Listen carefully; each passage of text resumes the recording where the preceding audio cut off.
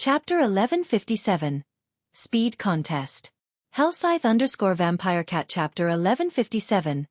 Speed Contest. As the explosion came to a roaring end, the rampant mana also gradually began to dissipate. Meanwhile, the might of Alice's Icefire domain had stupefied the many experts present. Everybody capable of taking part in the Dark Arena was someone of high status and position. Among them, there was no lack of powerful experts from large guilds at this moment. However, every one of these experts had their breaths taken away by the Witch of the West, particularly those magical class experts, who even found themselves gasping for air when they witnessed this scene spell combination.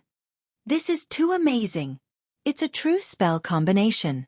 Someone has actually managed to turn theory into reality. So this is the Witch of the West. At this moment, the magical class players present could not help but want to rewatch the earlier scenes several hundred times. Double speed casting was already plenty amazing. However, using it as a base, the Witch of the West had displayed an even stronger ability, and that was spell combination. This was a peak technique that countless magical class players dreamed of bringing off in God's domain. The sight of melee classes combining the strength of their attacks was no longer rare. However, the difficulty of superpositioning two different types of spells was much greater than that of stacking the strength of melee attacks. The reason for this was, firstly, players had less control over their spells than over their bodies. Secondly, one's grasp of timing needed to be extremely accurate. Due to these two reasons, spell combination was deemed to be an impossible technique. Yet now, the Witch of the West had displayed that technique before everybody. Isn't she a little too strong? If she's grasped spell combination, no player in the same tier can match her. Cloud Yarn was filled with shock as she looked at Alice, who was standing proudly on the stage right now. The other members of the Midnight Tea Party agreed with Cloud Yarn's words. From the destructive power they saw, they could tell that the effect of spell combination was much stronger than that of strength stacking. Even just the combination of two ordinary Tier 1 spells resulted in a power that could rival that of a Tier 2 spell. Being able to cast Tier 2 spells as a Tier 1 player would provide one with an overwhelming advantage over others, not to mention being capable of combining two Tier 1 curses together. Anyone who did not possess a defensive skill that provided invulnerability would be killed instantly. What a pity. Endless Scars could not help but sigh as she took another look at the Asura battle team. Her view of the battle was mostly the same as her teammates. However, unlike them, she did not consider Alice invincible among those of the same tier. At the very least, among the experts she knew, there were many that could contend against Alice. One of the said experts was none other than the Sword King Black Flame, whom she had met just recently. Unfortunately, Black Flame was not participating in this competition. Otherwise, there would definitely be an interesting fight to watch if the two of them fought. Just as everyone believed that the Asura battle team's members had already been killed and was waiting for the system to announce the victors, two vague figures appeared standing amid the scattering smoke. They managed to survive even that? Everyone could not help but grow confused. Even an MT with their life-saving skill activated would most likely die when going up against that kind of destructive power, not to mention a swordsman and a cleric, which were inferior to MTs when it came to HP and defense. The instant Violet Cloud's figure emerged, Starstreak, who had been looking for an opportunity to strike all this time, activated Shadow Steps and dove straight into the smoke clouds. He then stabbed his pitch-black dagger at the back of the petite figure before him. Starstreak completed the entire process like flowing water.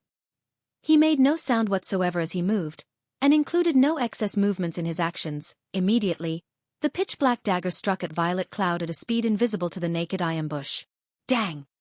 Sparks flew into the surroundings as the clangor of metal clashing resounded throughout the stage. Amid the little sparks, one could faintly see a long sword wrapped in blue lightning holding back the advance of Starstreak's pitch-black dagger. He blocked it?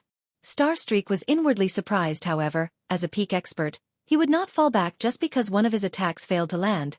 He promptly adjusted his previous strategy as he flipped the silver dagger in his left hand into a reverse grip. In the next moment, the silver dagger began emitting cold air. He then activated the epic ranked Frosttooth's strongest skill, Frost Burst. At Surefong and Violet Cloud, Frost Burst was a skill that dealt a large amount of ice-type damage in a fan-shaped area before the user. At the same time, the skill would also freeze all creatures within the affected area for 5 seconds. Even if one used a control removal skill, they would still be affected by Frost Burst's other effect, which reduced the movement speed and attack speed of all enemies within a 20-yard radius for 10 seconds. With this, Starstreak would have an absolute advantage throughout the skill's duration. Boom. The space before Starstreak immediately turned into a world of frost, following which, he used Absolute Strike and struck at Violet Cloud once more. Ping. However, before he could reach his target, Starstreak, who had transformed into a streak of shadow, found himself stopped without warning. It was as if his entire person had crashed into a wall. What's going on? Starstreak was thoroughly bewildered at this moment. There was actually an invisible wall before him. Meanwhile, not only had this invisible wall stopped his absolute strike, but even the ice burst he used before had been blocked. Both Shifeng and Violet Cloud were completely unharmed in the next moment.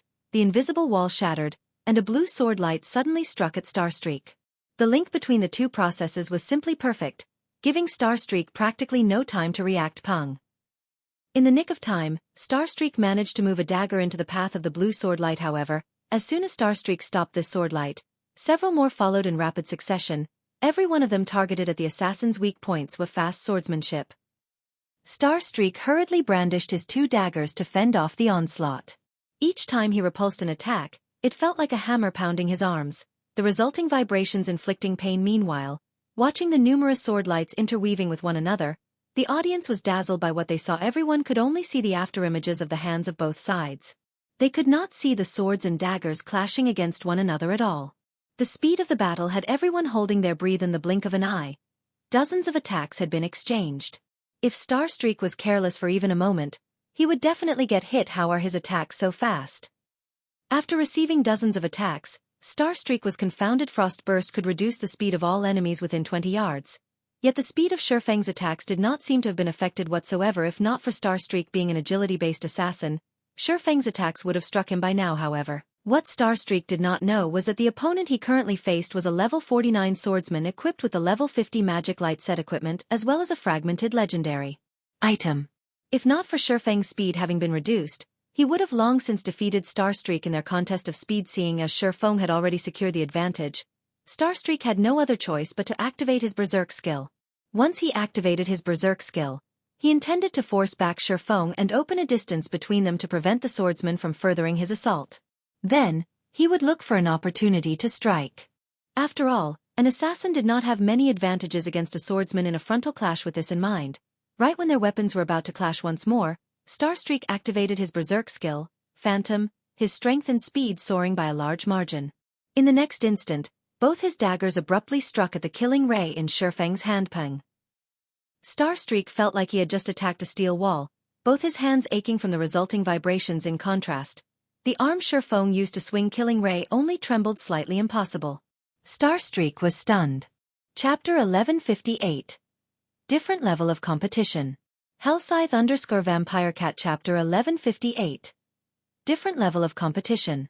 Starstreak knew full well the pros and cons of his Berserk skill, Phantom. However, even though Phantom provided only a 50% increase to his strength, which was lower than what some other Berserk skills provided, when combined with his equipment, even repulsing a Berserker of the same level was child's play to him. Yet, now, even such a huge boost to his strength did next to nothing to change the result of his clash with Shifeng.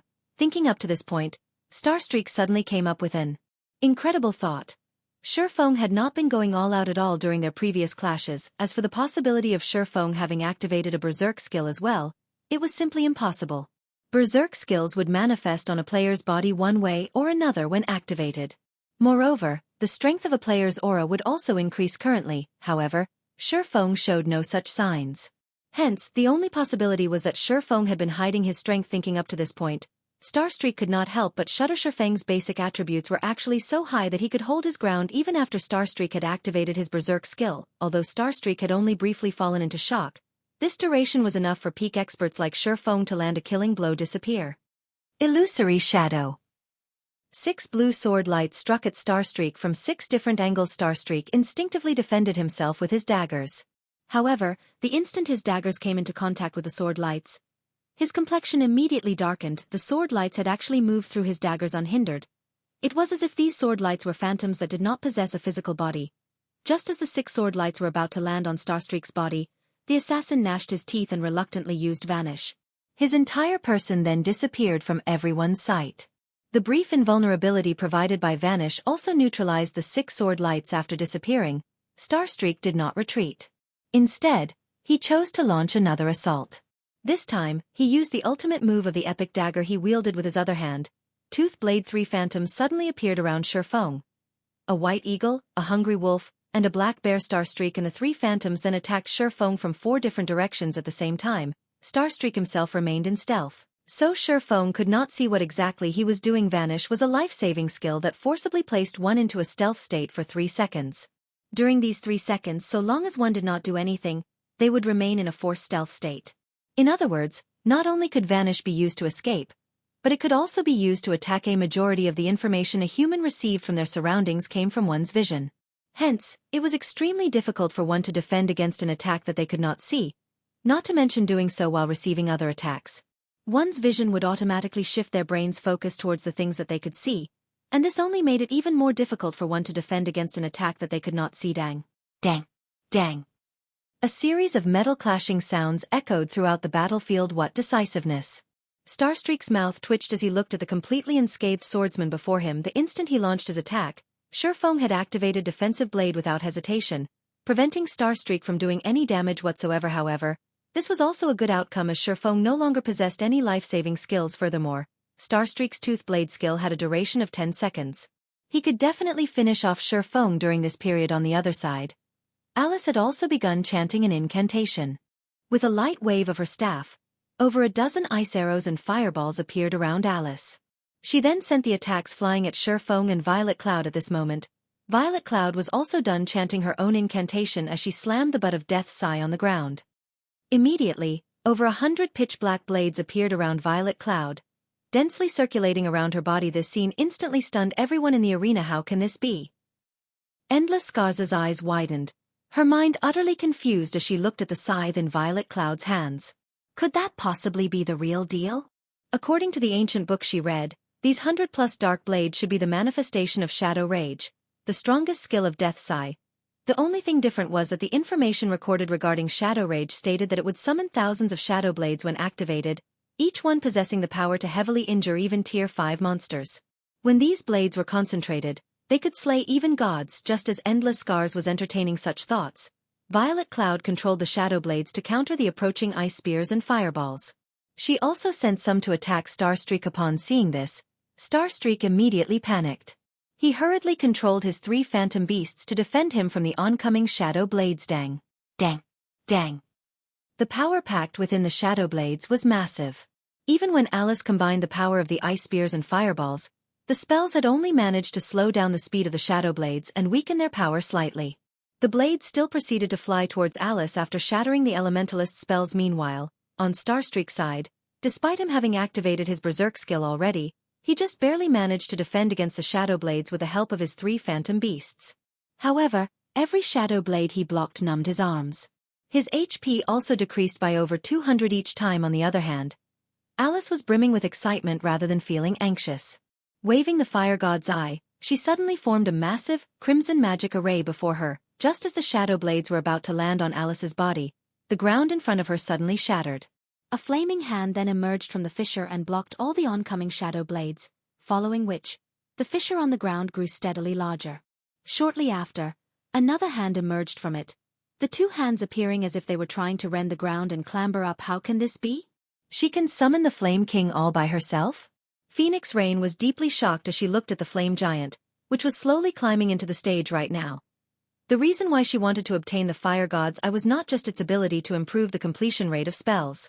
More importantly, it could summon the Flame Monarch from Hell. However, summoning the Flame Monarch required a large amount of mana. Roughly 10 magical class players' mana if she had the Flame Monarch strength. Claiming 2 monster encampments on Thunder Island would not be impossible.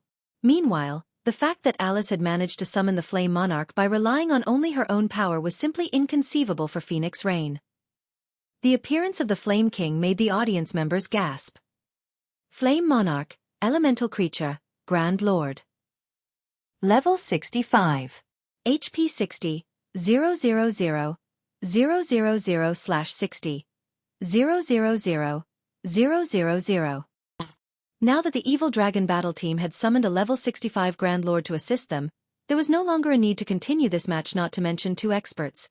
Even 20 experts would be cannon fodder when going up against a level 65 Grand Lord. As a matter of fact, regardless of how Violet Cloud tried to attack Alice using her Shadow Blades, the Flame Monarch blocked all her attacks without any difficulty. The Grand Lord was like an indestructible wall. That move of yours really is amazing. I never thought that I would have to use this trump card of mine. However, this match is as good as over now. Although the Flame King I summoned isn't in its completed form, it still possesses the strength of a Grand Lord. You two have no chance of winning. You might as well give up now. At this moment, Alice's complexion was slightly pale. As for her mana, not a single point remained at the moment. However, the pride in her eyes was unwavering. Flame Monarch, show them your strength. At Alice's order, the Flame Monarch roared, its voice echoing throughout the arena immediately after. The air on the stage began steaming as columns of fire shot up from the ground. The columns of fire then transformed into massive fireballs, their numbers reaching 36. Every fireball was the size of a house. One could just imagine what kind of scene would occur when these massive fireballs landed on the ground. The audience members felt their scalps tingling when they saw these fireballs. How was this a fight between players? It was more appropriate to call this a battle between NPCs. Compared to the usual PvP matches, this match was on an entirely different level. Alright, time to end this. Alice then pointed at Shifeng and Violet Cloud suddenly. The 36 massive fireballs descended on the duo. Chapter 1159. Matching up against a Grand Lord. Hellscythe_Fluffy Goblin Chapter 1159. Matching up against a Grand Lord. Alice, have you lost your mind? I'm still here.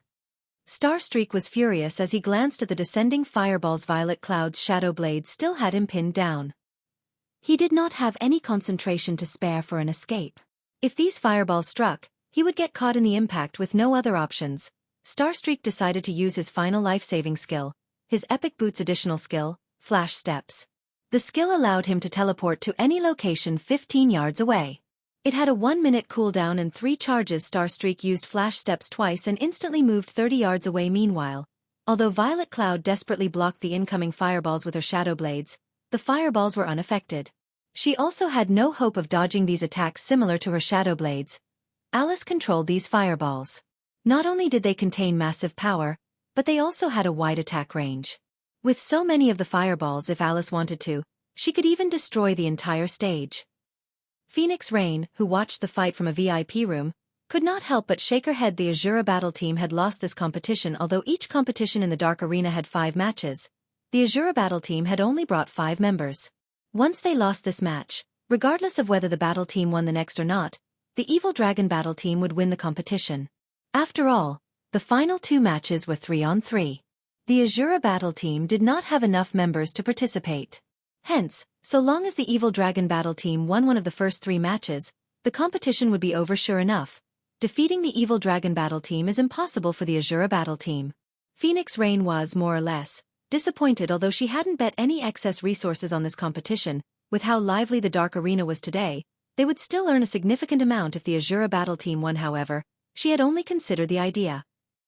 In another VIP room, Purple Jade gritted her teeth as she watched the massive fireballs above the stage, frustration flashing in her eyes. However, that feeling wasn't due to the match's ending. Rather, she was frustrated with herself. The Witch of the West had made her feel like a child, new to the world. Before this match, she had believed that she was only a thread away from the virtual gaming world's pinnacle. Looking back at it now, however, the idea was laughable. She was far weaker than Alice regarding both combat techniques and items. It was no wonder why her guild leader constantly told her to work on her foundations and explore the world with Xianxia more often. Jade, do you see it now? This is a battle at the pinnacle of God's domain. If you wish to challenge these people, you need to grasp your own domain, Xianxia advised Purple Jade. But don't feel down. You are still young. Unlike this old man, who no longer has any hope of reaching that realm, you will join their ranks one day.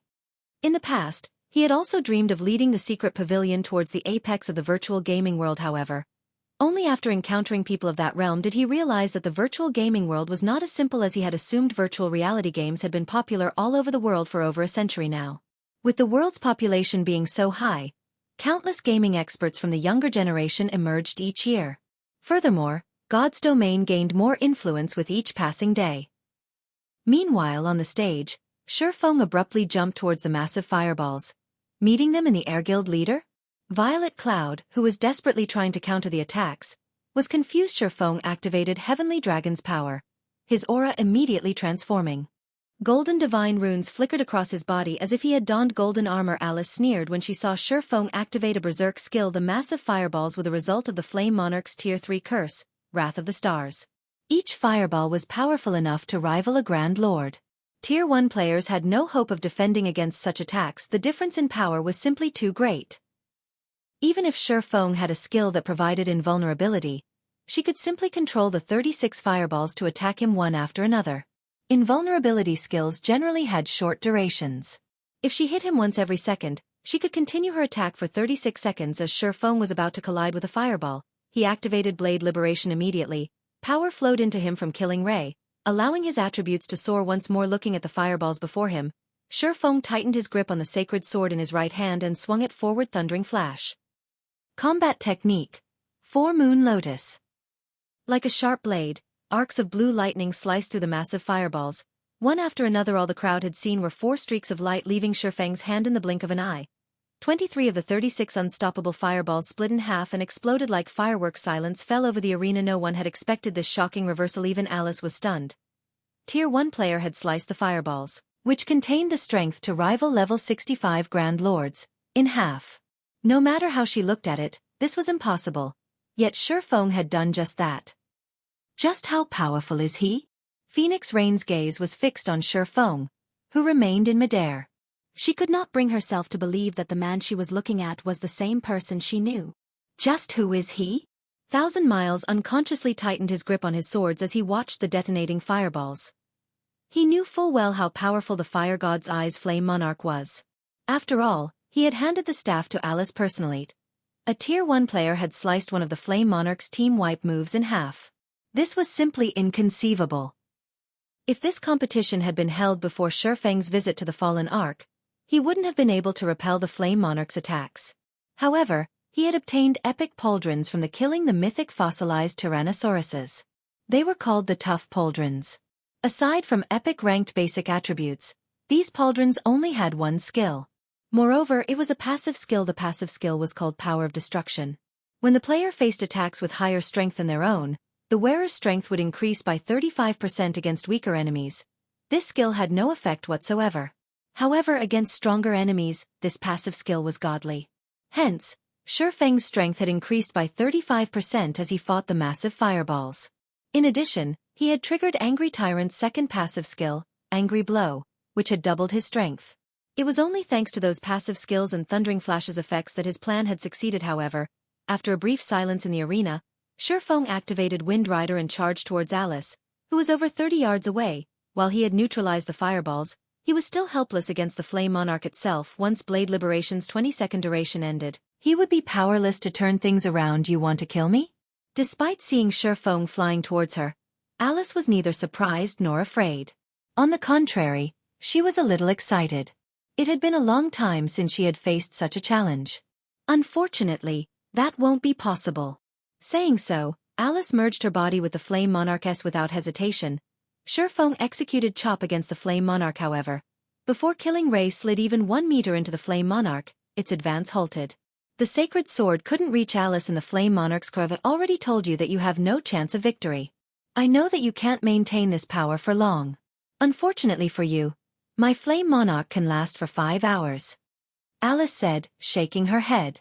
She then controlled the Flame Monarch to attack Shi Feng. That's not necessarily true. Don't forget, I'm not your only opponent, Shi Feng calmly stated. Suddenly, realization dawned on Alice as she looked across the stage. Immediately, she noticed Violet Cloud swing down Death's Sigh in her direction. Compared to when Alluring Summer had used Dimensional Fracture, Violet Cloud used it at full HP. The instant Violet Cloud swung the scythe, the spectators faintly saw a giant phantom appear behind her. The sight was enough to make them shudder. Starstreak, who had planned to help Alice, was stunned. He felt as if his body were full of lead Death's phantom. It's the real thing. Endless Scars was astonished when she saw this. Waves of emotion crashing in her heart space above the stage suddenly split apart with its hulking body. The Flame Monarch couldn't dodge the attack in time. In the blink of an eye, both the Flame Monarch and Alice split in half. Chapter 1160. Victory Declaration. Hellscythe_Fluffy Goblin. Chapter 1160. Victory Declaration. The scene of the Flame Monarch's body splitting in half burned itself into everyone's minds. The audience shuddered. It died? How can such a powerful skill exist? He was telling the truth. Dimensional Fracture's power far surpassed the spectators' imaginations. They finally realized that Shi Feng hadn't been bluffing compared to Violet Cloud's Dimensional Fracture. Alluring Summers was child's play in God's domain. There were many sure-kill skills capable of instant-killing players of the same tier however. They couldn't accept a skill that could split a Grand Lord in half. Countless players would despair against a Grand Lord's high defense. That Sure Fang's weapon had pierced the Flame Monarch so deeply had already been impressive. They won. Phoenix Rain felt as if she were dreaming as she watched Alice's bisected body gradually transform into particles of light and disappear. That was the Witch of the West they were talking about. Moreover, Alice had controlled a level 65 Grand Lord. No matter how she looked at it, Alice should have had an overwhelming advantage. None of the audience had believed that the Asura battle team could win this round. At most, they had expected Sure Fang and Violet Cloud to struggle as long as they could for survival. Just how many secrets is Zero Wing hiding? Yuan Tiexin's eyes twitched uncontrollably when he saw the attack split the Flame Monarch in half. As one of the secret pavilion's upper echelons, he knew much about God's domain in reality. Violet Cloud's dimensional fracture had only dealt slightly over -100,000 damage. To the Grand Lord, this could barely put a dent in its 60 million HP. However, splitting the Flame Monarch in half had injured it severely. There were very few means current players could employ to injure a Grand Lord. Normally, one had to rely on powerful Tier 3 magic scrolls to do so, yet the cleric had done so with her weapon's additional skill. As far as Yuan Tiexin knew, none of the various large guilds possessed such a weapon or equipment in God's domain. It was also common knowledge that the more powerful a weapon or piece of equipment was, the more difficult it would be to obtain still. An upstart guild like Zero Wing had obtained such a powerful weapon. No matter how Yuan Tiexin looked at this matter, he found it simply inconceivable. The Death Sigh in Violet Cloud's hands had also astonished the Midnight Tea Party's Endless Scars and Breeze Wine. According to the ancient book they had found, Death Sigh, one of God's domain's 12 great legendary staffs, had long since been destroyed. Not even a blacksmith god could repair it, however. No matter how they looked at it, the cleric's Death Sigh looked more like the real article than a replica. When she had used dimensional fracture, she had even summoned forth Death's Phantom. The pressure Death's Phantom emitted was no laughing matter. Without a doubt, that was definitely divine might. Otherwise, there was no way an expert of Starstreak's caliber would suddenly freeze up under such pressure. No replica could reproduce divine might. When Endless Scars and Breeze Wine thought about how Violet Cloud wielded the real Death Sigh, they were overcome with shock. A fragmented legendary item. Although this term was no longer foreign to experts like them, they hadn't heard of any guild obtaining a fragmented legendary item until now. Fragmented legendary items were godly items that experts constantly strove to find. Meanwhile, such a weapon had appeared before their very eyes. Why wouldn't this fact shock them? However, Endless Scars and Breeze Wine did not know that the Death Sigh Violet Cloud wielded was not, in fact, a fragmented legendary item. It was simply a replica only. This replica was slightly special. Death Sigh, Replica, Two-Handed Staff, Epic Rank. Level 45. Level 120. Level 45. Equipment requirement. Strength 400. Intelligence 700. Attack power plus 1650. Strength plus 120. Agility plus 80. Endurance plus 105. Intelligence plus 142. Vitality plus 161. When staff is wielded. Casting speed increased by 15%. Cast range plus 10. Magic damage increased by 20%. All healing effects increased by 25%. Spell critical rate increased by 10%. Mana consumption decreased by 10%. All magical skills plus 2 levels. Ignore levels plus 10 durability 220/220. Additional passive skill dash. Death's Harvest. Whenever a creature dies within 40 yards, wielder will regenerate 1% of their mana.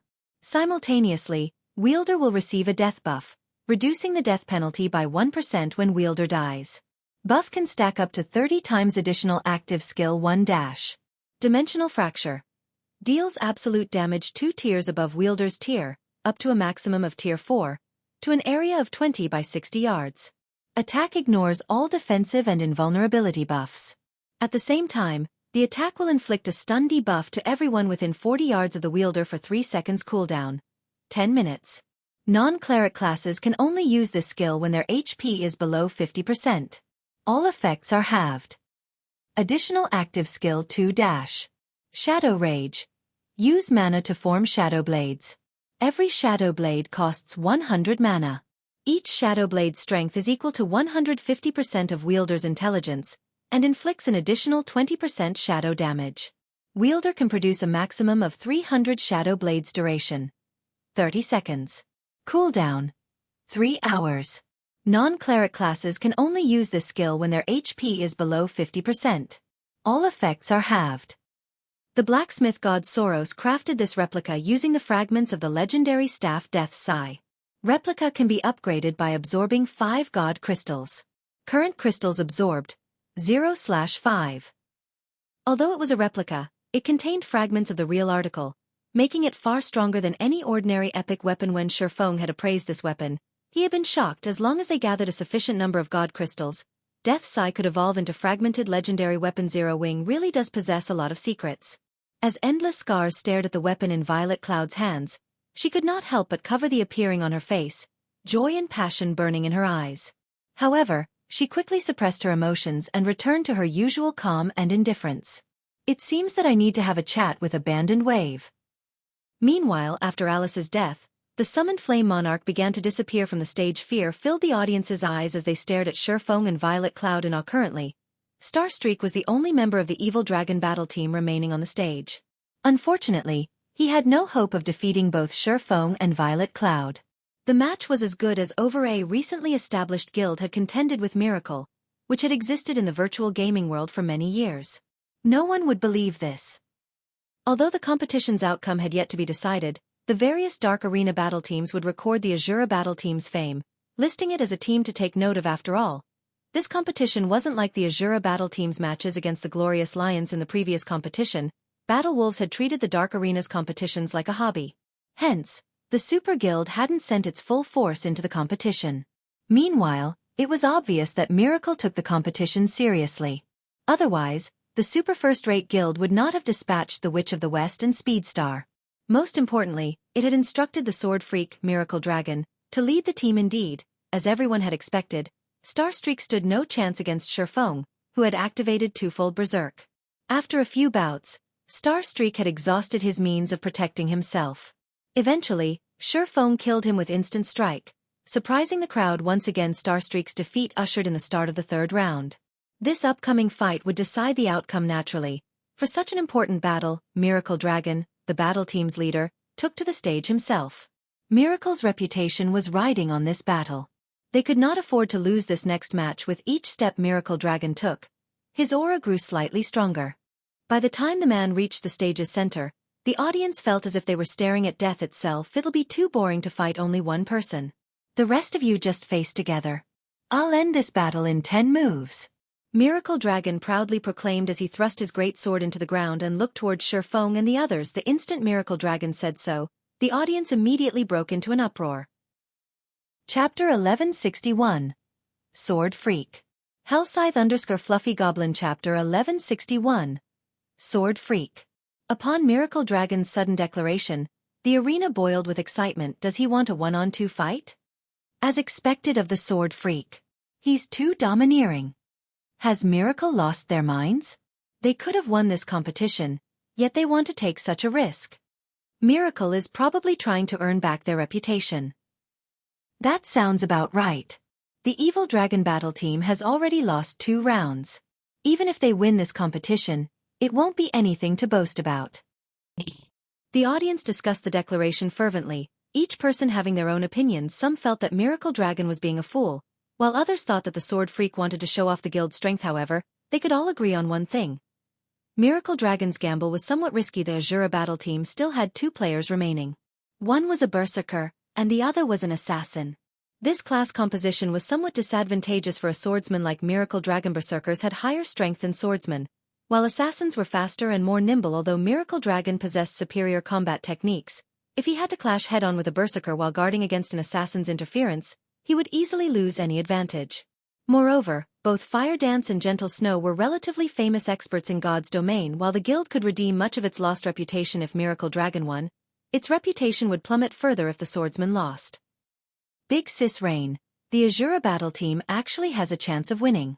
Although Miracle Dragon is very famous, when it comes to strength, he is no match for the Witch of the West. If Fire Dance and Gentle Snow work together, they'll have at least a 50% chance of emerging victorious. Blue Phoenix said excitedly. Miracle Dragon was also known as the Sword Freak. Almost everyone in the virtual gaming world knew of him. He had gained his fame due to the secret pavilion's evaluation. He had been deemed as the expert closest to grasping a domain. Due to this reputation, peak experts from various super guilds had challenged him, using the opportunity to improve themselves. After all, only domain realm experts were considered super guilds and super first-rate guilds true mainstays. Many had also challenged Miracle Dragon to gain an understanding of just how far they were from their own domains. Hence, Miracle Dragon's fame had grown with each passing day. If it came down to a one-on-one fight, neither Fire Dance nor Gentle Snow was a match for Miracle Dragon. However, if these women worked together to supplement their weaknesses, they should be able to defeat him emerging victorious? Phoenix Rain quietly observed Miracle Dragon. I don't remember him being a rash person. It was common knowledge that Miracle Dragon was wildly arrogant. However, this arrogance was due to his strength. While Miracle Dragon might act crazily, he almost never did anything without being confident of success. A one-on-two fight was already disadvantageous. But Miracle Dragon had also claimed that he would win in 10 moves. He had forced himself onto a path with no retreat. This was no longer arrogance. He was simply seeking death. As Phoenix Rain considered warning Shifeng, Miracle Dragon glanced at the other swordsman, who had remained silent all this time. Are you afraid? I've already offered you an edge in this match, a higher chance of winning the competition. If you don't want to accept the challenge, then just send your fighter up here. But don't say that I didn't give you a chance. The moment Miracle Dragon finished speaking, the audience began to echo his words. Asura battle team. Are you a bunch of cowards? You're even afraid to accept this challenge? You guys are even too scared to accept a 2-on-1 match? It seems that the rumors are true. You guys only have a few capable experts. The rest of you are just for show. The spectators were either large guild upper echelons or famous experts. The outcome of the competition between Asura and Evil Dragon was none of their concern. They only wanted to collect as much information as possible. They could learn far more if the Asura battle team sent 2 experts to face the Sword Freak, rather than 1. Just what is his goal? Meanwhile, inside a VIP room, Miracle Dragon's behavior had confused Purple Jade. Among the many swordsmen in God's domain, she was most eager to challenge Miracle Dragon. There were 3 reasons for this. First, unlike other swordsmen who used 2 one-handed swords, both of she and Miracle Dragon used greatsword. Second, Miracle Dragon was known as the closest swordsman to achieving a domain. If she fought Miracle Dragon, she could get a clearer view of her future goal. As for the third and most important reason, she wanted to learn Miracle Dragon's trademark skill, weakness observation. This ability was precisely the reason Miracle Dragon had few rivals among experts of the same realm. It was also the reason he had earned the title Sword Freak. By observing his opponents, he could grasp their weaknesses and launch a series of seemingly crazy attacks. However, while he might have appeared to have gone mad, in reality, he was extremely calm. His attacks were perfectly choreographed. In the end, his insane attack method would throw his opponents off, and he usually beat them senseless. How could an expert, who had mastered such a powerful move, take such a huge risk and provoke the Asura battle team? Jade, your observation is correct. Yuan Tiexin nodded, smiling. As you suspected, Miracle Dragon does not take risks lightly. He only acts when he is absolutely confident of succeeding. But defeating both Fire Dance and Gentle Snow in 10 moves is too difficult, even for him. Purple Jade simply could not figure out how Miracle Dragon could win in 10 moves. No, he can, Yuan Tiexin said as he caressed his beard. Chuckling, he continued. Some time ago, he had secretly class changed into the hidden class Magic Swordsman. Moreover, he received a Tier 3 Sure Kill skill book, which the guild had only obtained after much difficulty. With the epic equipment the Miracle Guild has lent him, his combat power has risen significantly. Magic Swordsman? Purple Jade's eyes sparkled when she heard these words, a hint of envy blooming in her heart. Magic Swordsman was a hidden class that focused on attacks. Although the class could not compare to a peak class like the Necromancer, it was one of the few advanced classes. Do you think Miracle Dragon would be so foolish and challenge the Asura battle team for no good reason? Yuan Tiexin could not help but shift his gaze towards Shifeng. I wonder how Yifeng intends to respond? If it were up to me, I'd refuse this challenge. At most, I'd give up this round and leave both players to fight in a 2-on-3 match. This way, we'd have a higher chance of winning the competition. Although Miracle took this competition seriously, There were only 4 noteworthy experts on the Evil Dragon battle team. Although the remaining 6 were extraordinarily strong, there was an obvious gap between them and the former 4. If the Asura battle team wanted to win this competition, a 2-on-3 match would be more advantageous. As soon as Yuan Tiexin said so, Shifeng stood up, a serious expression on his face as he looked at Miracle Dragon. Alright, we don't have any issues. I hope you don't regret your decision. Regret? Rest assured, I will not regret it. Miracle Dragon did not take Shifeng's warning seriously in the least. However, he liked Shifeng's personality. Unfortunately, the man's worries were superfluous. Rather, Shifeng should focus on helping Fire Dance and Gentle Snow survive against him for 10 moves. When the audience heard Shifeng agree to Miracle Dragon's request, they erupted into cheers. What a fool! Yuan Tiexin could not help but roll his eyes at Shifeng despite knowing that it was a trap. Shifeng decided to jump right in. Chapter 1162. Madness vs. Madness. Hellscythe_Fluffy Goblin Chapter 1162. Madness vs. Madness. When the participants for the third round had been decided, the arena's audience began to grow restless. Part of the reason was that Shifeng had accepted Miracle Dragon's challenge, while another was the anticipation for the competition's outcome. If the Asura battle team won this match, they would secure a complete victory. Seated in a VIP room on the 3rd floor, 1,000 Miles watched Shifeng, who stood beneath the stage. With burning rage, Phoenix Rain has truly done it this time.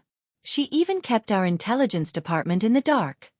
Due to the Evil Dragon battle team having lost 2 matches in a row, they had no choice but to expose the strength Miracle Dragon had kept hidden to restore some of the guild's reputation. Not only did this disrupt his plans, but it also lost him a lot of resources. This mess's culprit was none other than the guild Phoenix Rain secretly supported, Zero Wing. Zero Wing was simply a recently established guild in a small kingdom. If not for Phoenix Rain's support, how could Zero Wing possibly obtain such a powerful weapon that could instantly kill 2 of Miracle's generals? Maple. Investigate Zero Wing thoroughly. Find someone to tail every member of the Asura battle team as well. 1,000 Miles instructed. Cleansed Maple understood. Cleansed Maple promptly bowed before taking his leave. At this point, Miracle was completely helpless against the Dragon Phoenix Pavilion. After all, both were super first-rate guilds, and neither feared the other. If their guilds started an all-out war against each other, only other guilds would benefit. However, Zero Wing was different. It was only a subordinate guild Phoenix Rain controlled. It would be simple to cause trouble for the upstart guild, especially now that the Asura battle team had revealed that it possessed so many dazzling weapons and equipment. Phoenix Rain, I'll let you enjoy this situation for now. 1,000 Miles could not help but shift his gaze towards Death's Sigh in Violet Cloud's hands, greed flashing in his eyes. The Evil Dragon battle team had only dared to expose their epic items because they didn't fear becoming targets. However, the Asura battle team didn't have that luxury. Revealing such items was akin to placing a fresh piece of meat before a pack of hungry wolves. Not only would the Asura battle team lose this competition, but they would also lose their weapons and equipment. As the third match's rules changed abruptly, the Dark Arena's host adjusted the team's payout rate. The Asura battle team's payout rate for a complete victory, in particular, had risen to 1-9, breaking the Dark Arena's record. The host is quite bold. What's there to be afraid of? This is the final match. In any case, we know that the Asura battle team has no chance of winning. Moreover, the host has earned a fortune this time. Before the competition had even begun, many had bet on the Evil Dragon battle team's complete victory. This time, the host must be trying to lure even more idiots away from their money. It's a pity that not many people here are fools. Rather than bet on the Asura battle team, it would be safer to bet on the Evil Dragon battle team. Although the returns are low, it's better than nothing. Everyone among the audience was sorely tempted as they looked at the new payout rates. However, practically no one would bet on the Asura battle team's complete victory. Instead, they all bet on the Evil Dragon battle team. Some of the players that had previously been reluctant to gamble had even placed bets on the Evil Dragon. Miracle had existed in the virtual gaming world for many years now. The sword freak Miracle Dragon was even famed for never acting without confidence. If he lost this next match, the Asura battle team would secure a complete victory. Yet, despite such a huge burden, Miracle Dragon still dared to do so. This could only mean that he was confident of succeeding. Meanwhile, inside another VIP room on the 3rd floor, although 4 people occupied the room, an extraordinarily chill atmosphere dominated the Space 9 Dragons. Why are you here? Phoenix Rain glanced at 9 Dragons Emperor and Martial Dragon with disinterest. When she had previously rejected 1,000 Miles' proposal, Nine Dragons Emperor had already spoken ill of her in front of Ku Rong, the great pavilion master. He had even advised the guild elders to reduce her authority within the Dragon Phoenix Pavilion. However, the Asura battle team's performance thus far had been astonishing. As a result, those who had schemed against her within the Dragon Phoenix Pavilion had no choice but to remain silent for now. Rain, must you be so cold? At the end of the day, we are from the same guild. Nine Dragons Emperor frowned. Very quickly, however, a kind smile formed on his face as he said, "Moreover, I am here to thank you.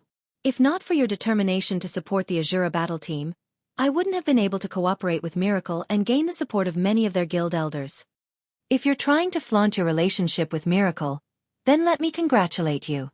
Only, do you think the great pavilion master will be pleased to see you work so closely with the guild's longtime rival?" Phoenix Rain giggled. Nine Dragons Emperor was momentarily speechless after joining God's domain. The Dragon Phoenix Pavilion had frequently butted heads with Miracle. Recently, their guilds had caused a huge scene due to the situation on Thunder Island.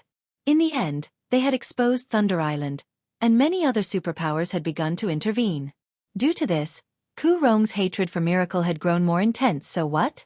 Nine Dragons Emperor said after recollecting his thoughts. Proudly, he proclaimed, "As long as I gain sufficient authority on Thunder Island, it won't matter if the great pavilion master disapproves of my methods. After all, he wants a beautiful future for the Dragon Phoenix Pavilion more than anything. You, on the other hand, are in a far more pitiful state. Now that you've invested so much money and resources into a useless upstart guild, you don't even have the resources to hire help. How do you intend to compete on Thunder Island now? However, I can point you to a brighter path. Bet everything you have on the Evil Dragon battle team. This way you can more or less earn what you need. At the very least, you'll be able to hire one player. Otherwise, you will only bring shame to our Dragon Phoenix Pavilion." Standing by the side, although Blue Phoenix wanted to say something, she was not in a good position to do so. Sarcasm tainted Nine Dragons Emperor's words. While he seemed to be offering advice, secretly, he was sealing off their path of retreat. They had already rejected 1,000 Miles' proposal. How could they bet on the Evil Dragon battle team now? If news of this matter spread, Phoenix Rain's position in the Dragon Phoenix Pavilion would certainly be awkward. "Thank you for your kind suggestion."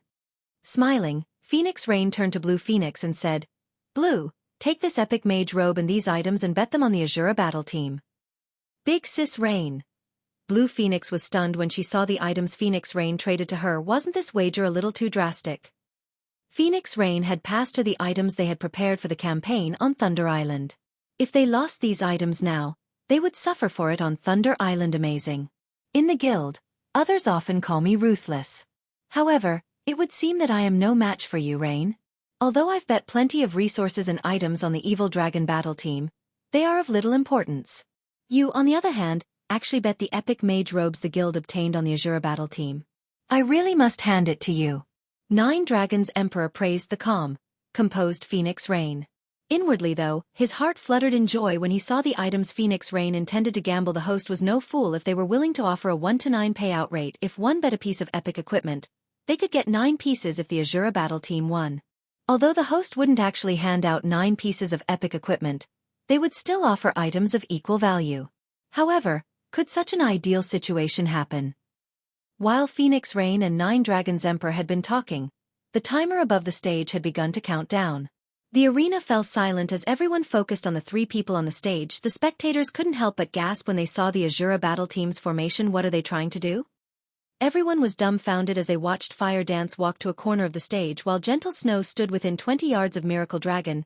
These women's intentions couldn't be more obvious. The Asura battle team was trying to pick a one-on-one fight with Miracle Dragon. Chapter 1163. Swift Sword. Hellscythe_Fluffy Goblin. Chapter 1163. Swift Sword. Despite the timer's clear indication that the battle would begin soon, everyone stared at Feng, who stood below the stage. They were actually letting one person take on Miracle Dragon. Aren't they underestimating the sword freak a little too much? That's right. Miracle Dragon is being kind enough to give the Asura battle team a chance, yet they're trying to throw that chance away. What fools! Has the Asura battle team's leader given up on the competition? How boring. He accepted Miracle Dragon's challenge, yet he's playing such tricks at the very last minute. Does he think that he can save his team's reputation even if they lose? The spectators couldn't help but glare at the Asura battle team with contempt. The originally exciting match had become a disappointing farce. Ha ha ha. This Asura battle team really is interesting. Nine Dragons Emperor could not help but laugh when he saw the formation. Turning to look at Phoenix Rain, he said, "Rain, although I know you have a lot of resources on hand, there's no need to waste them like this, right? You might as well just give them to me if you want them gone so badly." As soon as Phoenix Rain had bet the epic mage robes their guild had obtained after much difficulty, the Asura battle team had pulled such a move. Nine Dragons Emperor even wondered if the Asura battle team were working for Miracle. The great Pavilion Master had personally awarded the epic mage robes to Phoenix Rain if she lost the robes here. One could just imagine how angry the great Pavilion Master would be. Phoenix Rain remained silent. However, she looked rather pale. Just what is Yifeng trying to do? She had not bet all of the weapons, equipment, and tools she had prepared for Thunder Island due to Nine Dragon Emperor's provocation. Rather, she had done so after carefully considering the matter. Currently, she didn't have enough resources to hire enough capable experts. Although she had signed an agreement with Shifeng, it was simply too difficult to occupy 2 monster encampments on Thunder Island. If she only managed to occupy 1 monster encampment, her results would be no match for Nine Dragon Emperors, who was working with Miracle. Her position in the Dragon Phoenix Pavilion would be no different than if she failed to occupy a single encampment. Hence, rather than wait for her inevitable fate, she'd rather go broke and gamble everything on the Asura battle team's complete victory. At the very least, if the team succeeded, she'd have a higher chance of occupying 2 encampments on Thunder Island. Even if she failed to do so, she was confident of occupying 1 encampment. However, Shifeng's current decision had placed her in a very awkward position. Meanwhile, Blue Phoenix burned with rage. She wanted nothing more than to rush up to Shifeng, crack his head open, and take a look at what was going through the man's mind. Shifeng had thrown away their chances of victory. As everyone chatted amongst themselves, the timer finally came to an end. Standing on the stage, Miracle Dragon glanced at Fire Dance in the corner. He then shifted his gaze to the valiant war goddess before him, anger burning in his eyes as he asked, "Is this the arrangement you have decided on?" Originally, he thought he would get to enjoy a good fight. He hadn't expected the Asura battle team to make such a move. Gentle Snow was certainly talented. She had even led a first-rate guild before. She was also a great beauty. In the virtual gaming world, many knew her as a peak expert and a goddess. However, none of that meant anything to players on his level. In his eyes, Gentle Snow's only noteworthy achievement was her fight in White River City, during which she had reached the refinement realm mid-battle. However, with such combat standards, he could have killed Gentle Snow even before he had become a magic swordsman. "That's right. I'll be your opponent," Gentle Snow calmly declared. "Are you trying to annoy me?" Miracle Dragon asked with a frosty tone as he glared at Gentle Snow. Even the area around Miracle Dragon had frozen. "I'll give you one last chance. Come at me together." However, Gentle Snow and Fire Dance remained motionless. Neither of them showed any signs of changing their mind. "So be it. Don't blame me for being merciless," Miracle Dragon bellowed. Activating Wind Blade, he dashed towards Fire Dance. The audience barely saw his afterimages. In the blink of an eye, Miracle Dragon crossed 10 yards. Less than 100 yards separated the swordsman and the assassin. It would only take a few seconds for Miracle Dragon to reach his target so fast. The spectators were surprised by Miracle Dragon's speed. Even peak assassins, who were famed for their speed, would be no match for him. However, even when less than 20 yards separated Miracle Dragon and Fire Dance, the latter refused to move as she quietly watched the swordsman approach. "Yuri looking to die?" Miracle Dragon growled. He had long since locked his killing intent on Fire Dance in hopes of forcing the assassin to react. However, Fire Dance's attitude was still lax. She underestimated him. Miracle Dragon no longer held back. He unsheathed the light blue greatsword from his back and swung it at Fire Dance. The instant Miracle Dragon slashed at Fire Dance, everyone heard the whistle of the blade slice through the air. No one in the audience could see Miracle Dragon's greatsword or his hands. It was as if they had vanished as expected of the sword freak. "His swift sword has improved once again," Nine Dragons Emperor exclaimed as he watched Miracle Dragon. "What a pity. Fire Dance won't even know how she died." Swift Sword was one of Miracle Dragon's trademark moves. Although the attack with his greatsword seemed like a normal slash, that swing contained the power of every muscle in his body. With this power, he could manipulate his greatsword like a whip. His attack could exceed the normal speed limit the system had set on players. This technique's principle was similar to that of strength superpositioning. However, while the theory was simple, very few peak experts could achieve it. Not a single player could employ the technique to Miracle Dragon's level. This was the reason behind Miracle Dragon's title of Sword Freak. Even a Void Realm expert would struggle to perceive Miracle Dragon's attacks.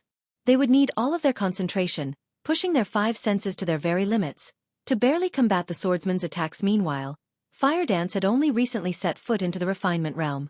No one expected her to see Miracle Dragon's greatsword. This was also why the Asura battle team only had a chance if both Fire Dance and Gentle Snow attacked Miracle Dragon together. Dang.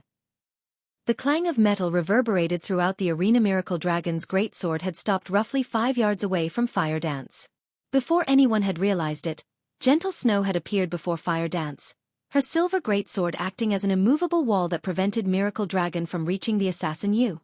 Miracle Dragon was confused when he saw Gentle Snow. He simply could not figure out how Gentle Snow had appeared before him. He couldn't understand how the Berserker had managed to stop his swift sword. Either as Miracle Dragon pondered these questions, Gentle Snow put some strength into her arms, using her silver greatsword to force Miracle Dragon a few steps back. The gap between their strengths was now obvious. Can you take this match seriously now? Gentle Snow glanced at Miracle Dragon, her voice extremely calm as she spoke, acting as if Miracle Dragon's swift sword wasn't worth her concern. Chapter 1164. Duel of Swords. Hellscythe_Fluffy Goblin. Chapter 1164. Duel of Swords. Miracle Dragon's eyebrows jumped in surprise when he saw Gentle Snow's calm exterior. The audience was similarly stunned. Gentle Snow was incredibly famous in the virtual gaming world. However, when it came to combat standards, she could only reign supreme among first-rate guilds. Compared to the older generation's peak experts like Miracle Dragon, however, she was greatly inferior. No one had expected her current performance. Even Galaxy Past and Purple Eye, Gentle Snow's old rivals who had come to watch this competition, were dumbfounded. Is that really the Gentle Snow I know? Purple Eye balled her fists as she stared at Gentle Snow, her heart refusing to believe this. In the past, she hadn't been very familiar with Superpower's peak experts. She only knew that these experts were extremely powerful, and they lived in 2 completely different worlds.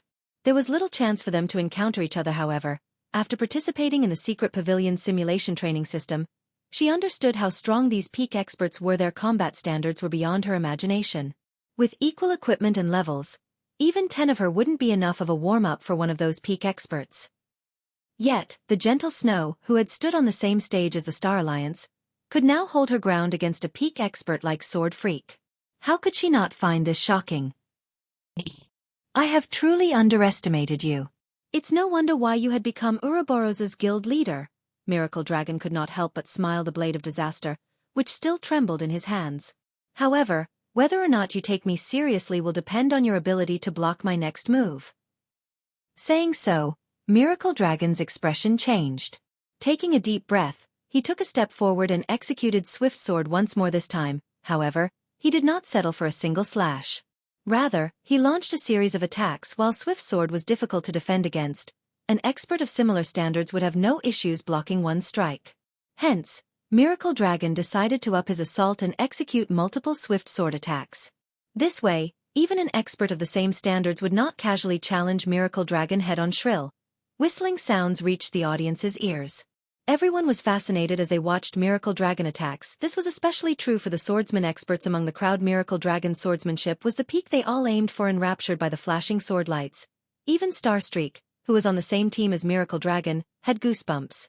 If he stood in Gentle Snow's shoes, he would have no choice but to activate a life-saving skill against Miracle Dragon's consecutive swift swords. Just before the sword light struck Gentle Snow, the Berserker swung her silver greatsword suddenly.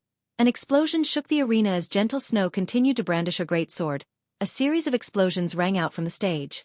It sounded as if the stage were being bombarded. After several seconds, Miracle Dragon stopped his assault. Shock plastered on his face. Even when he had faced Domain Realm experts, they had only blocked a portion of his attacks while relying on their footwork to evade the rest. However, among the 15 attacks he had just launched, Gentle Snow had effortlessly blocked every one. This was the first time he had encountered such a situation since joining God's domain. However, Miracle Dragon did not know that Gentle Snow currently wore the level 50 magic light set. Although she was missing the chest piece, she still had the 7 Luminaries battle armor, which possessed the passive skill magic reinforcement, increasing her physique by 30%. With her superior basic attributes and physique, Gentle Snow had no issues blocking Miracle Dragon's swift sword. Too strong. She's just too strong. Was the snow goddess always this strong? Crap. Is she the incarnation of the war goddess? The skill Gentle Snow displayed flabbergasted the audience. Although many experts watched the battle, the number of people that could actually block Miracle Dragon's consecutive swift swords could be counted on one hand.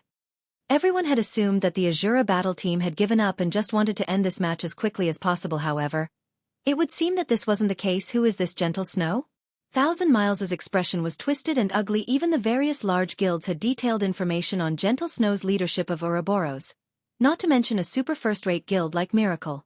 However, no matter how many times Thousand Miles read through Gentle Snow's files, he had not found any information that hinted at the woman's capability of standing against Miracle Dragon. Although Gentle Snow originated from a first-rate guild, she had never taken part in any of the superpowers training systems.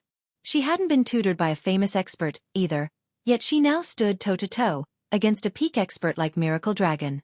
Seeing Gentle Snow's aura, Thousand Miles was even afraid that the woman would surpass Miracle Dragon at any moment. How could this happen? In another VIP room, Blue Phoenix was ecstatic. The Asura battle team has won for sure this time. If Gentle Snow alone could already put Miracle Dragon into such a bind, the duo should have a 70% chance of defeating Miracle Dragon if Fire Dance joined the battle. Phoenix Rain sighed in relief. She hadn't expected the Asura battle team to have such a trump card. Damn it. How has Gentle Snow's combat power improved so much? Nine Dragons Emperor, who sat beside Phoenix Rain, could not help his growing anxiety when he saw Miracle Dragon at a disadvantage. I admit that you are skilled enough for me to take seriously, Miracle Dragon congratulated Gentle Snow. Aside from shock, his gaze contained a hint of joy. I never thought that I would meet an expert such as yourself in the dark arena. It seems that I haven't wasted my time making the trip here. I'll show you my latest creation. If you can block this, I'll admit defeat. Saying so, Miracle Dragon activated his Berserk skill. Suddenly, his aura exploded from his body. It felt as if a fierce beast had just woken from its slumber. The man's blade of disaster instantly released a black glow. When the great sword moved, the weapon even sliced apart space itself as it left a black line in its wake. The audience gasped when they saw the great sword's sharpness. It seems that Miracle Dragon is finally getting serious. When Starstreak noticed the blade of disaster cut apart space, his gaze focused on the swordsman in God's domain. The swordsman class had two development paths, the dual sword style and the great sword style. Among them, the dual sword style was more common. As one-handed swords were lighter, they were more suited to players who pursued speed and dexterity. When fighting monsters, one could also use either or both hands to block an attack. As for the great sword style, needless to say, a great sword was much heavier than one-handed swords. This, in turn, made great swords more difficult to handle. However, the advantage was obvious. They possessed great destructive power. Miracle Dragon's talent was suited to the great sword style. Not only could his combat technique, Swift Sword, make up for the great sword's lack of speed, but the weapon's destructive power also made up for the Swift Sword technique's lack of power. Most importantly, Miracle Dragon could use weakness observation, allowing him to detect his opponent's weak points and exerting his great sword's full potential. Moreover, Miracle Dragon was a magic swordsman. With the magic enhancement, his attack speed and power had risen to a whole new level. Even those old domain realm monsters wouldn't casually face the man head-on. Fall. 6 extreme slashes. As Miracle Dragon opened his eyes, he dashed at Gentle Snow as he launched 6 slashes. However, his attacks were faster than his consecutive swift swords. This time, he completed all 6 slashes in a single breath, targeting Gentle Snow's blind spots. It was simply impossible for the Berserker to dodge all of the attacks. The instant Miracle Dragon executed 6 extreme slashes, the peak experts in the various VIP rooms held their breath as their eyes widened, deeply afraid of missing this exciting moment. Meanwhile, Gentle Snow, the recipient of this powerful technique, could feel the pressure from Miracle Dragon's 6 extreme slashes. The pressure weighed down her arms and legs. How could she block such a technique? Gentle Snow had no choice but to go all-out legacy berserk skill, Starlight Saint. 7 Luminaries Domain. Chapter 1165. Complete Victory. Hellscythe_Fluffy Goblin Chapter 1165. Complete Victory. She's too strong. Is she an NPC in disguise?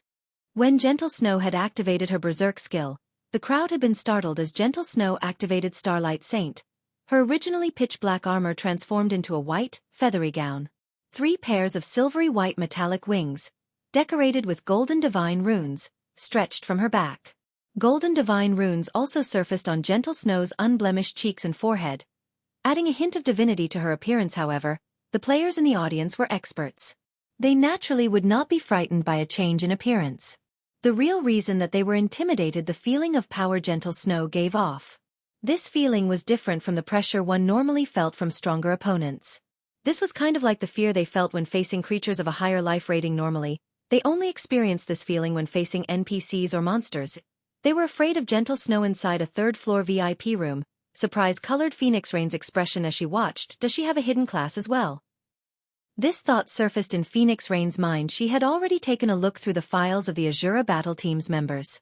Although the information recorded stated that Gentle Snow possessed this kind of berserk skill, as most berserk skills would alter the player's body, she hadn't bothered to look into the matter further now. However, Phoenix Rain was certain that Gentle Snow possessed a hidden class. She would never give off such a powerful feeling otherwise. The only explanation Phoenix Rain could come up with was that Gentle Snow had used one of those mysterious legacy berserk skills. Meanwhile, only peak legacies possessed legacy berserk skills. Thinking up to this point, Phoenix Rain could not help her growing curiosity about Zero Wing. She could accept the fact that the Asura battle team's members exposed one epic item after another. However, she could not fathom how Zero Wing had managed to obtain a peak legacy in God's domain. Peak legacies were much rarer than epic weapons and equipment. Even now, the Dragon Phoenix Pavilion had not found a single clue leading to a peak legacy, much less obtaining Onis for Miracle. Only after mobilizing all of the guild's power did they manage to obtain a peak legacy for the Witch of the West. As everyone was shocked by Gentle Snow's display, Miracle Dragon's 6 extreme slashes descended on the female player. This 6 extreme slashes technique was Miracle Dragon's current limit. Even peak experts of similar standards would be fortunate if they could block 2 or 3 of the slashes. If they did not activate a life-saving skill, the attack would devour their HPAs. These 6 slashes were about to carve into Gentle Snow. 3 silvery white holy spears appeared before the berserker. Gentle Snow's great sword had also transformed into 2 one-handed swords. This instantly resolved the issue of her previous blind spots. When Miracle Dragon's greatsword descended, a series of crisp metallic clangs echoed throughout the arena. In the end, Gentle Snow had blocked all 6 slashes. Moreover, she remained unharmed even after blocking the attacks. She had not lost a single HP. You blocked them all? Miracle Dragon's expression froze. The entire venue fell silent as the crowd stared at Gentle Snow incredulously. 1,000 Miles was more shocked than anyone. Miracle Dragon's strongest technique had been neutralized. How could this happen? While 1,000 Miles had considered the possibility of Gentle Snow blocking all 6 attacks successfully, it was with the assumption that she would use an invulnerability skill. However, Gentle Snow had not used anything like that. She had relied on her own techniques. How does a little guild like Zero Wing have such a genius? 1,000 Miles' jealousy began to bubble up as he watched the snow goddess. That's right. He envied Zero Wing from Gentle Snow's data. He knew that the woman had not received any training from a special system, yet with weapons and equipment on par with Miracle Dragons, she had suppressed her opponent. This was insane. If Gentle Snow joined Miracle, even 1,000 Miles himself couldn't imagine what kind of future lay ahead of the woman. Moreover, Gentle Snow was a talented manager. Rather than calling her a genius, it would be more apt to call her a prodigy. If Gentle Snow became his subordinate, it was highly possible that he could rise to guild leader in the future. Aside from Gentle Snow, Alluring Summer and Violet Cloud, who had taken to the stage in the previous matches, were similarly talented. In Miracle, they would definitely be considered top-class players. Yet, such prodigies and geniuses continued to emerge within a small guild like Zero Wing. This was ludicrous. 1,000 Miles suddenly had an idea. Poach Gentle Snow and the others for Miracle. This is too amazing. She actually managed to suppress the sword freak. Is this the snow goddess's true strength? How did she block that move? Although many among the audience were experts, they all knew that they would die instantly under the onslaught of Miracle Dragon's 6 extreme slashes. However, by the looks of Gentle Snow, it was clear that she still had energy to spare after her defense. Everyone in the crowd had goosebumps. They realized that they were about to bear witness to a historic moment. Gentle Snow was going to defeat the sword freak Miracle Dragon. The Asura battle team would annihilate the evil dragon battle team. Big Sis Snow is so amazing. I couldn't even see those attacks, yet she blocked all of them. If I had been in her shoes, I would have been defeated. Violet Cloud watched Gentle Snow with admiration. I wonder when I'll reach that realm. In response, Shurfeng simply chuckled. In reality, he wanted to reassure Violet Cloud that her combat techniques were stronger than the snow goddesses. It was the gap between their equipment that made the difference. The 7 luminaries' battle armor, in particular, was almost a cheat against melee players. Gentle Snow would not fare so well against the Witch of the West. The 7 Luminaries' battle armor had 2 passive skills. Among them, Magic Reinforcement could improve the user's physique by 30%. Physique improvement in God's domain was not limited to increasing a player's speed and stamina. More importantly, a player's 5 senses also improved, which allowed them to keep up with speeds they normally could not. This was the benefit of an item that had once been legendary equipment. Despite its fragmented state, its effects were still frightening. Miracle Dragon also felt the effects of the 7 Luminaries' domain, decreasing his speed significantly. Even if she hadn't used the 3 Holy Spears, with Gentle Snow's current level, basic attributes, and physique, she would have no problem blocking 5 of the 6 attacks. With her battle armor's frightening defense, she wouldn't receive much damage from one strike. This was what made fragmented legendary items so terrifying. A single item could create a peak expert. This was also why the various large guilds in the past had been so desperate to obtain fragmented legendary items.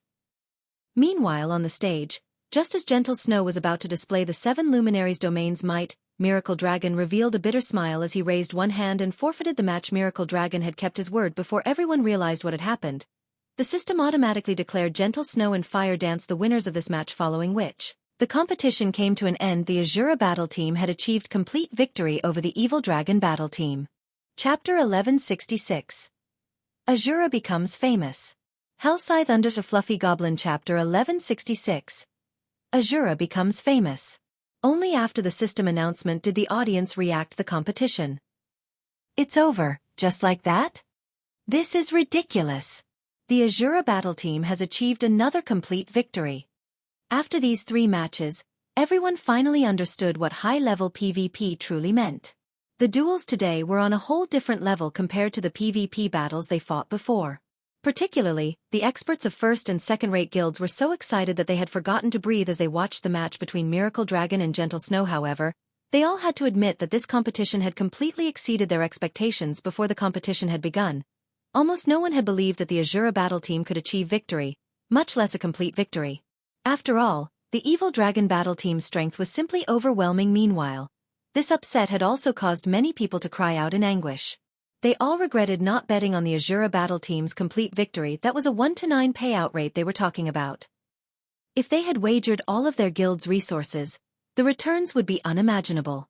After all, every player capable of entering the Dark Arena had extraordinary origins. It would not be difficult to collect several hundred pieces of excellent equipment, rare tools and materials. If they had won the bet, they would earn back several thousand items. Just the thought gave them shivers. After the competition ended, the Asura battle team had officially been added to the various superpowers list of targets. After Miracle Dragon left the stage, Alice walked up to him and asked in a soft, but serious tone, "Miracle, you're the face of the guild. Why didn't you go all out?" She knew full well how powerful Miracle Dragon was. Others might not, but she had seen his strength with her own eyes. Miracle Dragon's 6 extreme slashes was far from his true power. When Miracle Dragon activated his Berserk skill, he could execute 9 extreme slashes. Although there was only a difference of 3 attacks, he could have defeated Gentle Snow, yet the swordsman had not done so. As a result, the Evil Dragon battle team had lost the competition. In addition, this wounded the guild's reputation. You think too highly of me. Although I did conserve my strength, do you think Gentle Snow wasn't doing the same? Miracle Dragon could not help but turn to the Asura battle team's Snow Goddess. Shaking his head, he smiled bitterly as he said, "Don't forget, she too possesses a peak class. Rather than exposing my 9 extreme slashes and forcing Gentle Snow to use her 2-fold Berserk in return, we'd benefit more if I saved that trump card for Thunder Island. Don't forget, Thunder Island is our guild's true target." Hearing Miracle Dragon's explanation, Alice understood. While everyone believed that the strongest aspect of peak classes was the lack of shortcomings, in reality, the true power of peak classes was their ability to use 2-fold Berserk. In fact, she hadn't bothered to use 2-fold Berserk against Shurfeng and Violet Cloud because she wanted to surprise the various super guilds in the contest for Thunder Island. Thinking up to this point, Alice shifted her gaze to Shurfeng, her expression tensing. Could he possess a peak class as well? Alice suddenly recalled the scene when Shurfeng had sliced apart the Flame Monarch's fireballs. Shurfeng definitely had not achieved that feat simply by relying on a single Berserk skill. After all, he was only a Tier 1 player, not Tier 2 if this was true. Then Zero Wing really was terrifying. Despite being an upstart guild in a small kingdom, Zero Wing had 2 players that wielded peak legacies. Even Miracle couldn't say the same. They won. Inside a VIP room, Purple Jade's eyes burned with fighting spirit and frustration as she looked at Gentle Snow originally. Her goal was to defeat the sword freak Miracle Dragon. Now, however, Gentle Snow had defeated that old monster, and she was only a few years older than Purple Jade. Moreover, Gentle Snow had never experienced any superpower system training. This realization wounded Purple Jade's pride, however. It also rekindled her hope. At the very least, she now knew that someone from the younger generation could defeat Miracle Dragon with a sword. Zero Wing is truly an interesting guild. They keep surprising everyone. As Yuan Tixin watched Shifeng, he recalled his first meeting with the young man. The youth, who hadn't been worth mentioning, had grown into an expert that even he feared. It really made him wonder if he were getting old. Jade, let's go. The Dark Arena's auction is likely about to start. We need to send our items over.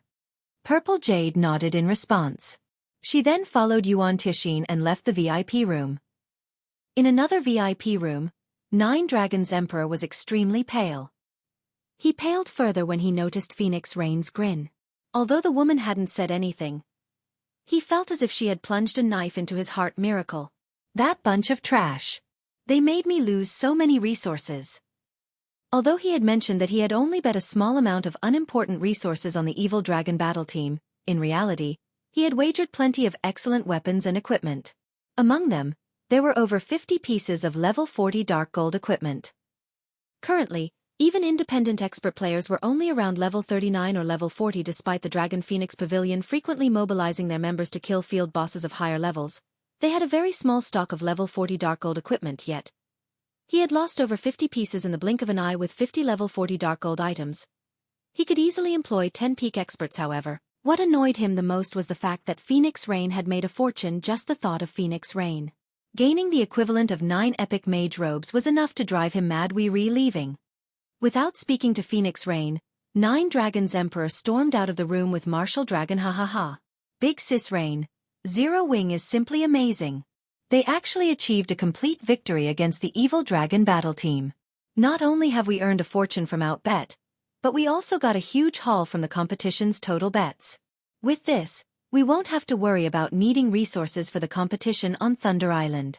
Blue Phoenix exclaimed excitedly after Nine Dragons' Emperor had left the room. We have indeed won this time. However, the contest on Thunder Island is key, Phoenix Rain said. Smiling faintly, this victory was only secondary to her. What truly impressed Phoenix Rain was the strength that Zero Wing had displayed today. With the resources she had obtained today, they definitely had a chance of occupying 2 monster encampments. However, inside another VIP room, when Abandoned Wave saw the Asura battle team win, he started to laugh like a lunatic. I'll let you celebrate for now. Soon, however, you will fall from heaven straight into hell. Abandoned Wave wore a sinister smile as he watched Shifeng and the others. However, as Abandoned Wave was about to leave the room, he suddenly noticed a familiar figure in the Asura battle team's rest area. This person was none other than the commander of Miracle's Purgatory Legion. Thousand Miles showed no anger over the evil dragon battle team's loss. On the contrary, he wore a friendly smile as he approached Gentle Snow. Abandoned Wave was shocked. Every time he had spoken with Thousand Miles, the man wore an indifferent expression. Thousand Miles didn't respect him at all, yet the man smiled at Gentle Snow. No matter how Abandoned Wave looked at it, he found it odd. Hello, I am Thousand Miles, a vice guild leader in Miracle. I watched the entire competition, and I have to admit that your performance was dazzling. May I ask if you would be interested in joining Miracle? If you are, I guarantee you that you'll immediately be elevated to the position of Guild Elder, and will be promoted to Vice Commander in the Purgatory Legion. In the future, you might even become a Vice Guild Leader. Chapter 1167. Impervious to Reason. Hellscythe_Fluffy Goblin. Chapter 1167. Impervious to Reason. Although Thousand Miles' tone was plain, his words stunned everyone in the arena. Even the evil dragon battle team's members, who were approaching from a short distance away, revealed stunned expressions, confusion in their eyes as they looked at Thousand Miles. What's the commander trying to do? Silent March could not believe her ears when she heard Thousand Miles' offer. She was not surprised that Thousand Miles had taken the initiative to invite Gentle Snow to Miracle. Rather, she was shocked by what he promised. The Snow Goddess Miracle was a super first-rate guild. When it came to number and quality of experts, Miracle was even stronger than some super guilds. The guild had no shortage of newcomers each year, either. However, no newcomer had ever become a guild elder or vice commander of one of Miracle's trump card legions the moment they joined. Even Silent March, a genius Miracle had nurtured internally, did not receive such a treatment. The vice guild leader really is going all out this time. Alice simply smiled. It was extremely difficult to become an elder in Miracle as there were a limited number of spots. Unless the guild expanded, it would not add more elders. As for the position of the Purgatory Legion's vice commander, countless players vied for such an honor. 1,000 Miles didn't have the authority to give it away. Even Miracle's guild leader could not make such a decision alone. Such an important matter needed to be discussed among the guild's upper echelons. Since 1,000 Miles had spoken with such certainty, he was definitely prepared to pay a massive price to recruit Gentle Snow. Based on the woman's performance in the last match, it was possible that he could fulfill those promises. Miracle Dragon didn't comment on the matter at all. However, Miracle's other experts glared enviously at Gentle Snow. He had offered her the position of one of Miracle's elders. They all strove for that position. Only by becoming an elder would one have truly joined the ranks of Miracle's upper echelons. It was like joining a company's upper management if they became one of Miracle's elders. Even the guild leaders of first-rate guilds had to treat them with respect. 1,000 Miles had even promised Gentle Snow the position of vice guild leader. If they could become a vice guild leader, they would receive a portion of the guild's shares. They could also influence the guild's decisions standing by the side. Shifeng said nothing in regard to 1,000 Miles' offer, though he did frown. 1,000 Miles' poaching method was the perfect representation of how super first-rate guilds operated. Thank you for your invitation. However, I have no intention of leaving Zero Wing. Gentle Snow rejected the offer without hesitation. Why? Is Miracle not a match for Zero Wing? 1,000 Miles frowned. He hadn't expected Gentle Snow to reject him so straightforwardly. She hadn't even considered his offer. This reaction irked him a little. You are very strong. If you remain in a guild like Zero Wing, you won't be able to fulfill your potential. However, if you join Miracle, you'll be able to display your abilities fully. In the future, as Miracle continues to develop, you will even have the opportunity to become a branch guild leader and manage an entire kingdom or empire. Although 1,000 Miles hadn't been loud, the many expert players present could hear his words clearly, and they all gasped in shock. Many upper echelons and guild leaders stared at Gentle Snow enviously. They all wished they were standing in her shoes. Everyone knew that God's domain was massive, and that even super guilds could not single-handedly rule over the entire game. Hence, superpowers would create branch guilds in the various kingdoms and empires to develop and expand their guilds as a whole. These branch guilds' management would be left to the branch guild leaders. Becoming a branch guild leader was the equivalent of establishing a guild of their own. Moreover, this guild would have the support of a super guild. Becoming one of Miracle's branch guild leaders was many times better than becoming a vice guild leader. Even the main headquarters guild leader would have to treat them with respect. This was far better than being the guild leader of a measly first-rate guild. How about it? Won't you consider my offer? 1,000 Miles had already investigated Gentle Snow's situation. He knew that Blackwater had annexed Ouroboros. Ouroboros no longer existed in the virtual gaming world. However, if Gentle Snow became a branch guild leader, she would be fully capable of establishing another Ouroboros. Only, said Ouroboros would bear the name Miracle's name. He believed that this offer could tempt the Snow Goddess. It was certainly a higher honor than being Zero Wing's Vice Guild Leader. Thank you for your high evaluation, Vice Guild Leader Miles. However, I've already stated that I will not leave Zero Wing. If you have nothing else to discuss, I will be on my way, Gentle Snow said. She then turned and left, wanting nothing to do with 1,000 Miles. Everyone in the arena was flabbergasted. Gentle Snow had tossed away such a heaven-sent opportunity. They simply could not figure out what was going through Gentle Snow's mind. Had she lost the ambition she had when she had been the guild leader of a first-rate guild? Even if she had lost this ambition, she should still want to grow stronger. In that case, joining Miracle should be her best option. Big Sis Snow, you're so cool. I almost fell for you. Violet Cloud's eyes shone brightly as she tugged on Gentle Snow's delicate arm. Shifeng also released a sigh of relief. He was a little touched by Gentle Snow's response. Very few could hold themselves back when faced with the temptation of reality. Not to mention the conditions 1,000 Miles had offered. As for fire dance and alluring summer, they simply smiled at 1,000 Miles. Although they had a word or two for the man, in the end, they chose to turn and leave. Miracle might be an insurmountable existence to Zero Wing right now, but the same could not be said for the future. They believed that it wouldn't be long before Shifeng transformed Zero Wing into an existence that even surpassed Miracle. What a fool. She is simply impervious to reason. Wrathful flames burned in 1,000 Miles' eyes as he glared at Gentle Snow's departing figure. Just you wait. It won't be long before you beg to join Miracle. The struggle for dominance in God's domain was only beginning. Mainstream players were beginning to obtain mounts, and various groups were beginning to occupy NPC towns.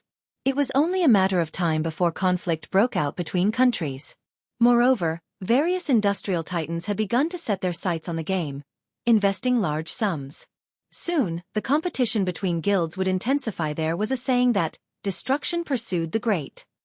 In such a competitive environment, it would not be surprising for today's Overlord to vanish from the game tomorrow. At the end of the day, only superpowers like Miracle would continue to stand tall, following which, 1,000 Miles led his subordinates out of the arena and headed for the Dark Arena's auction venue. Meanwhile, inside a VIP room upstairs, the Midnight Tea Party's members had watched every second of the competition. What an interesting guild. Endless Scars's cherry-red lips formed a joyful smile as she looked at the Asura battle team members. Due to this incident, Endless Scars's interest in the guild known as Zero Wing had grown. Her opinion was the opposite of those who were shocked and confused. The fact that an upstart guild could keep a former guild leader of a first-rate guild from leaving showed that this upstart guild held something even more attractive than what a super first-rate guild could offer. There was no other reason that someone who had once led their own guild would dismiss a rare opportunity to display their abilities on a larger stage, preferring the small state that no one paid much attention to. After the competition had ended, Shifeng headed towards the Dark Arena's exchange counter. Before the competition had begun, he had brought all of the guild's resources with him. Afterward, he had deliberately agreed to Miracle Dragon's challenge to push the Dark Arena's host to increase the competition's payout rate, and indeed, just as he had expected, the host had eventually offered a payout rate of 1-9 for a complete victory. After that, he had bet everything he could afford to lose on the Asura battle team. Here's my ticket. I would like to redeem my resources. Shifeng smiled as he handed over the ticket the Dark Arena's host had issued him to the female player manning the counter. He had bet 300+ pieces of level 40 dark gold equipment, 800+ pieces of level 40 fine gold equipment, as well as plenty of high-tiered magic scrolls and rare materials. The total value of his bet easily exceeded 90,000 gold, sir. This. The woman manning the counter nearly jumped in shock when she saw Shifeng's ticket. Chapter 1168. Dark Auction. Hellscythe_Fluffy Goblin. Chapter 1168. Dark Auction. Is there a problem? Shifeng asked the female receptionist. No. The amount is just a little too high for me to handle. I'll have to ask my superiors before I can transfer the resources, the receptionist said, smiling bitterly. The amount of resources recorded on the ticket Shifeng produced was frightening. There were usually many bets placed in the Dark Arena, and it was not uncommon to see players gamble several hundred or even over 1,000 weapons, equipment, rare materials, and tools. However, Shifeng's wager was completely outside of the norm. Just the level 40 dark gold equipment he had bet numbered more than 300. Various large guilds' mainstream equipment was still level 35. Level 40 weapons and equipment were still rare, much less level 40 dark gold weapons and equipment. Normally, guilds let their experts use these items. Very few guilds would be willing to gamble these items in this competition. Although there were quite a few first-rate guilds that had level 40 dark gold equipment, they had only bet around 20 to 30 pieces at most. Even then, it was considered an extravagance. Overall, the majority of the guild's wagers were level 35 weapons and equipment, tools, and rare materials. Most importantly, Shifeng had bet on the Asura battle team's complete victory. The Dark Arena had to compensate him with 9 times the resources he had bet. According to the Dark Arena's rules, players would get priority over resources of the same rank when claiming their winnings. In other words, if a player had bet level 40 dark gold equipment, once the competition was over and said player collected their winnings, the Dark Arena would give that player the level 40 dark gold equipment that had been wagered on the losing team. Only when the Dark Arena was out of level 40 dark gold equipment would it compensate the player with items of a lower rank. Meanwhile, this competition was unusual. Rather than relying on the system, the Dark Arena's host was the bookkeeper. As a result, the bets did not follow the natural payout rates, which resulted in an unbalanced payout ratio. If the bets on the losing battle team were not enough to cover the bets placed on the winning battle team, the host would have to cover the rest. Shifeng had bet over 300 level 40 dark gold weapons and pieces of equipment. In other words, the Dark Arena had to pay him over 2,700 level 40 dark gold equipment. Feng was also going to redeem over 7,000 level 40 fine gold weapons and equipment. He was definitely going to wring the host dry with so many weapons and equipment. One could easily arm a legion of 1,000 level 40 experts and have plenty to spare. Even the Dark Arena's host couldn't collect so many items within a short time as the Dark Arena. There was a minimum requirement of the quality of the items wagered. For example, level 35 secret silver equipment would not be accepted. The bare minimum was level 35 fine gold weapons or equipment. The same was true for rare materials and tools. Although many had bet on the Evil Dragon battle team, there were still a few players who had bet on the Asura battle team's complete victory. In fact, one person had even gambled an epic item. After considering all of the bets, the remaining resources would not be enough to pay off Feng's claim. After a moment, the receptionist finally received feedback from her superiors. Turning to Feng, the receptionist awkwardly reported, "Sir, as your wager was somewhat large, so we aren't able to transfer all of the required resources within a short period. Aside from resources of the same rank, may I know if you are willing to accept a portion of the payment in coins or magic crystals?" "That's fine. I'll take payment in both coins and magic crystals." Feng nodded. He was not particularly surprised by this outcome. The host had set the payout rates too high.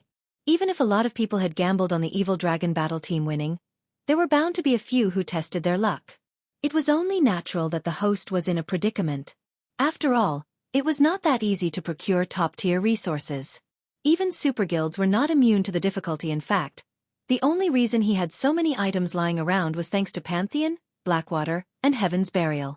If he had not trapped and killed so many of their expert and elite players, he wouldn't have been able to collect so many items either. After all, when he placed items of such rank in the guild warehouse, guild members traded in their GCPs very quickly unless, of course, the host was willing to let their own guild experts go naked. Obviously, this was impossible. Afterward, Feng had Fire Dance and the others transport his winnings. In total, Feng had won tens of thousands of weapons, equipment, tools, and rare materials. Even his own bag space couldn't hold that many items. Guild leader, did you just rob the Dark Arena's warehouse? Fire Dance was breathless as she looked weapons and equipment in her bag. If it were simply common weapons and equipment, she wouldn't have said anything. Even the most inferior item was a piece of level 35 fine gold equipment. Our harvest is even greater than when we annihilated the Blackwater army. With this, our guild won't have to worry about weapons and equipment for some time. Gentle Snow's eyes shone as she looked at Feng's winnings. With these weapons and equipment, our guild can start expanding again.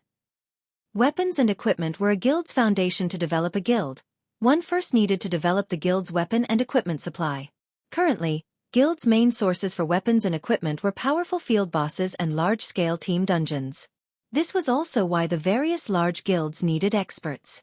Without experts taking the lead, it would be very difficult for elite and ordinary players to kill powerful monsters or raid difficult team dungeons. However, what Gentle Snow did not know was that their harvest from the Dark Arena not only helped prepare Zero Wing for its next expansion, but it also covered their construction fees for upgrading Stone Forest Town to intermediate rank. Next, Feng simply needed to pay the construction fees and NPCs would begin rebuilding Stone Forest Town. According to the Grandmaster Town Design, transport these items back to the guild for now. I'll go and participate in the auction. When Feng glanced at the time, he noticed there were less than 10 minutes before the dark auction began.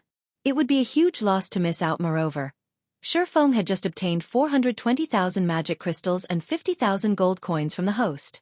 He had practically emptied the host's pockets, following which, Feng hurried to the auction venue. The dark auction was known as one of the largest auctions in God's domain.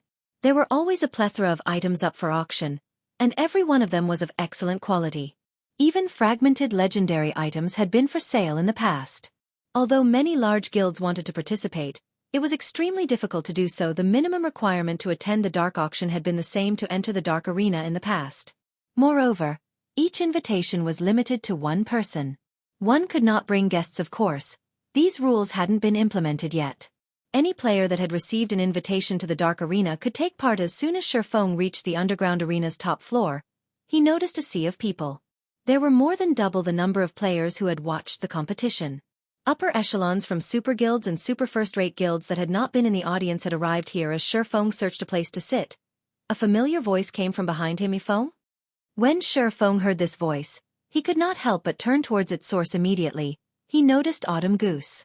She had already risen to level 41 and wore silver armor trimmed in red.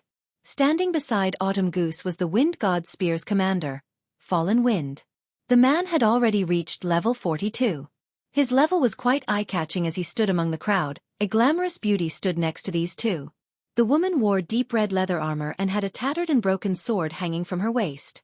Although she had hidden her level with her black cloak, one could easily tell she was a first-class assassin based on her sharp aura. Moreover, Shifeng was very familiar with this beauty's face. Almost every superpower in God's domain knew the woman's nickname. She was Arrogance, one of the flower of 7 sins. 7 sins. Chapter 1169. Legacy Item. Hellscythe Fluffy Goblin Chapter 1169. Legacy Item. They actually know each other. Shifeng was a little surprised to see these three walking together. He had never imagined that the Wind God Spear would have a connection with the Flower of 7 Sins. The Flower of 7 Sins was an organization that not even super guilds dared to provoke. Meanwhile, within the organization, the most famous players were none other than the 7 Sins. The peerless beauty standing before him wielded the title Arrogance, Hidden Soul. In the past, the Flower of 7 Sins had been hired to assassinate a super guild's guild leader. Eventually, the organization completed the task. Meanwhile, Hidden Soul was among those who took part in the assassination. A super guild's guild leader was extraordinarily strong. Otherwise, they wouldn't have risen to that position in the first place.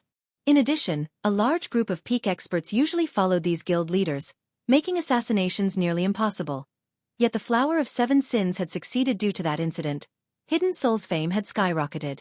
That incident had shocked the entire virtual gaming world. Noticing Autumn Goose's excitement, Hidden Soul glanced at Shifeng before asking softly, "Autumn, is he an acquaintance?" At this moment, Shifeng wore a black cloak, so she couldn't check his level. However, the fact that the man had been allowed into the dark auction house proved his status. Yifeng is the expert we told you about before. If not for his help, our Wind God Spear would have suffered tremendously. Autumn Goose nodded. That's right.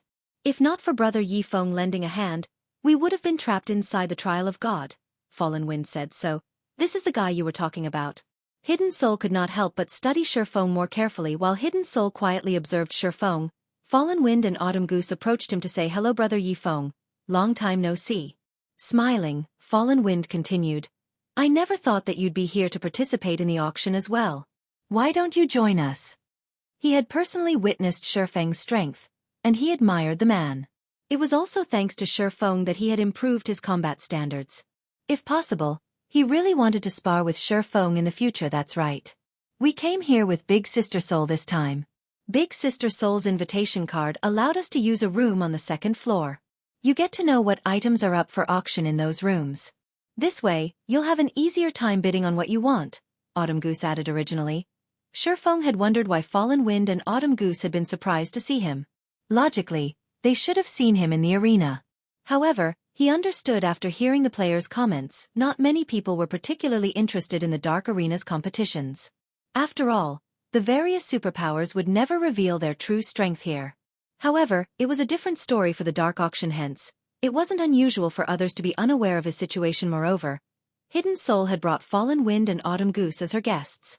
It was even less likely for them to know about the Asura battle team, seeing as both Fallen Wind and Autumn Goose had passionately invited him to join them. Shifeng agreed after considering the matter. Not just anyone could enter the 2nd floor rooms. Only superpowers had this privilege. Meanwhile, as Autumn Goose had said, the 2nd floor rooms provided a preview the items that were up for auction. With this insight, one could organize their funds and plan the items they wanted to buy. It was an advantage of status and position. For people from first-rate guilds or below, they could only wait for the items reveal patiently. While Shifeng chatted with Fallen Wind as they walked upstairs, Hidden Soul pulled Autumn Goose to a side and asked softly, Little Autumn, did you say that Rain refused to leave her guild because of him? I'm not sure. I only know that Yifeng has quested with Rain several times. After that, no matter how much I tried to persuade her, she wouldn't leave Zero Wing. However, Zero Wing is impressive. Now that I think about it, even I envy her a little, Autumn Goose said, shaking her head. So that's how it is. Hearing Autumn Goose's words, Hidden Soul shot Shifeng a frosty look. It seems that I'll have to find an opportunity to get to know him properly. The Dark Auction House's 2nd floor rooms were quite spacious. Each one was roughly the size of a basketball court. Aside from the staff member stationed within, there was a table lined with precious alcoholic and non-alcoholic beverages. Any bottle on display could easily sell for 50 or 60 silver coins, with some worth over 3 gold. The fact that the Dark Arena's host offered the guests as many of these beverages as they wanted showed just how wealthy they were. Fallen Wind gulped when he saw the alcohol. Even he couldn't afford to indulge in alcohol worth 3 gold per bottle.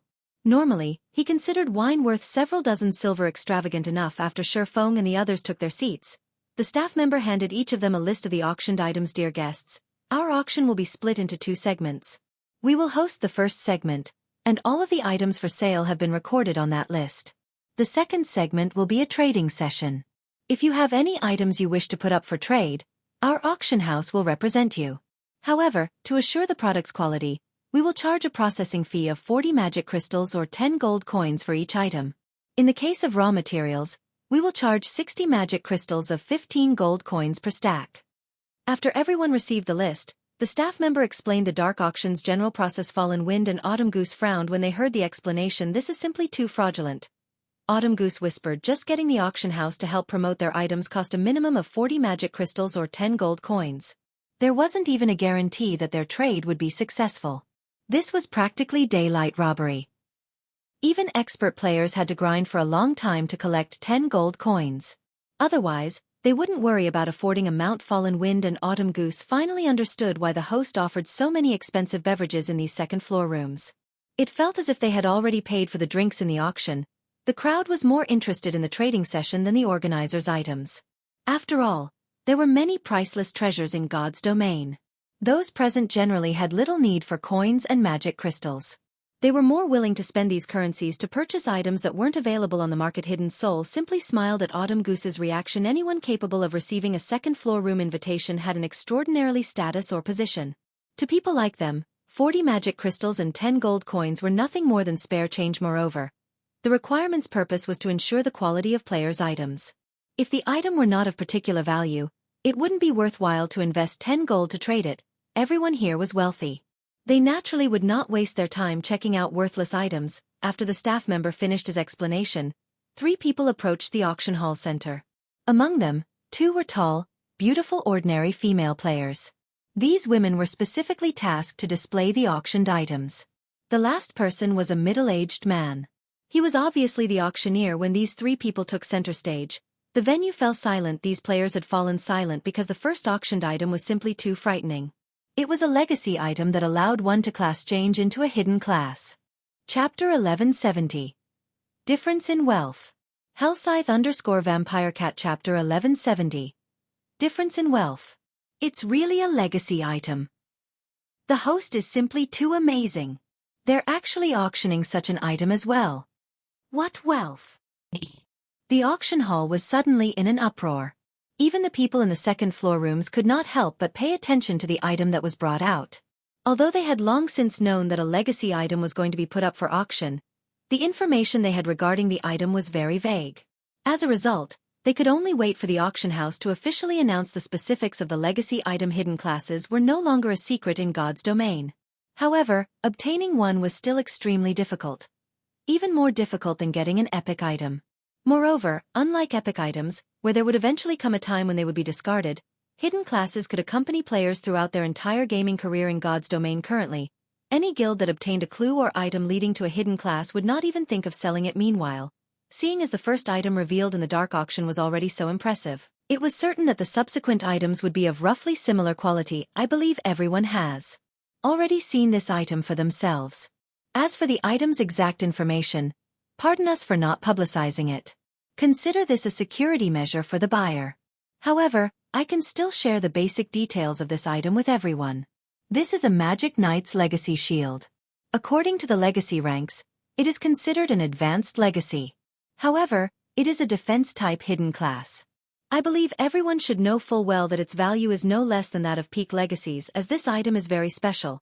The seller of this item is accepting only magic crystals. The starting bid is set at 20,000 crystals, and each increment should be no less than 1,000 crystals. Let us begin. The instant the auctioneer finished speaking, a furor broke out in the entire auction hall. The starting bid was simply too high. Everyone could not help but be shocked by it. The dark auction accepted payment in both magic crystals and coins. However, compared to magic crystals, the various large guilds preferred to pay using coins, as magic crystals were truly difficult to obtain. Unlike coins, the sources of magic crystals were only dungeon bosses or monsters in certain regional dungeons. There were no other reliable methods of obtaining magic crystals. The only bright side was that the various large guilds had always been saving up on magic crystals for unexpected situations. Meanwhile, in order to successfully purchase the items they were aiming for, they had naturally brought their entire stockpile just in case. Nevertheless, just the starting bid was already 20,000 magic crystals, a price very few guilds could afford. Even first-rate guilds shuddered at this figure. However, the hidden class in question right now was a defensive-type hidden class. The various large guilds and famous adventurer teams still had to give it a try, even if they knew the price was ridiculously high. After all, an MT was the core of a team. A team with a powerful MT would have their overall strength elevated to a whole new level. 22,000 crystals. 24,000 crystals. 26,000 crystals. Immediately, people all over the auction hall began shouting out bids one after another. In the blink of an eye, the price of the legacy shield shot past 30,000 magic crystals. If converted to coins, that would be equivalent to 7,500 gold, a considerable amount even for first-rate guilds. Moreover, even if one had 7,500 gold, they would not be able to purchase 30,000 magic crystals. Magic Knight? Shifeng was somewhat astonished as he looked at the massive, tattered shield displayed on the stage. He had never thought that the Dark Auction House would be capable of obtaining the legacy for the Magic Knight class. The Magic Knight class had been a very famous hidden class in the past. It significantly strengthened not only an MT's attack capabilities but also their defensive capabilities. Most importantly, MTs that class changed to the Magic Knight class received a massive boost to their magic resistance. The class was an extremely rare hidden class. If he could have one of the guild's MTs become a Magic Knight, he would have a much easier time raiding the level 50 regional dungeon Tower of Time in the future. In the past, the Tower of Time was a place contested by all nearby kingdoms and empires. Not only did the Tower of Time produce magic crystals, but most importantly, it also produced 7 luminaries crystals. The mind space system had been activated a lot later in the past.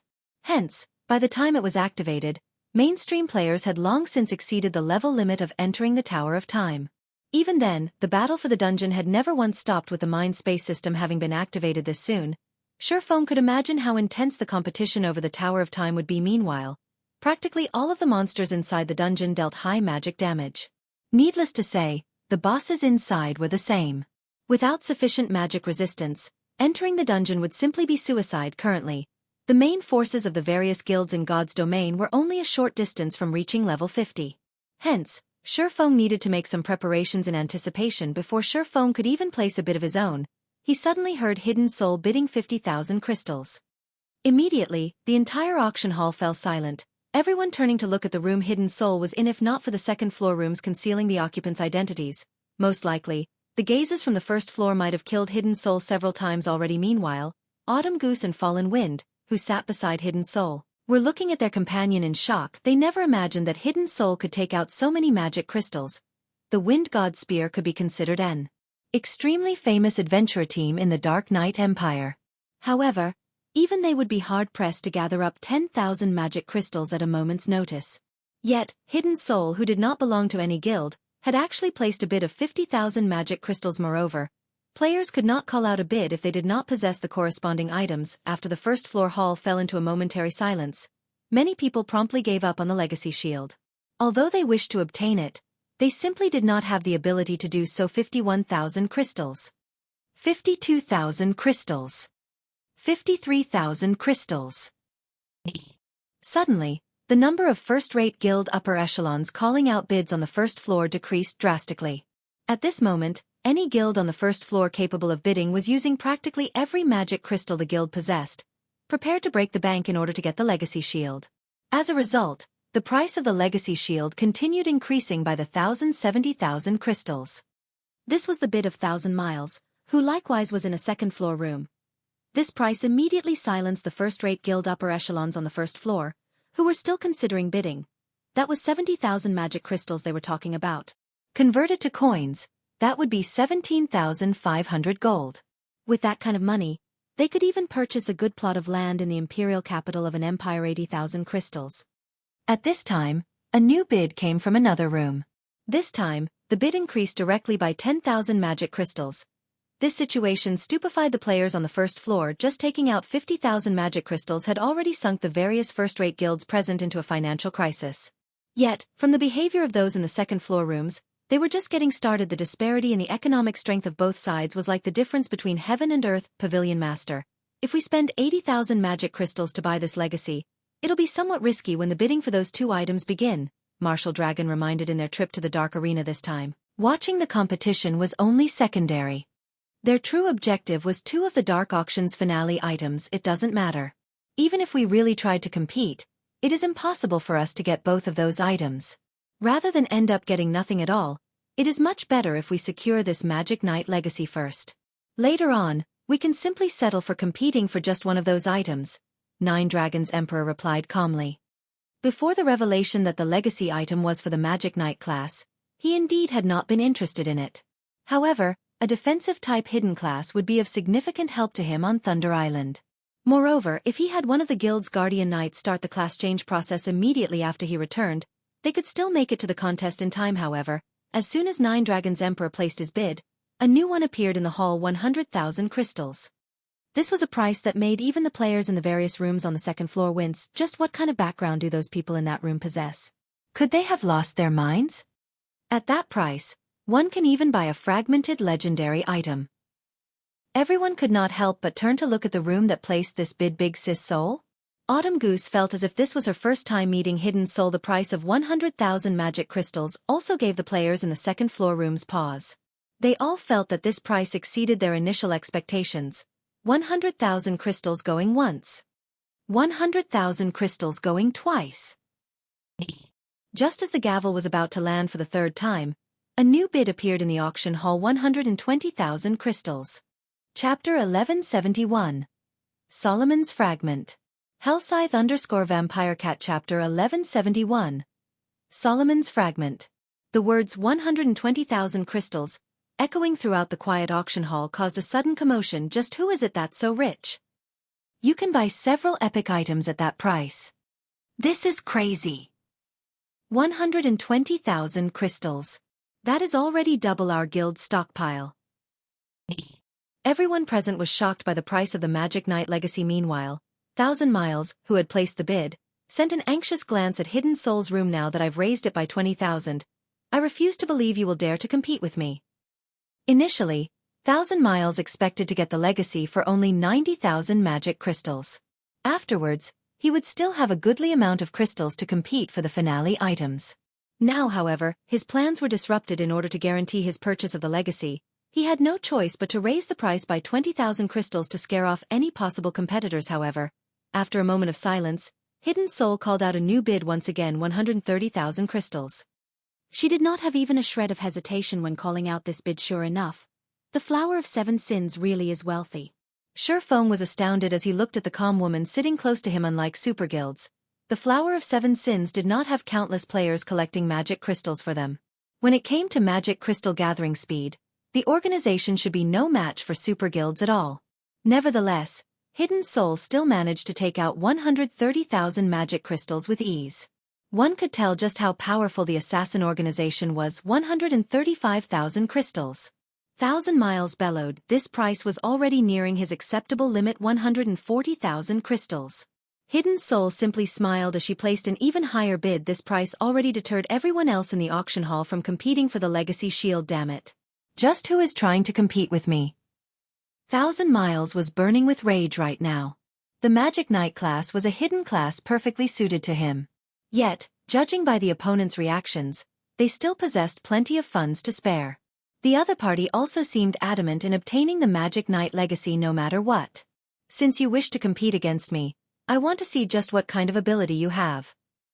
160,000 crystals. The instant he placed this bid, even the players occupying the second floor rooms were taken aback. Even super guilds would need a long time to accumulate that many magic crystals. Yet, now, all these resources were being spent on just an advanced legacy. Instead of doing so, getting oneself an entire set of epic equipment would be much better. The improvement such a set could bring would definitely be much more than what the Magic Knight class could. Only when the auctioneer slammed his gavel for the first time did everyone wake up from their daze as expected from the dark auction.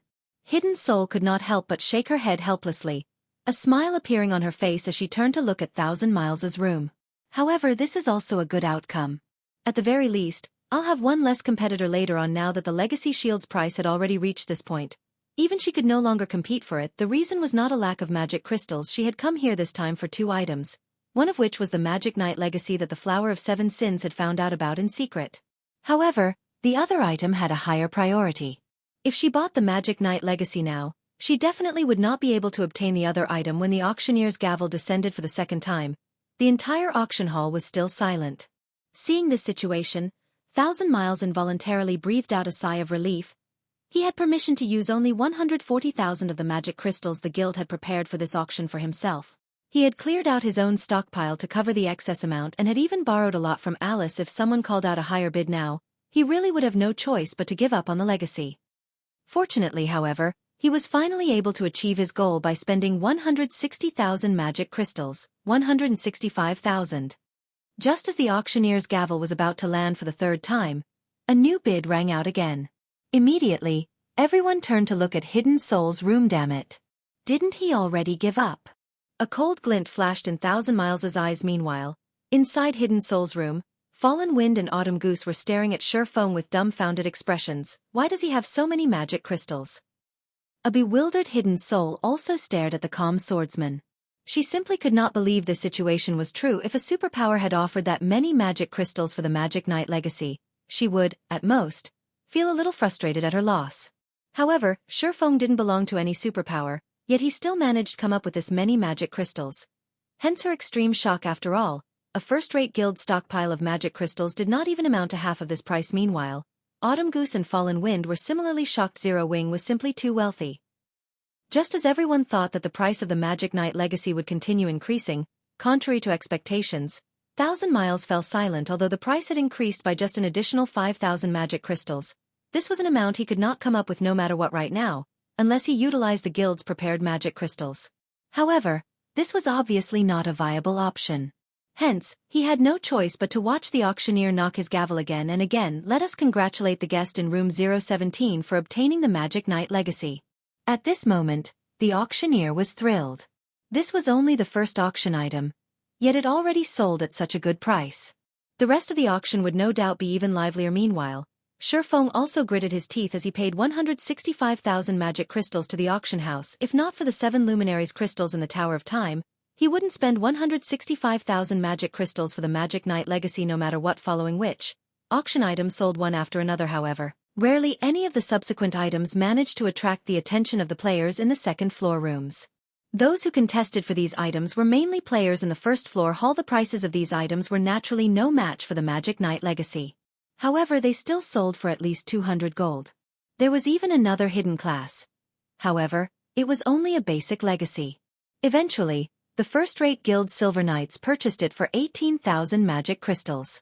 Aside from that, a complete level 40 dark gold set equipment also went up for auction. The various superpowers of God's domain considered level 40 set equipment among the best equipment currently available. When the set equipment appeared, it immediately set off another bidding war in the auction hall. Eventually, 9 Dragons Emperor bought the 8-piece Wild Claws set equipment for 4,450 gold.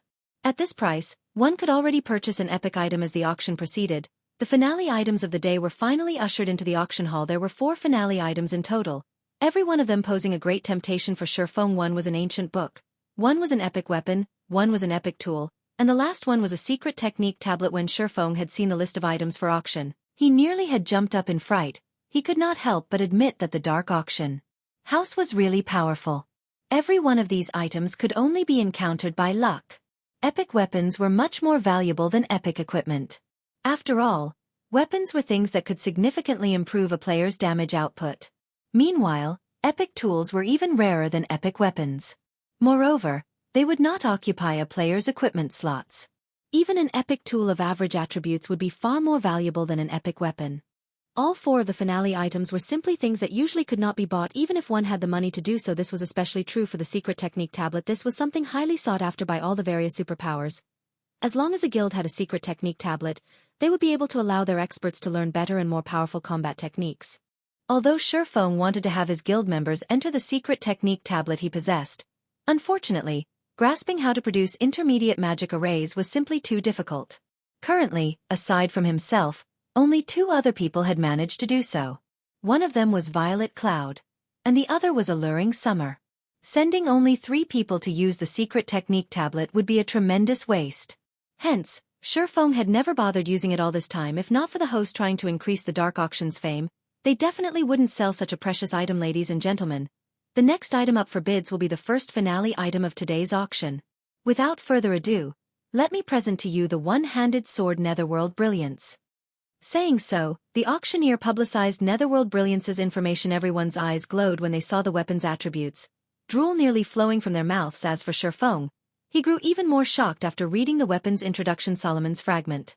Chapter 1172. Sword of Death. Hellscythe_Vampire Cat. Chapter 1172.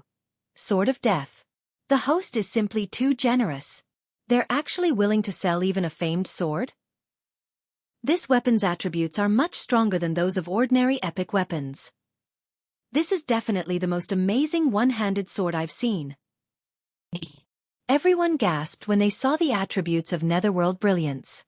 Players that used one-handed swords could not help but wish they could grab the weapon and give it a few swings right this instant. They really are going all out this time. There are only a total of 36 famed swords in God's domain. They are all unique epic weapons. Every one of them is a weapon that countless swordsman experts dream of obtaining. Yuan Tianxin, who was seated inside a second-floor room, was slightly astonished when he saw Netherworld Brilliance. Practically everyone in the second-floor rooms came from one of God's domain's superpowers. To them, epic weapons were indeed rare but not entirely out of their reach. Getting one of their own was only a matter of time. However, famed swords were a different story. These were weapons adored by sword-wielding experts. If utilized properly, one could draw in those sword fanatics who were normally very difficult to recruit. Among the 8 sword meisters on the God's Domain experts list, 3 were independent players. If the secret pavilion used a famed sword as bait, recruiting one of them might really be possible. Netherworld Brilliance, one-handed sword, epic rank. Level 40. Level 110, Level 40. Equipment requirement. Strength 700. Agility 400. Attack power plus 1340. Strength plus 101. Agility plus 72. Endurance plus 60. Attack speed plus 15. When attacking. 20% chance to trigger heavy crash, increasing strength by 30% and attack speed by 20%. 20% chance to trigger blur, making the attack impossible to be parried or blocked. 30% chance to trigger double critical when equipped. Strength increased by 10%. Agility increased by 5%. All sword-related skills plus 3 levels. Ignore levels plus 15. All sword-related skill completion rates increased by 2%. Additional passive skill 1 dash. Death Devour. Any creature that dies within 200 yards will provide wielder with a Death Devour buff, increasing wielder's attack speed by 1% and all sword-related skill completion rates by 0.1% for 30 seconds. Buff can be stacked up to 30 times. Additional passive skill 2 dash. Death's Phantom. Wielder's physique improves as HP decreases. Physique can improve up to a maximum of 20%. A Sword of Death created by famed Smith Jax using a piece of mysterious sword fragment. Netherworld Brilliance is one of the 36 famed swords of God's domain, ranking 30th. Anyone that wields this sword will be enveloped in an aura of death, decreasing all their attributes by 20% and doubling the death penalty they suffer. Can be evolved. Cannot be destroyed. However, when everyone was finally done reading through the weapon's introduction, they all shook their heads and sighed. Netherworld Brilliance was indeed an amazing weapon. This was especially true for the increase to sword-related skill completion rates. Although it was only a meager 2%, boosting an 88% completion rate to 90% would allow a skill to undergo a qualitative transformation. Unfortunately, not only did the weapon decrease its wielder's basic attributes by 20%, but it also doubled the death penalty they would suffer, which was something most people wanted to avoid. Leveling up was extremely difficult in God's domain.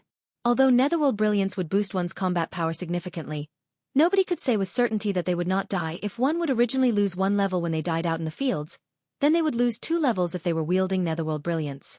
Moreover, practically everyone present frequently raided large-scale team dungeons. Dying in such dungeons was common. Normally, they would only lose 10% of their EXP when dying in dungeons.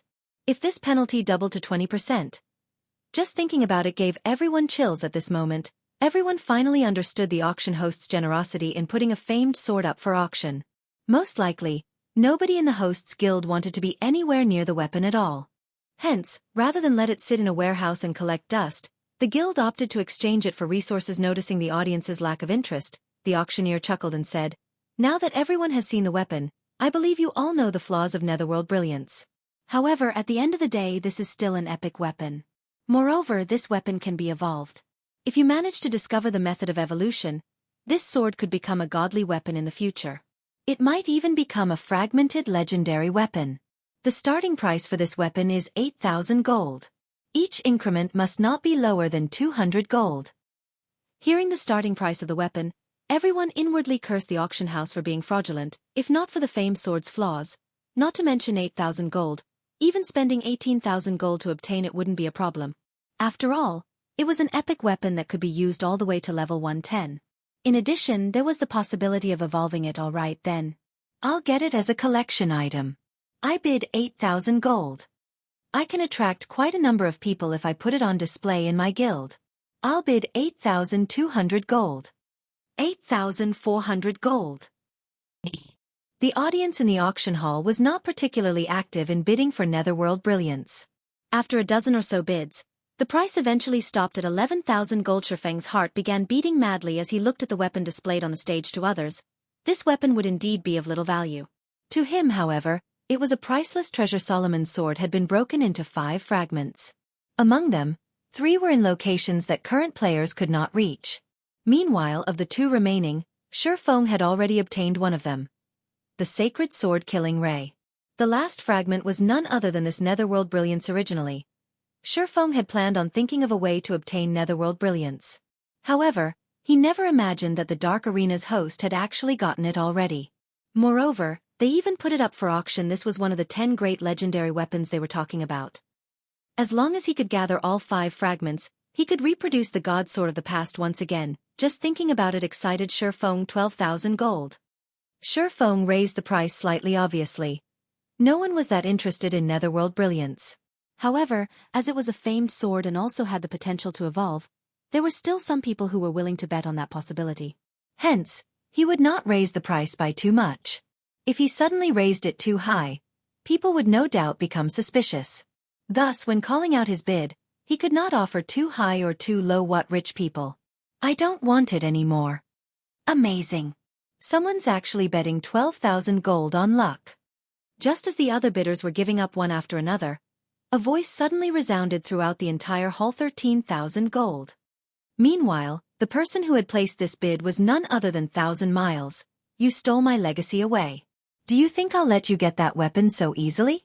1,000 Miles sneered as he looked at the room Shifeng occupied. Although 1,000 Miles did not know who was occupying the room, he could easily tell which room had placed the 12,000 gold bid. After noticing Shifeng's interest in Netherworld Brilliance, he naturally could not allow him to have an easy time. The person in that room is really vengeful, Autumn Goose growled as she looked at 1,000 Miles' room. Brother Yifeng, if you don't have enough money, just say the word. I can lend you all the money I have. Fallen Wind also grew indignant at 1,000 Miles' behavior. Thanks. I'll definitely borrow from you if I need to, Shifeng said. He then proceeded to place a new bid. 20,000 gold. This is madness. Even if that person is angry, there's no need to waste so much money, right? The rich are really willful. The new bid Shifeng made stupefied everyone. Everyone present was someone of high status and position. However, none of them would treat their money as lightly as Shifeng did, raising the bid by an additional 7,000 gold just to let off some steam. One could already buy another epic weapon with that kind of money. Wow. How rich. Alright then. I'll let you have it. 1,000 Miles laughed over this situation. However, he no longer dared to continue bidding as this might be a trap for him. He was already satisfied with getting Shifeng to waste an additional 8,000 gold, following which, the auctioneer knocked his gavel 3 times. Let us congratulate the guest from room 017 for obtaining the famed sword Netherworld Brilliance. At this moment, the auctioneer was close to laughing out loud in joy already. Originally, he thought that getting to sell the famed sword for 12,000 gold was already plenty good. Now, He had actually sold it for 20,000 gold on the other hand. After Shifeng paid the 20,000 gold and obtained Netherworld Brilliance, he too was inwardly jumping for joy. He couldn't care less about what others thought of him. He had just spent 20,000 gold to purchase one of the 5 fragments of Solomon's sword, one of the 10 great legendary weapons. This was an unimaginably low price. If the Dark Arena's host knew what they had just done, they would surely faint from shock in the past. Every fragment of legendary items put up for auction, regardless of whether they were usable or not, had readily sold for at least 50,000 gold, not to mention the fragment of one of the 10 great legendary weapons. The epic tool subsequently auctioned was roughly the same as Netherworld Brilliance in that it was somewhat useless. However, it could still be used to brew magic wine, which provided effects similar to the high-density mana environment in Stone Forest Town when consumed. However, the wine required rare materials for brewing.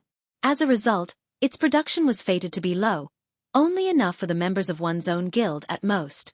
However, for guilds that did not possess the magic tower, the magic wine was undeniably an excellent way to improve the strength of their guild members.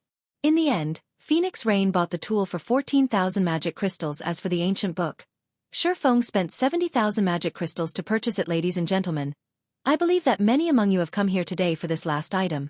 I won't waste words giving you an introduction.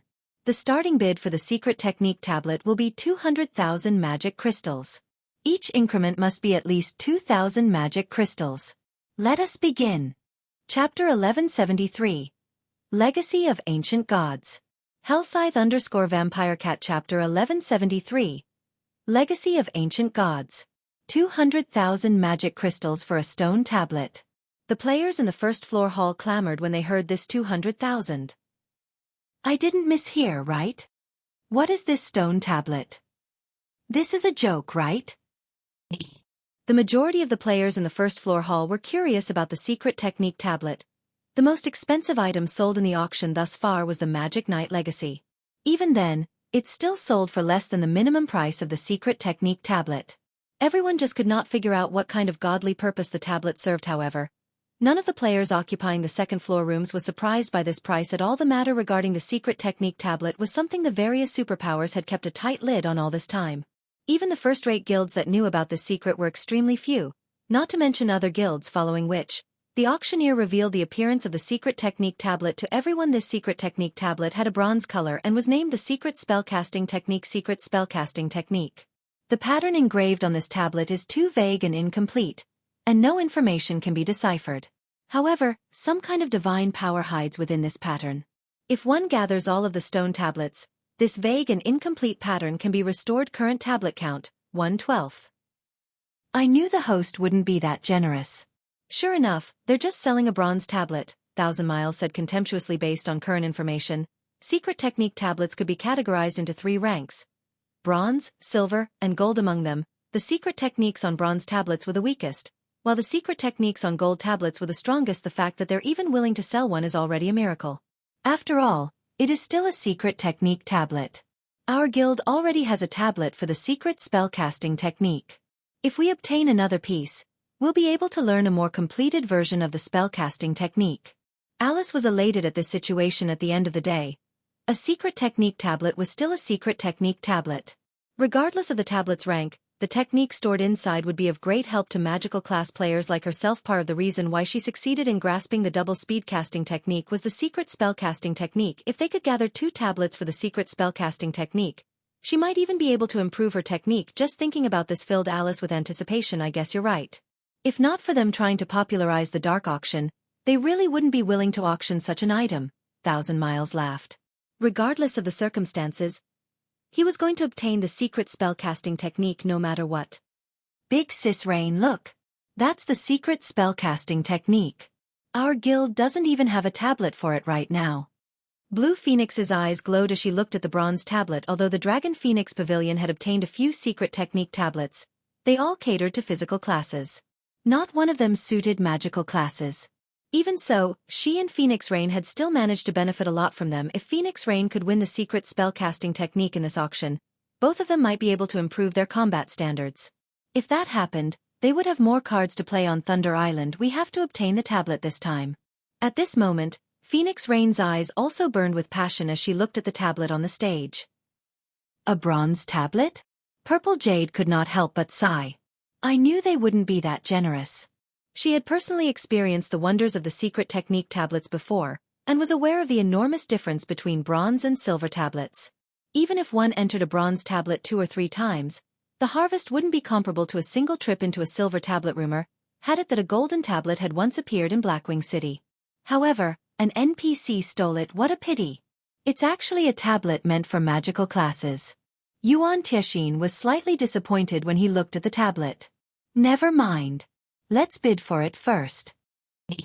Despite the bronze tablet's introduction, the players in the first floor hall were still confused, not understanding what was so good about this secret spellcasting technique.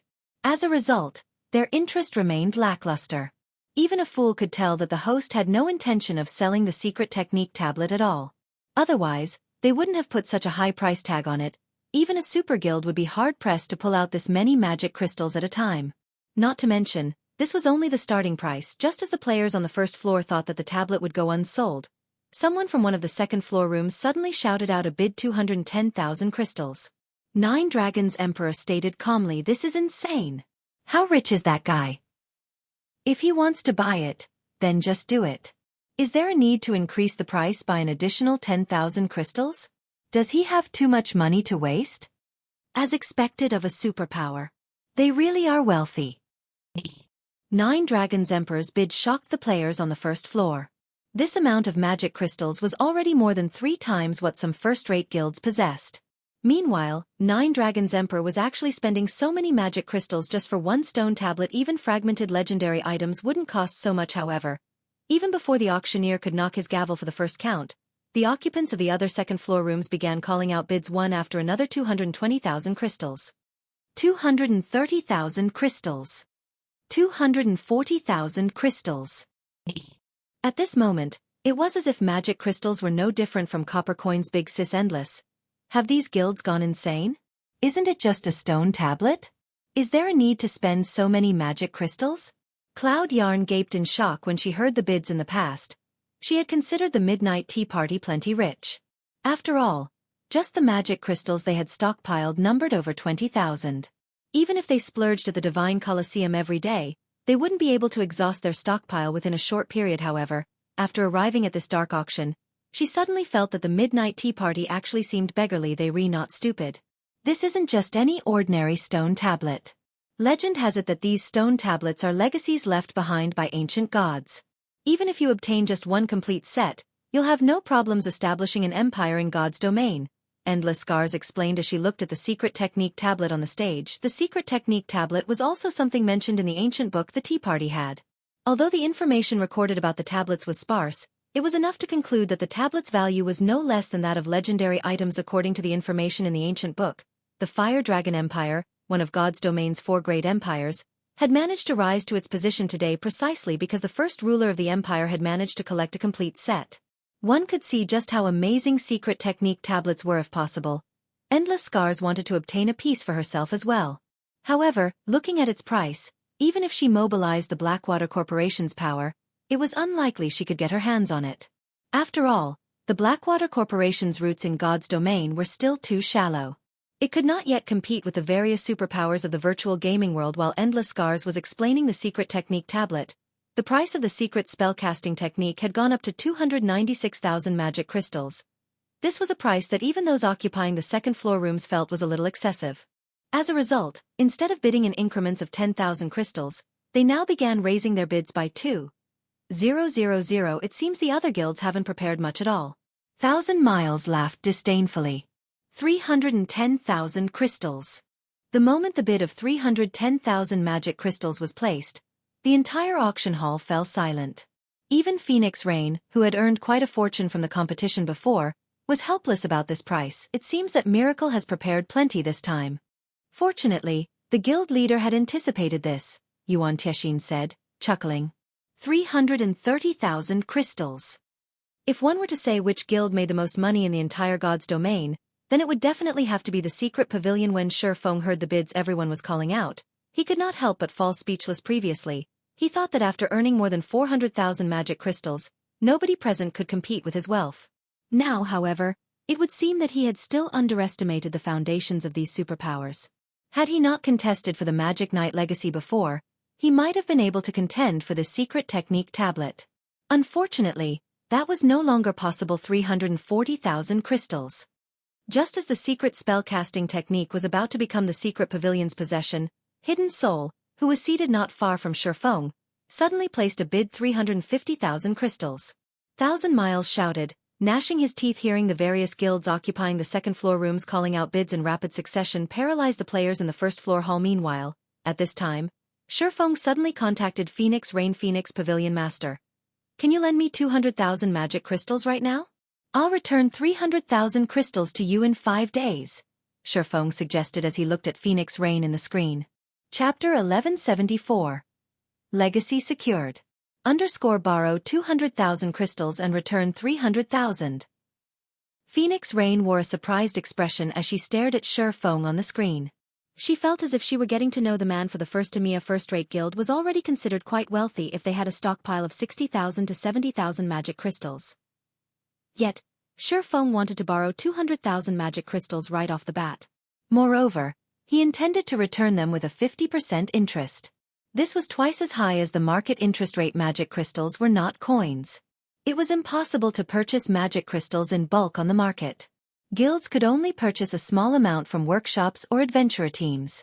Aside from that, guilds had to rely on their own members to raid dungeons and collect them gradually. In Phoenix Rain's opinion, although Zero Wing owned a gold mine like Stone Forest Town and business in the town's battle arena was booming, it was impossible for Zero Wing to earn 300,000 magic crystals within 5 days. Yet all she saw when she looked into Shifeng's eyes was confidence and serenity. Do you intend to bid for the bronze tablet?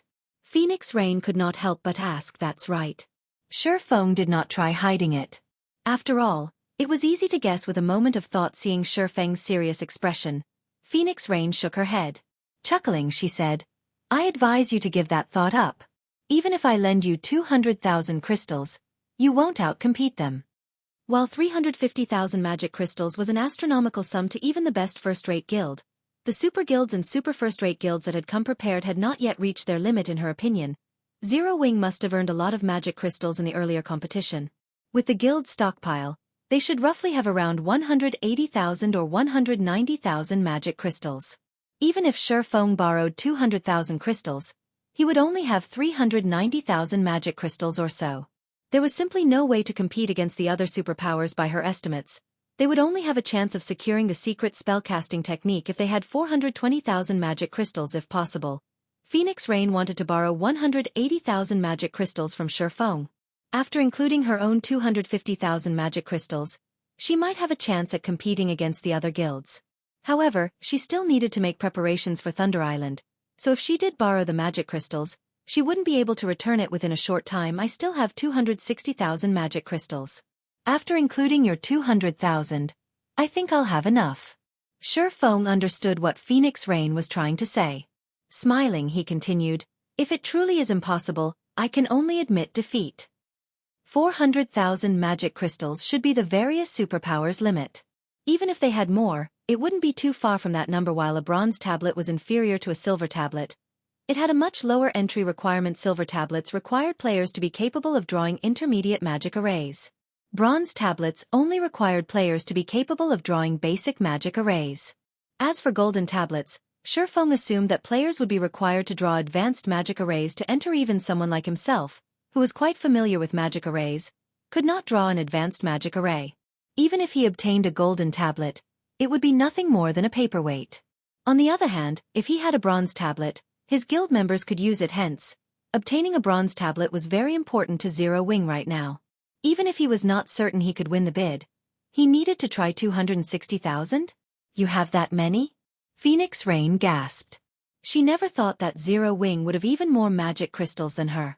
Immediately, her lips curled into a smile as she said, Let's do it like this. I'll lend you 250,000 crystals. I won't ask for any interest, either. Just pay me back in full in 5 days. However, I want 10 slots to enter the bronze tablet. We'll split the slots into 2 months, with 5 people entering each session. Secret technique tablets could only be used once a month. Even if she obtained one, she would only enter it once.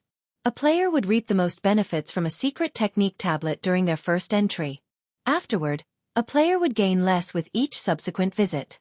The tablet's greatest advantage was that players could use it repeatedly. She had bid for the bronze tablet mainly to improve her strength before the contest on Thunder Island began.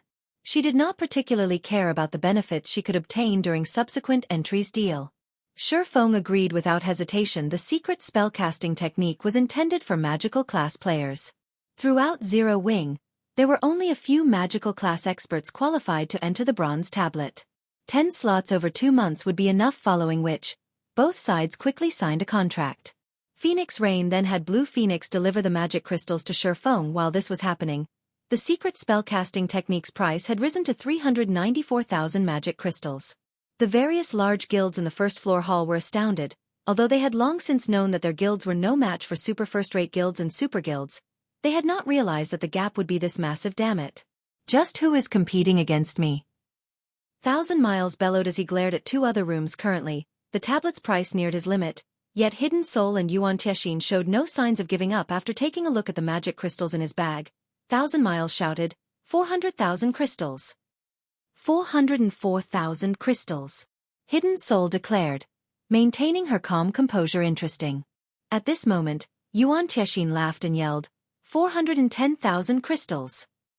Immediately, the auction hall became a battlefield for these 3 people, the atmosphere growing extraordinarily chilly. 440,000 crystals. 1,000 Miles no longer planned on holding back as he directly raised the price by 30,000 magic crystals. He hoped to scare Hidden Soul and Yuan Tiexin off. Uncle Yuan, the price is already at 440,000 crystals. This is far above the tablet's actual value. Purple Jade said the secret technique tablet would massively benefit players. However, the secret spellcasting technique was only bronze rank. In reality, a tablet for that technique should only be worth around 300,000 magic crystals. It was simply not worth 440,000 magic crystals. I understand, Yuan Tiexin said. He had simply bid 410,000 to probe his opponent's limits in another room. Hidden Soul frowned. Let's give it another try. If it really isn't possible, I can only give up. Hidden Soul also felt that the price was a little too high. Immediately she shouted, 444,000 crystals. Damn it! Damn it all! Why hasn't he given up? We are already at 440,000. 1,000 Miles burned with rage. If not for Miracle already having a tablet for the secret spellcasting technique, he wouldn't be willing to pay the astronomical price of 440,000 magic crystals. However, the guild leader had told him to go all out for the secret spellcasting technique. Hence, he had no choice. He even had to bleed his own stash. This must be that guy's limit. Otherwise, he wouldn't have risen the price by just 4,000 crystals. Even the Witch of the West herself was slightly anxious. 450,000 crystals. 1,000 Miles decided to give it one last try. This was also his limit. The moment 1,000 Miles called out his bid, the venue fell deathly silent. Just when is he going to reach his limit? Are magic crystals really that easy to obtain? The various guild upper echelons in the first floor hall lost their minds over this situation. Was such desperation really necessary for this stone tablet? Ha! It seems I can only give up. Hidden Soul smiled bitterly as she shook her head. She had never imagined that, despite bringing so many magic crystals with her, she would walk away empty-handed at the end of the day. If she had known this would happen, she would have purchased the Magic Knight Legacy. Seconds ticked by. The auctioneer grew nervous on the stage. However, even after a long moment, no word came from Hidden Soul's room. 454,000 crystals. However, just as 1,000 Miles thought that his opponent had given up, a new bid echoed from Hidden Soul's room. How is this possible? 1,000 Miles bellowed. He simply could not believe this. Hidden Soul had been silent for so long, yet she had placed a new bid. However, 1,000 Miles had nothing more to bet. He had no choice but to watch as the auctioneer's gavel descended again and again. As the gavel descended for the 3rd time, the auction hall exploded with noise. Chapter 1175. Preparations to construct a city. Hellscythe _Fluffy Goblin. Chapter 1175. Preparations to construct a city. How does he have so many magic crystals? Hidden Soul began to size the nearby Shi Feng up. Seriously, the man had already surprised her by buying the Magic Knight Legacy. Now, he had spent another 450,000 magic crystals to buy the bronze tablet. Shi Feng had spent over 600,000 magic crystals in total.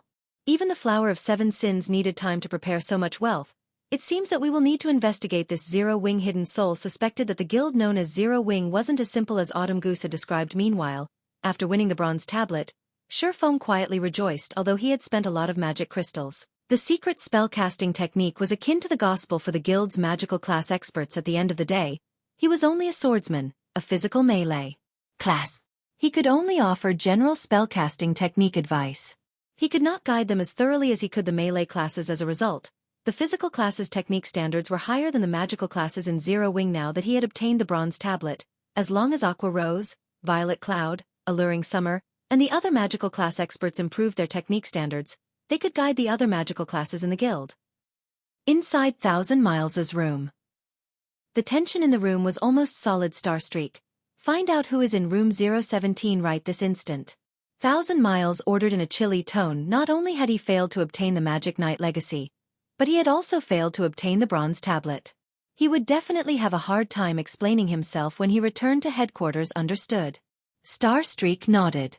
Immediately, he left to surveil room 017. Although the rooms in the dark auction protected their occupants' privacy and prevented others from spying, the people inside the rooms had to come out sooner or later. At that time, they would discover who occupied room 017. Meanwhile, as the dark auction's first segment came to an end, the popular second segment began. All players in the auction hall could offer their items for trade during the second segment. This bartering session was the main reason behind the various large guilds' visit to this auction. Normally, when the various large guilds obtained a rare material, they wouldn't trade it even if they had no need for it.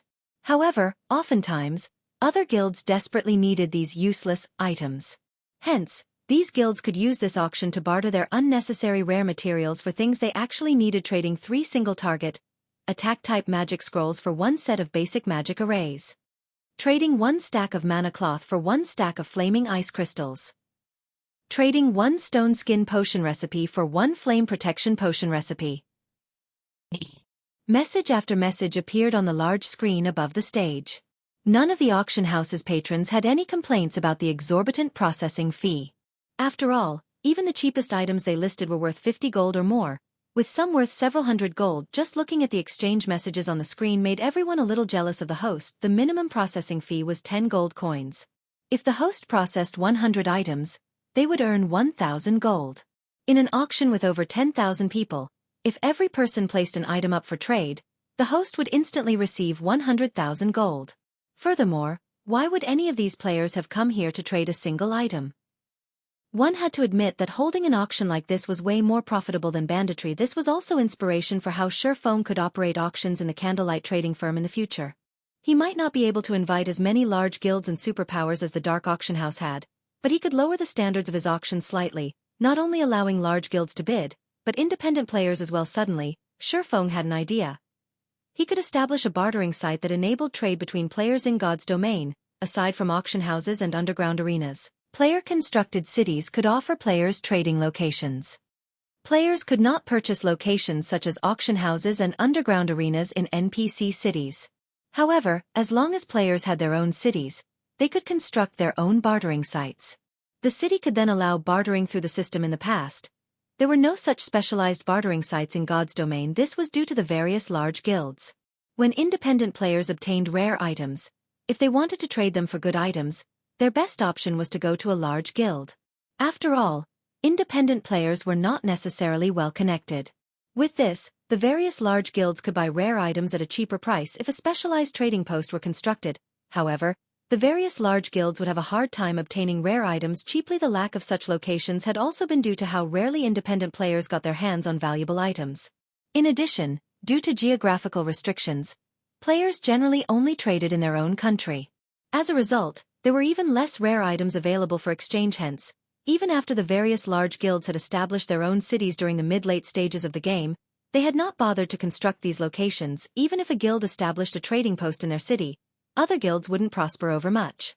The amount of money one could earn from such a bartering location would be so pitiful that they would be better off trading with independent players privately. However, Shurfeng's situation was slightly different. God's domain was still in its early stages. The various large guilds were having a headache just trying to develop their own towns, not to mention constructing a city. Meanwhile, he had a city building order. This gave him with a massive advantage. If he constructed his city now, he wouldn't have a single competitor. He could be the first one to expand the market, establishing a firm reputation like the Dark Arena. In the future, when players from other kingdoms and empires thought about trading their rare items, they would come running to his city to do so. The other guilds would be helpless to do anything about it. Even after other guilds established their own cities, his trading post would have grown to a considerable scale. He would have a steady supply of rare items. At that time, it would be near impossible for newly established trading posts to compete with his. Although the large guilds obtained plenty of rare items, the majority of God's Domain's player base would forever be independent players. If these independent players gathered, they could obtain far more rare items than any super guild due to the difficulty of private trades.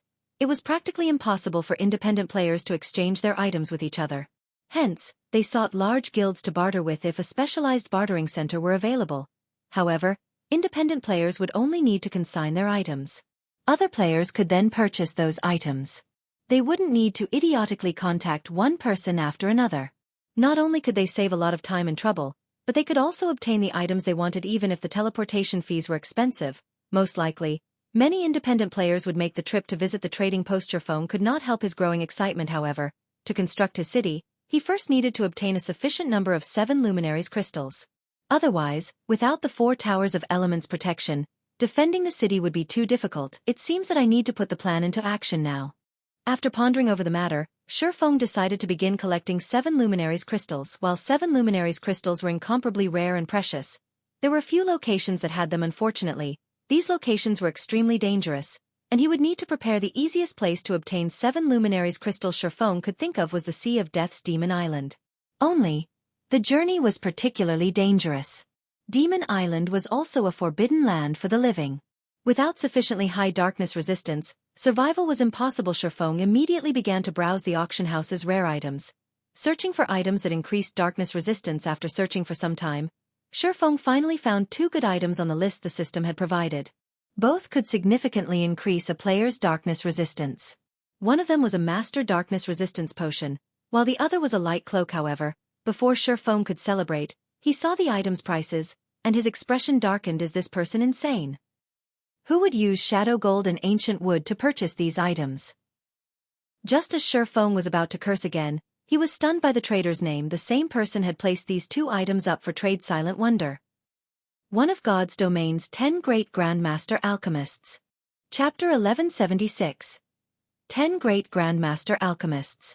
Hellscythe_Fluffy Goblin Chapter 1176. 10 Great Grandmaster Alchemists. Why is she here? Even after staring at the trader's name for a long time, Xianxia still could not believe his eyes. That was the 10 Great Grandmaster Alchemists they were talking about. These existences stood at the peak of all alchemist players. Even super guilds had to treat them respectfully.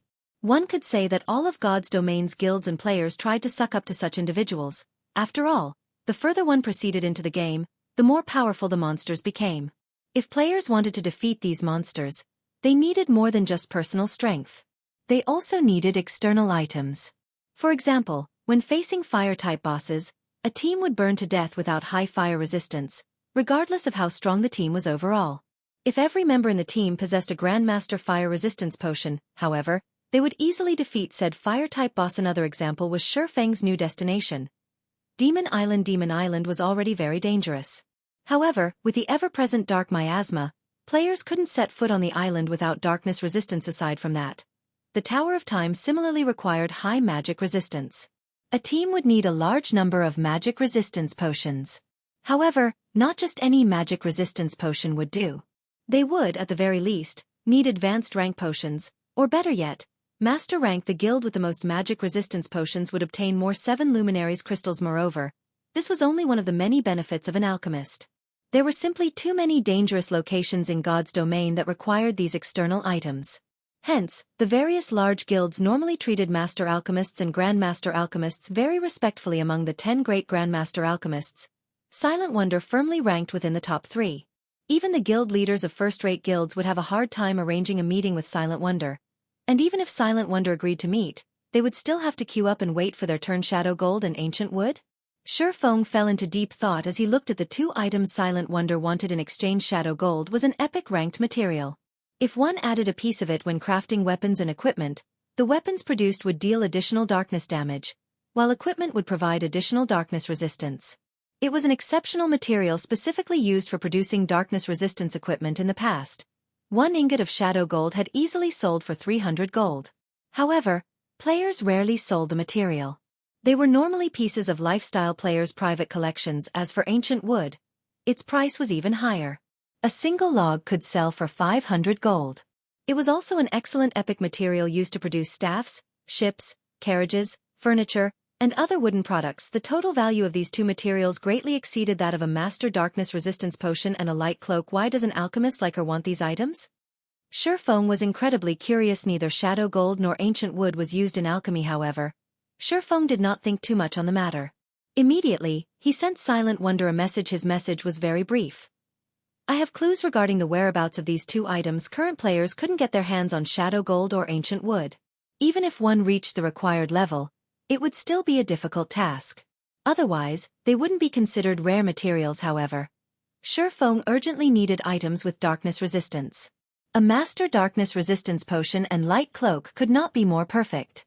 The light cloak in particular significantly increased a player's darkness resistance as long as he equipped the light cloak and consumed an intermediate darkness resistance potion. When he reached Demon Island, he could roam the island with ease. Shortly after Shifeng sent his message, he received a friend invite from Silent Wonder. Shifeng then agreed to the friend request. This way, they could discuss the matter through a video call. Do you really have the clues leading to shadow gold and ancient wood? Silent Wonder did not appear very old. She looked like a woman in her mid-20s. She had an oval face and large, golden eyes. She also gave off an indescribably cold and strict feeling. Shadow gold can be used to craft darkness resistance equipment, and ancient wood can be used to produce a staff that possesses the power of the ancients, which amplifies the effects of the wielder's spells. Am I correct? Shifeng said, smiling. Hearing this, joy illuminated Silent Wonder's golden eyes. Both shadow gold and ancient wood were extremely rare epic materials. Even she had spent a long time researching to find any information about them. Now that Shifeng had casually mentioned the material's functions, he proved how familiar he was with the items come out with it. What must I do for you to tell me the clues? Silent Wonder asked straightforwardly. She had spent a lot of effort in her search for these materials. She had used every connection she had, yet she hadn't learned anything that would lead to their locations. She had simply come to the dark auction to try her luck. She hadn't expected anyone to know anything about these two items. You're an alchemist, right? Shifeng responded to her question with a question of his own. How do you know? Did you investigate me? Silent Wonder was slightly surprised, and she could not help but grow cautious. Why would I need to investigate you? Shifeng laughed as he shook his head. Don't you realize that you're wearing the Advanced Alchemist's insignia? Different subclasses had different insignias, and each provided certain benefits to their respective classes. The screen showed that Silent Wonder currently wore an Advanced Alchemist's insignia. This showed that Silent Wonder had already become an Advanced Alchemist. Shifeng had to admit that Silent Wonder was truly impressive despite being an independent player. She had grown into an Advanced Alchemist so quickly the various large guilds had to spend a ton of resources to nurture an advanced lifestyle player. Even then, very few lifestyle players actually reached the advanced rank, yet Silent Wonder had done so without help. One could just imagine how talented she was in alchemy. Moreover, Silent Wonder had been more than just a Grandmaster alchemist. She had also been a Tier 5 class. I completely forgot about that. Silent Wonder could not help but laugh awkwardly as she looked at the insignia on her chest. That's right. I'm an Advanced Alchemist. Is there a problem with that? Of course, there isn't a problem, Shifeng said, chuckling. You want the clues for those two materials, right? My conditions are very simple. Give me the Master Darkness Resistance Potion and Light Cloak and craft potions for me for 1 month. I'll provide the raw materials. Are you kidding me? Silent Wonder rolled her eyes. It would have been fine if Shifeng had only wanted the 2 items. However, he also wanted her to work for free for a month. He must be crazy if he thought she would agree to such conditions. I never joke around. Shifeng understood what was going through Silent Wonder's mind. Immediately, he sent Silent Wonder a message and said, "Take a look at this. If you still think my asking price is too high, you can reject it." Are you that confident? Silent Wonder felt as if she had just encountered a lunatic. First, the man wanted her items. Next, he wanted her to work for free for a month. Did he really think he could get her to agree by sending a single message? Following which, Silent Wonder impatiently opened Shifeng's message and read it. However, Only after reading a few words, her expression tensed. Why do you have such an item? Silent Wonder felt as if she were dreaming. Shifeng had sent to her none other than the records of potions, which he had obtained shortly after joining God's domain. All alchemists dreamed of owning this treasure, yet now it had been placed before her. The records of potions even tempted the brilliantly talented Silent Wonder. Chapter 1177. Reconstructing a Town. Hellscythe_Fluffy Goblin. Chapter 1177. Reconstructing a Town. This is still only a part of it. How about it? Interested in my offer now? Shifeng smiled calmly as he quietly looked at Silent Wonder's joyful expression. Like the Book of Forging, the records of potions was a treasure that could improve one's alchemy success rate. Moreover, it contained basic information about potion crafting. With the records of potions, players would not have to explore basic alchemy techniques blindly. It could pave the way for becoming a master alchemist. As for whether one actually became a master alchemist, however, that depended on the player's talent. Silent Wonder did not have the support of a guild. According to Shifeng's memory, in the past, Silent Wonder had obtained practically all of her alchemy materials by herself. Also, unlike guild alchemists, who could confide in each other regarding alchemy techniques and improve together, Silent Wonder had gained her alchemy techniques without any assistance. Moreover, ordinary NPC cities also did not possess facilities like special workshops. Needless to say, the various large guilds didn't allow non-guild members to use their limited special workshops. After all, they didn't even have enough to nurture their own lifestyle players. Furthermore, independent players had no access to NPC cities with special workshops. Take the holy city of Titan for example. Without sufficient strength and luck, reaching the city was simply impossible for an independent player like Silent Wonder. I'll say this first. Once I fulfilled my 1-month contract, I'll leave immediately, Silent Wonder stated. With her alchemy skills, she could easily join any large guild. Even super guilds would willingly accept her. However, she hated the various restrictions that came with joining a guild and disliked doing work that didn't interest her. Hence, she had opted not to join a guild. You overthinking things. It isn't even certain if you are capable of remaining in my employment after a month, Shifeng said, chuckling as he shook his head. Hearing Shifeng saying so, Silent Wonder frowned. This was her first time being underestimated like this. She was a bona fide advanced alchemist.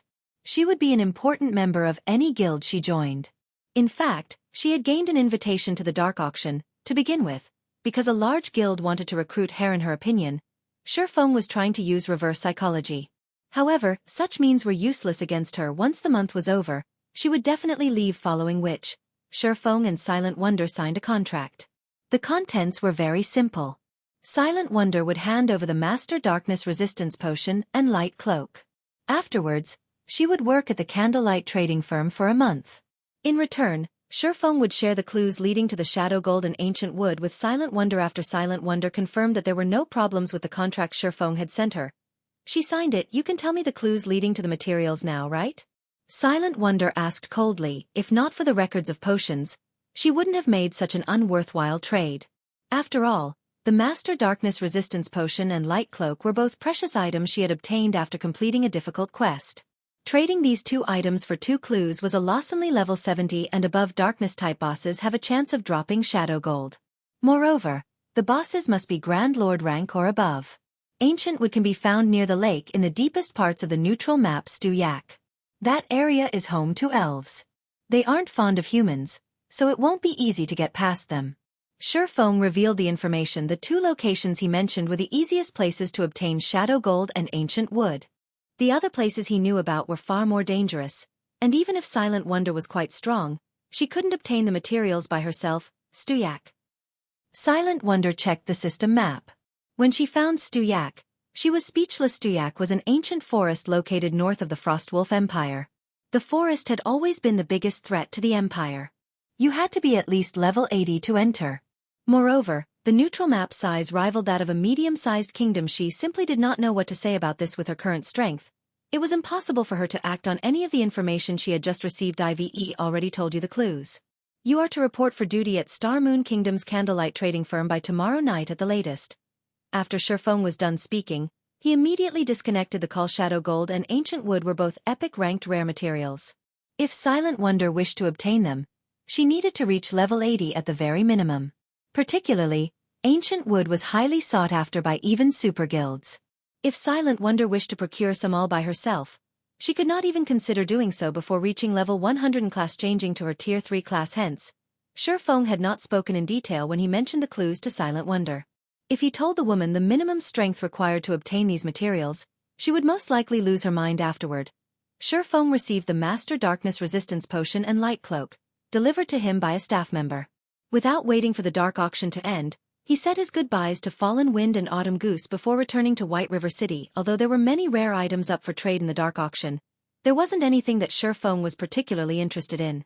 So there was no need for him to stay behind. Shortly after Shifeng exited the room, Starstreak, who had been in a stealth state this whole time, appeared a short distance away from room 017. Why is it him? Starstreak found it somewhat unbelievable when he saw Shifeng coming out of room 017. In his opinion, anyone capable of spending over 600,000 magic crystals within a short period of time must be an upper echelon of a major power.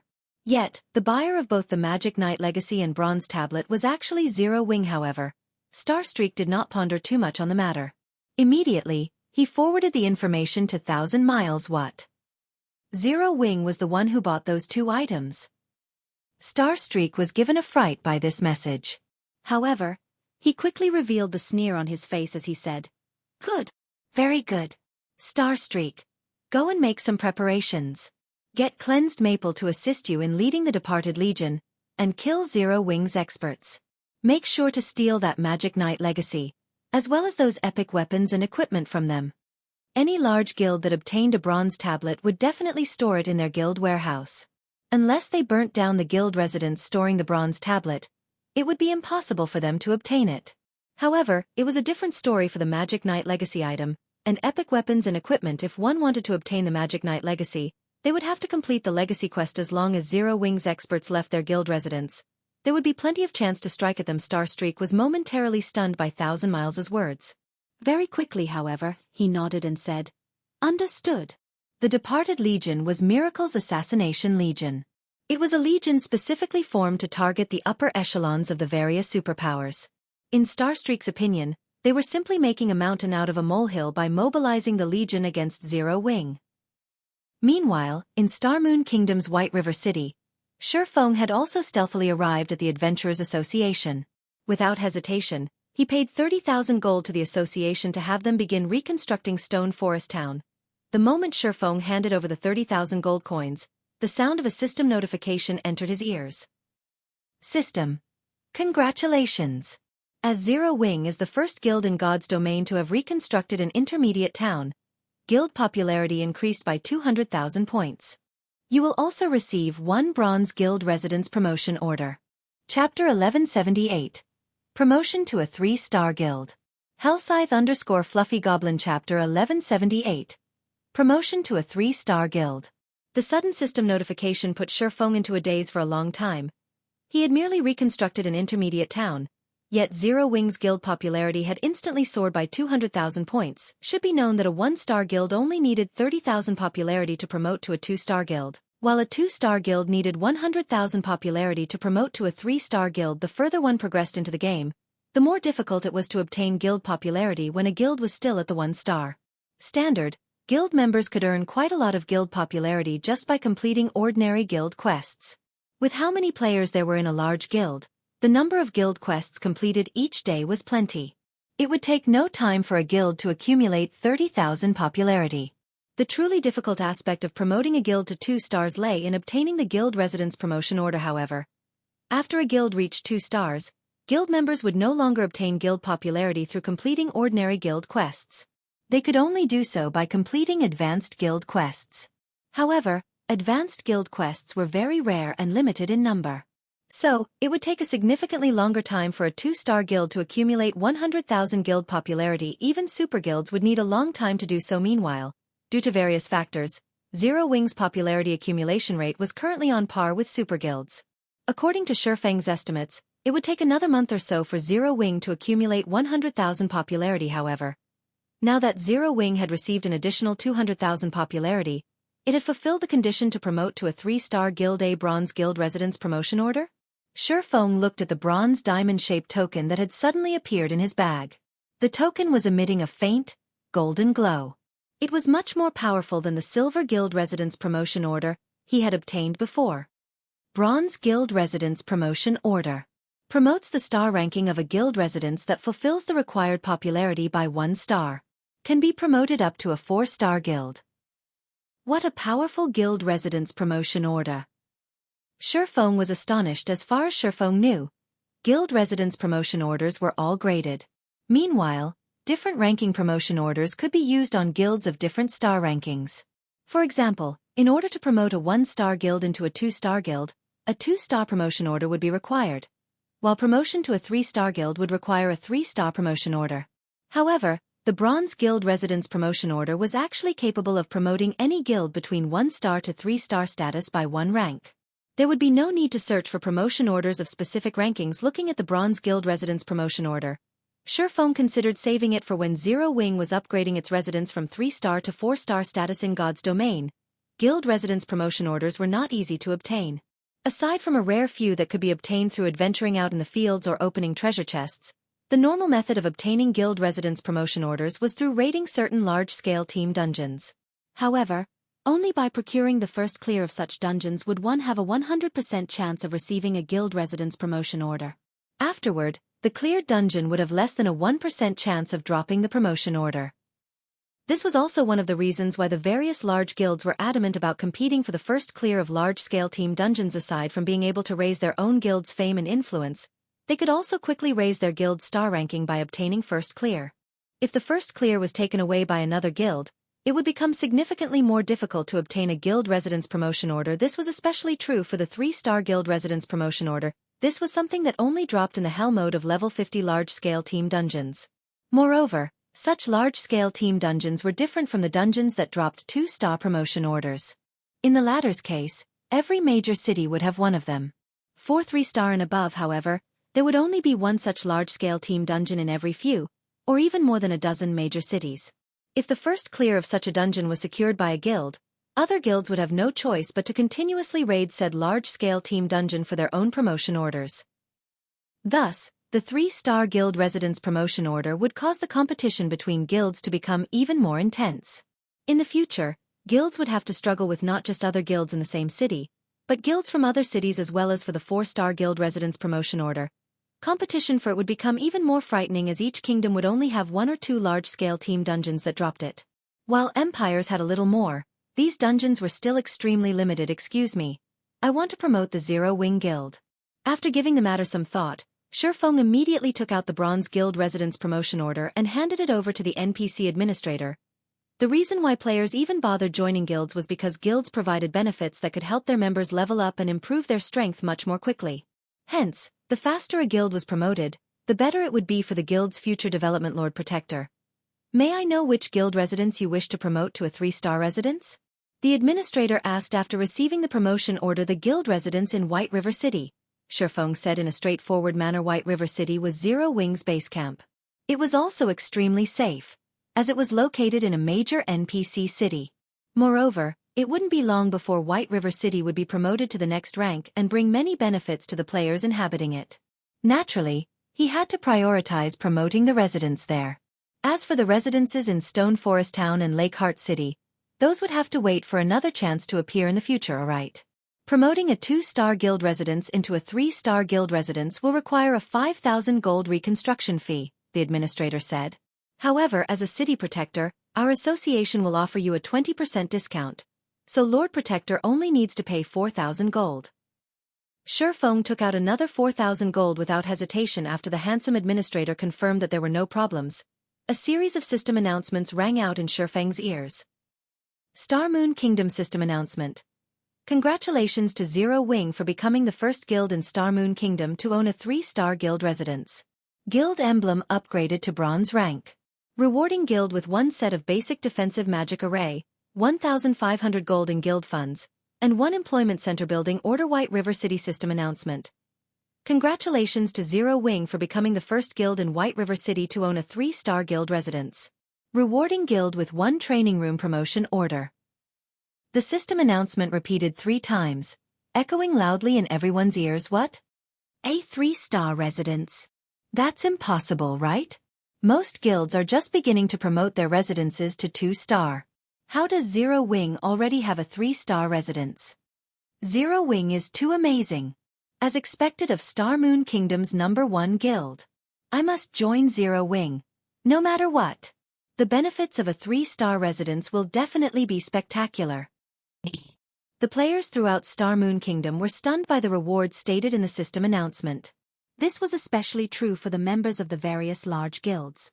They were all greatly envious of Zero Wing. Zero Wing's guild emblem was directly upgraded to bronze rank. A guild emblem wasn't just the symbol of a guild. Similar to the insignia of lifestyle classes, the guild emblem also possessed some functions. A common guild emblem did not carry with it any functions at all. However, once a guild emblem reached bronze rank, it came prepared with some functions. A bronze guild emblem had 2 functions. The first function was a teleport ability. Even without a guild transfer scroll, guild members could directly teleport to any guild residence.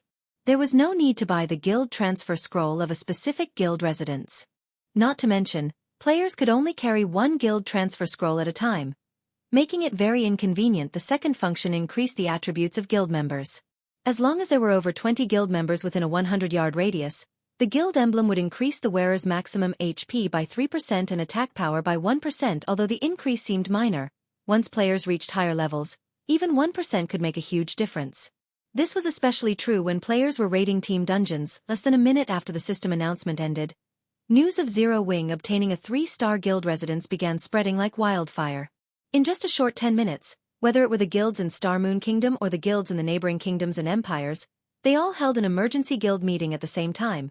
The various large guilds currently bartering for rare items in the dark auction also received news about the situation. What? Zero Wing has just obtained a 3-star guild residence. Phoenix Rain's eyes widened in shock as she read the message she just received. She simply could not believe this to be true. How could this be possible? Chapter 1179. General Trend. Hellscythe_Fluffy Goblin Chapter 1179. General Trend.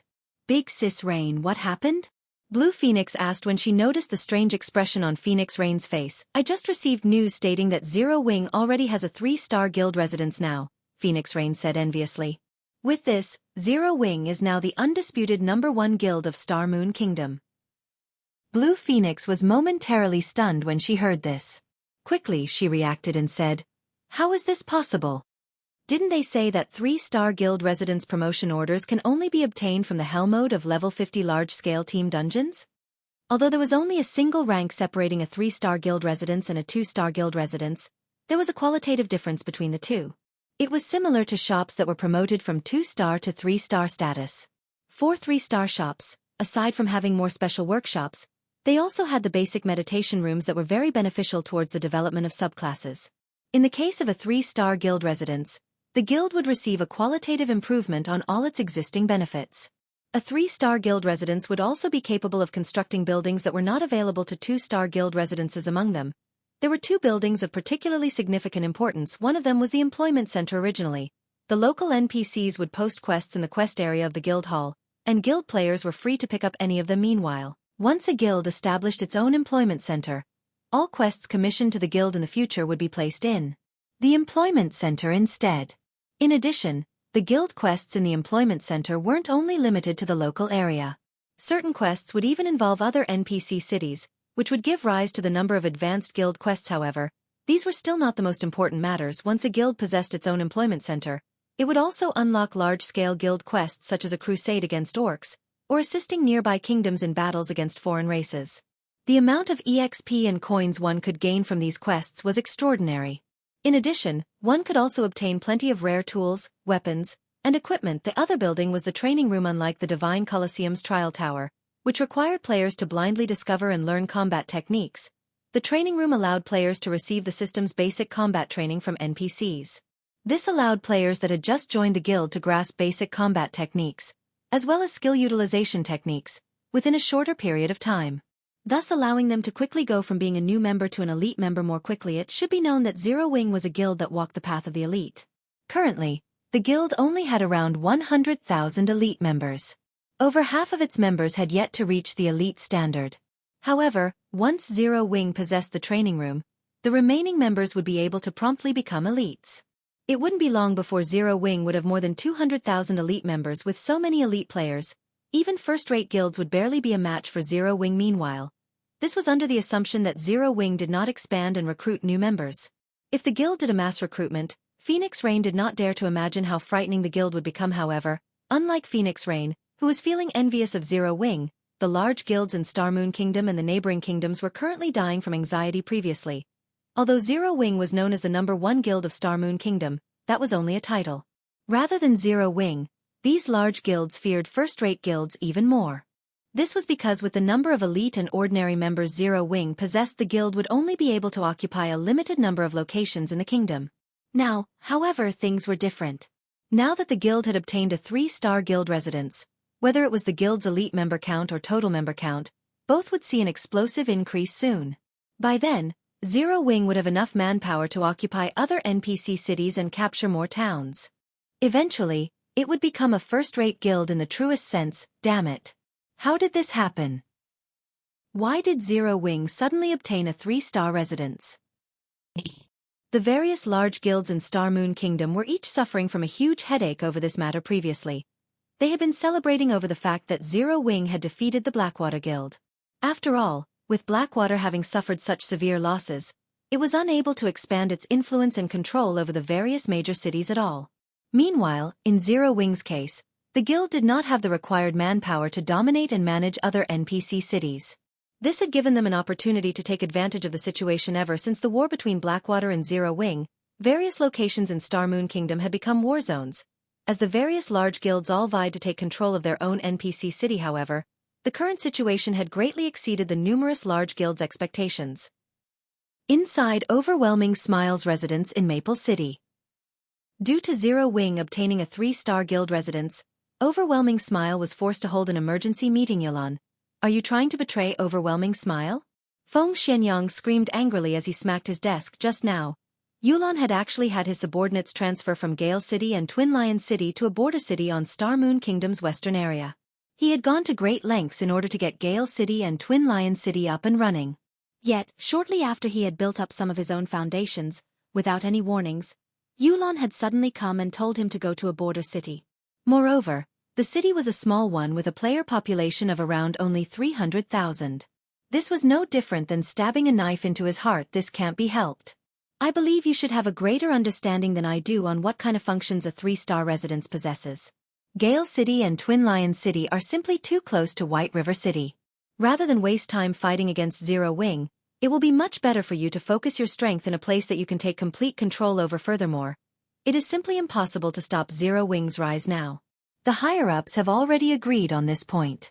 Hence, they are having you go to a city on the western border. That place is very close to the Bloodhoof Empire. Currently, we have already taken control of over half of the empire. In the future, when players reach higher levels, we'll be able to open a trade route between the Bloodhoof Empire and Star Moon Kingdom. Yulan was not affected by Feng Xuanyang's angry bellows at all. In reality, she even secretly felt gratitude towards Zero Wing due to Zero Wing's residence getting promoted to 3-star status this time. Underworld had finally decided to give up on taking control of Star Moon Kingdom and instead shifted to secretly developing its economy. Meanwhile, Yulan herself was transferred to Underworld's true headquarters, the Templar Empire, and was tasked with managing Underworld's trading firm. She could be considered to have truly set foot into Underworld's upper echelon now. When Feng Xianyang heard that this was an arrangement made by the higher-ups, his whole person seemed to age several years. It was obvious that Underworld no longer wished to waste time attempting to take control of Star Moon Kingdom. Meanwhile, aside from Overwhelming Smile, the various large guilds based in the eastern region of Star Moon Kingdom had also made similar arrangements. They all planned on shifting their focus towards the western region of the kingdom. As for the eastern region, they were naturally going to let Zero Wing develop it. Ha ha ha. The guild leader is simply too amazing.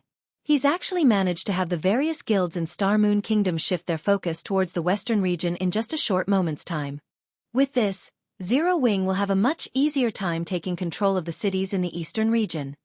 Aqua Rose, who had just exited the inferior legendary treasure chest, was greatly excited when she received news of the latest developments. Originally, she had planned for Zero Wing to gradually whittle away at the various large guilds based in the eastern region of Star Moon Kingdom before eventually taking control of the cities here. However, the instant Shifeng revealed the 3-star guild residence, these various large guilds all took the initiative to withdraw their forces without putting up a fight. inside an NPC town within the vicinity of Star Moon City. Currently, this town had already been occupied by evil beasts. The town's surroundings were filled with level 60+ evil beasts. Among them, there was no lack of chieftain and lord-ranked monsters.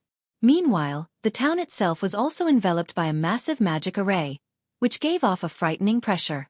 If Shifeng was here right now, he would definitely find this pressure very familiar. This was due to the pressure being emitted by the magic array having a strand of divine might mixed into it. Meanwhile, two players suddenly appeared outside this town. These two people were none other than Abandoned Wave and Laughing Drunkard Zero Wing. Enjoy your fun while you can. When Abandoned Wave received the report regarding Zero Wing, a cold smile appeared on his face. He then walked into the town enveloped by the massive magic array. Chapter 1180. Prototype Sacred Land. Hellscythe_Fluffy Goblin Chapter 1180. Prototype Sacred Land. White River City, Adventurers Association. When Shifeng, who hid under a black cloak, descended the stairs from the second floor, he was greeted by a sea of players crowding the first floors. The majority of these players shared one similarity. They were all guild players.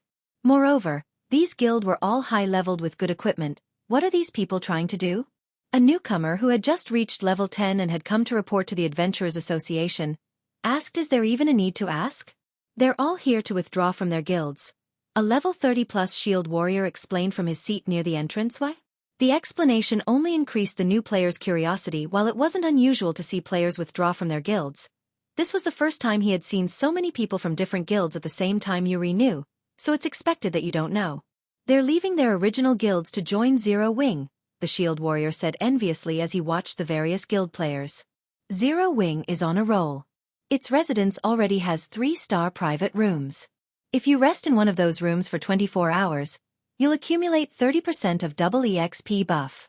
Moreover, it has the employment center now. I heard that Zero Wing went all out, making sure it'll be stylish.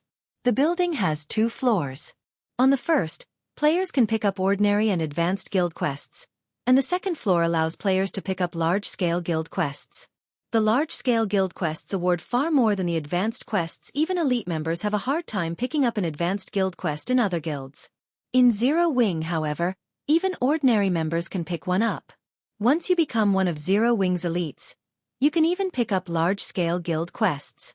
As long as guild members have sufficient contribution points, they can also upgrade their guild emblem to bronze rank and get some bonus attributes. Yuri, a newcomer, right?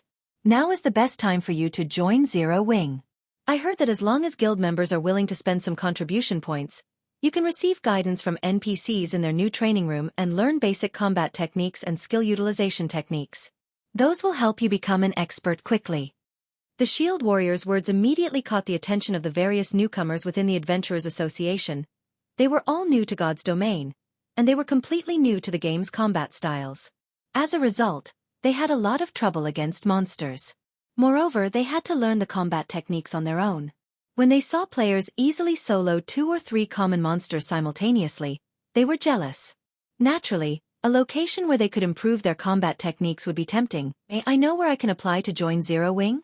A beautiful, charming level 10 female cleric excitedly asked the shield warrior in response. The shield warrior smiled as he pointed at a group of players that had just withdrawn from their old guilds and said, "That's simple. Just follow the players that just left their old guilds. They're all going to apply as well." When the several newcomers heard this, they immediately followed after the players that had just withdrawn from their guilds and left the Adventurers Association. Shifeng could not help his shock. He had never imagined that a 3-star guild residence would be such a powerful influence. Had only been a short time since he had upgraded Zero Wing's residence. Yet so many elite players were leaving their old guilds to join his. What Shifeng didn't know was that a long line had already formed outside of Zero Wing's residence. These players were all there to apply for the recruitment test. Quite a few were even guild players from other cities. The crowd made it difficult for Zero Wing's members to enter and leave the residence. Moreover, this situation wasn't isolated to White River City. The same was happening in Stone Forest Town. Only, unlike the players in White River City, the majority of those applying to join Zero Wing in Stone Forest Town were independent players. These players weren't just applying to Zero Wing because the guild now had a 3-star residence. They were even more inspired by Stone Forest Town's massive transformation. Aside from the town's amazing mana density, Stone Forest Town had recently undergone major reconstruction. Far more merchant NPCs now visited the town. There was also the newly reopened battle arena. The town was simply too tempting. As long as they joined Zero Wing, even as an ordinary member, they could easily travel back to Stone Forest Town. Their leveling spots would no longer be limited to the Stone Claw Mountains. Moreover, they would have a shorter waiting time when entering the battle arena. To players that loved adventure and improving their combat techniques, becoming a member of Zero Wing was ideal. While Shifeng had been in the Adventurers Association, he had also implemented a new option for Stone Forest Town: the sale of private houses. When Stone Forest Town had been a basic town, it had simply been too small. Zero Wing barely had enough space for its own development, let alone selling precious land. However, things had changed. After its promotion to an intermediate town, Stone Forest Town grew to occupy several times more land than before. As part of his plan for the town's development, Shifeng had used some space to construct private housing. He would sell a small portion of these private houses to the public, while the remainder would be reserved for guild members. It was a kind of guild benefit. As long as one became an elite member, they would qualify to purchase a private house of their own. Only, they would have to do so with guild contribution points. Fortunately, they would enjoy lower prices than the houses sold to the public. Many of God's Domain's players dreamed of owning a private house. Not to mention living in a mana-dense environment like Stone Forest Town. The private houses had already become a hot topic among Stone Forest Town's players. Zero Wing is so stingy. They're only selling 100 houses to the public. There are so many independent players in this town. How is this supposed to be enough for all of us? I don't know if there's going to be enough to go around, but what I do know is that Zero Wing is too fraudulent. Even the cheapest house costs 400 gold. This price is almost as much as an outer area shop in a minor NPC city. Even independent experts are lucky if they have 100 gold on hand. How could anyone afford such expensive houses? I know, right? However, our adventurer team is prepared to pool our funds to purchase one. This way, our guild will have a gathering point. We won't have to waste our time on hotels anymore. Your team is going to have an awesome time, then. As long as you become 2-star adventurers, you can purchase a fixed teleportation array and set it up in the house. You'll be able to transfer directly to your house. That's way better than joining Zero Wing. However, I'm betting that the large guilds are going to purchase most of these houses. That shouldn't be possible. Zero Wing has already stated that other guilds are not allowed to purchase houses. Moreover, the buyers to sign a contract with Zero Wing. Even if people from the various large guilds try to buy a house, they can't. As Shifeng relaxed in an advanced carriage, heading to the candlelight trading firm to store the bronze tablet in the warehouse, he received a call from Aqua Rose guild leader. Twilight Echo contacted me stating that they have something to discuss with you, Aqua Rose joyfully announced. Don't tell me Glorious Echo is looking for me? Shifeng frowned. He did not have a particularly good impression of Glorious Echo. However, he was rather grateful because, if not for him, Aqua Rose wouldn't have joined Zero Wing. No. The elders have already sacked Glorious Echo. One of my uncles is managing the guild temporarily, Aqua Rose said, shaking her head. All right then. I still have some matters to deal with, so have him wait in the residence for a while. Chapter 1181. New Overlord. Hellscythe_Fluffy Goblin Chapter 1181. New Overlord. Storm Empire, Imperial Capital Storm City. Although the sky grew darker, the Imperial capital shone brightly. Players crowded the streets. Storm City's teleportation hall was particularly packed. Players flooded into the city, one group after another. It was far livelier than in White River City at this moment. A group of players appeared in the teleportation magic array that was the size of half a basketball court.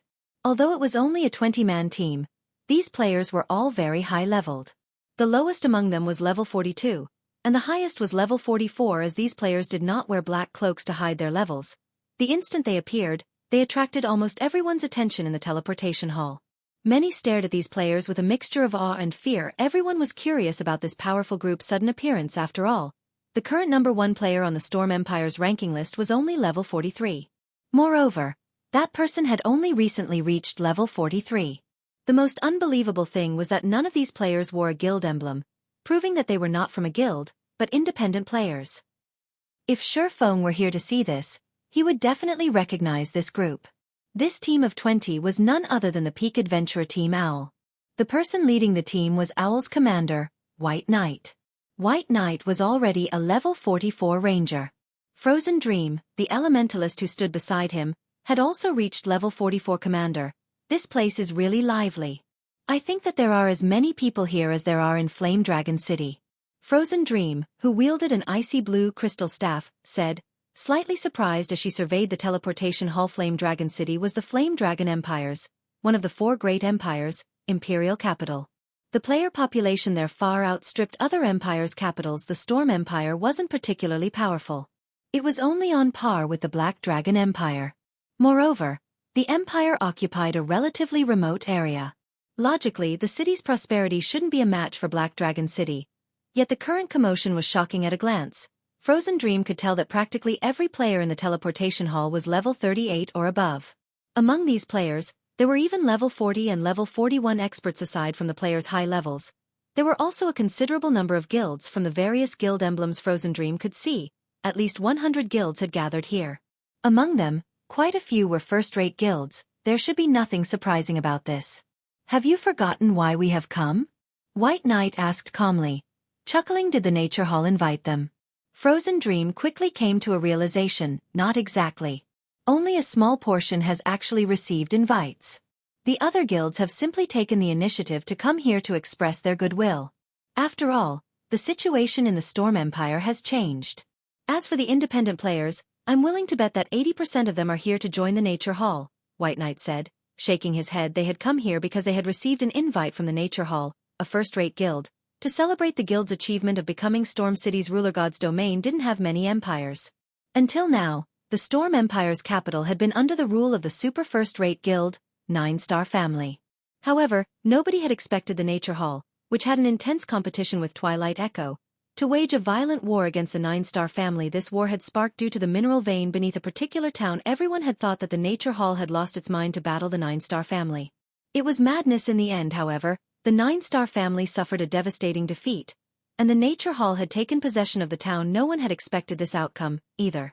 Although the 9-Star Family was a relatively weak super first-rate guild, at the end of the day, it was still a bona fide super first-rate guild. No first-rate guild could afford to provoke it. When the war had ended, everyone believed that the 9-Star Family would exact its revenge on the Nature Hall. Shockingly, however, the 9-Star Family had withdrawn from Storm City. With the 9-Star Family's retreat, the Nature Hall had grown stronger with each passing day. It had even shocked other first-rate guilds.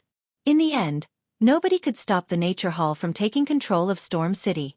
Meanwhile, today was the day that the Nature Hall took full control. Today, it became the #1 guild in the Storm Empire. As Owl had done some business with the Nature Hall in the past, the adventurer team had received an invite to the guild celebration. As soon as White Knight and the others left the teleportation hall, a group of shield warriors and guardian knights wearing uniform equipment appeared before them. A strict-looking man stood at the lead of this group. The man looked to be in his 30s and had a cross-shaped knife scar across his face. He was fully geared in silver armor and carried a mountain axe that was as tall as himself on his back. The man's level was also impressive. He was actually level 42. Hello, Mr. White. I am Abyssal Thunder. Guild Leader Universe sent me to receive you. Your carriages have already been prepared, Abyssal Thunder said as he pointed at the advanced carriages parked beside him. The passers-by on the street were stupefied by this scene. Who are these people? Amazing! The Nature Hall security team is actually welcoming them personally. Even first-rate guilds don't get such treatment. Level 44. Could they be the overlords of some other city? When the passers-by saw White Knight and the others climb into the advanced carriages, they were jealous. As the Nature Hall celebrated its success, several strangers appeared before Zero Wings residents in White River City. These people were all very high-leveled, with the lowest among them being level 41. They all wore level 40 dark gold equipment, becoming the envy of those lining up to apply to Zero Wing. Brother Spring, Zero Wing is astounding. I can't even see the end of the line of elite players. I'm afraid that it won't be long before Zero Wing's elite member count even surpasses Twilight Echo. A robust, tanned level 41 shield warrior exclaimed when he saw the crowd at the main entrance. That's right. The middle-aged man named Spring Echo said, sighing ruefully. Nobody could have imagined that, within such a short time, the little girl that left Twilight Echo had managed to develop a small, unknown guild into its current state. The family's old bastards were particularly stupefied. To elevate the family's strength, those old bastards had tried to force Aqua Rose into a marriage with Brilliant War God. Now however, Aqua Rose was getting by even better than those old bastards. If not for Aqua Rose being Zero Wing's vice guild leader, they wouldn't be here to meet the mysterious guild leader today, following which Spring Echo led the 4 people behind him into Zero Wing's residence. After entering the guild hall, Spring Echo was flabbergasted by what he saw. The players occupying the first floor hall were all level 36 and above. Moreover, he could tell that the level 36 and level 37 players were only ordinary members. However, this was not the reason for Spring Echo's shock. Rather, he was surprised by the equipment these players wore. The majority of these players were equipped with level 35 secret silver equipment, with the most inferior being level 35 mysterious iron equipment. As for the elite players that had reached level 40, they actually wore level 40 fine gold equipment. Not even Twilight Echo could say the same, as Spring Echo and his group quietly waited inside the reception room. Aqua Rose entered. The instant Aqua Rose stepped inside the room, Spring Echo and the others astounded once more. At this moment, Aqua Rose did not wear a black cloak to hide her level and equipment, so everyone saw that she had already reached level 48. Chapter 1182. The Intimidating Zero Wing. Hellscythe _ Fluffy Goblin. Chapter 1182. The Intimidating Zero Wing. How did she reach such a high level? Spring Echo was thoroughly shocked. Level 48. Aqua Rose could definitely rank number 1 on the ranking list in any kingdom or empire in God's domain. The current known highest leveled player in the Storm Empire was only level 43 inches addition. Aqua Rose's equipment was extraordinary. Ordinary experts might not recognize the woman's equipment, but as the acting guild leader of Twilight Echo, Spring Echo knew full well what Aqua Rose was wearing right now: the Tier 1 set equipment for Cursemancer's Evil Soul. They had recently encountered Tier 1 set equipment as well. It had been recognized as only inferior to epic set equipment below level 50. While a Tier 1 set equipment's basic attributes were only slightly superior to a dark gold set equipment of the same level, the equipment's true power lay in its high compatibility with players, allowing the wearers to exert higher combat power. As a set equipment, its set effects were highly compatible with the class it was meant for, further enhancing the class's strengths. However, such a good set equipment was not that easy to obtain. Even a veteran first-rate guild like Twilight Echo had not managed to collect a complete set after investing a ton of manpower and resources. Yet, now, Aqua Rose wore one. Uncle Spring, I'm sorry for the long wait. The guild leader has just returned. I'll bring you to meet him now. Aqua Rose simply smiled as she looked at everyone's shocked expressions. She then led Spring Echo to the guild leader's office. While Aqua Rose led the way, the experts behind Spring Echo spoke in hushed tones. Brother Spring, your niece is simply amazing. I'm afraid that even Twilight Echo's number 1 expert, Dark Wave, can't match her now. A Tier 1 set equipment. If those elders knew about this, they'd die from envy. Despite investing all that effort into collecting Tier 1 set equipment, even now, we only have 3 pieces of our most complete set. Spring Echo could only smile bitterly in response to his subordinate's discussion. What else could he say? Before coming to Zero Wing, he had prepared himself mentally. After all, Zero Wing's battle records were incredible. This was especially true for the latest one. Not only had Zero Wing annihilated Blackwater, which had the Blackwater Corporation's support, but it had also suppressed the Super Guild Pantheon. If Zero Wing did not have a certain background, how could it possibly defeat such powerful enemies? Now, not only did Zero Wing control the gold mine that was Stone Forest Town, but it also had a 3-star guild residence. Although the guild might not be a match for Twilight Echo when it came to the number of towns and cities it controlled, in terms of potential, Zero Wing was leaps and bounds above Twilight Echo. Very quickly, under Aqua Rose's lead, Spring Echo reached the guild leader's office on the top floor. Sherfong, Gentle Snow, and Fire Dance all waited in the office. What kind of place is this? When Spring Echo saw the room's interior, he froze. Sherfong was currently wearing a black cloak, so he could not see the swordsman's level. However, Gentle Snow and Fire Dance, who stood beside him, were not wearing their cloaks. He could clearly see that Gentle Snow was level 47, while Fire Dance was level 48. As for the weapons and equipment the 2 women wore, although they had hidden the items' glow effects, Spring Echo could tell that they were monster-like experts from the women's frightening auras. Moreover, from the information Twilight Echo had collected on Zero Wing, he knew that both Gentle Snow and Fire Dance had reached the rumored realm and become true peak experts only now, upon meeting the women in person. Did he realize how massive the gap was between them? Spring Echo felt as if he had just entered a monster's nest and his life were no longer under his control. If Gentle Snow and Fire Dance wanted to kill him and his subordinates right now, Spring Echo wouldn't bother to resist. He knew full well that experts like himself and his subordinates could not even serve as a warm-up for these women. Please, sit. Shi Feng gestured to the chair before his desk. He was utterly satisfied with how effectively Gentle Snow and Fire Dance had shocked Spring Echo and his companions. This was an act to help Aqua Rose increase her bargaining chips and influence in her family. I heard that Twilight Echo has some business to discuss. May I know what that business is? Guild Leader Black Flame. I'll get straight to the point. Twilight Echo has discovered a mine in the Storm Empire. However, with only our guild's strength, I'm afraid we can't secure that mine. Hence, Twilight Echo wishes to cooperate with Zero Wing and operate the mine together. As for the profits, we'll split them 50-50. Spring Echo understood that Twilight Echo could hold no secrets from Shi Feng. After all, Aqua Rose was here. However, it was also precisely because of Aqua Rose that Twilight Echo had sought out Zero Wing to cooperate. This is interesting. There's a mine that even you guys can't handle? Shi Feng found the revelation somewhat surprising. No matter what was said or done, Twilight Echo was a veteran first-rate guild. The Storm Empire was already famed for its mineral production. There were plenty of mines throughout the empire, so much so that first-rate guilds had no reason to compete with each other. What if I tell you that it produces energy ore? Spring Echo asked, smiling. Are you sure? The news stunned Shi Feng. Energy ore.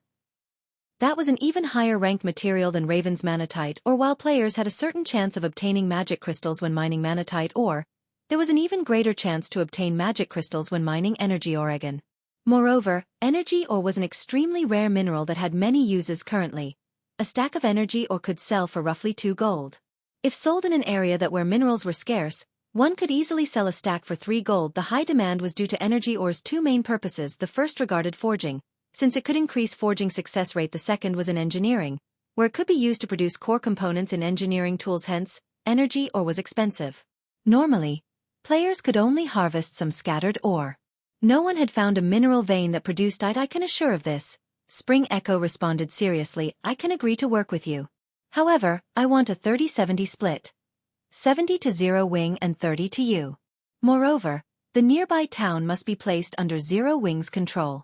Shi Feng proposed his conditions after giving the matter some thought. When everyone inside the room heard Shi Feng's conditions, they could not help but gasp. Even Aqua Rose hadn't expected Shi Feng to be so demanding. Guild Leader Black Flame.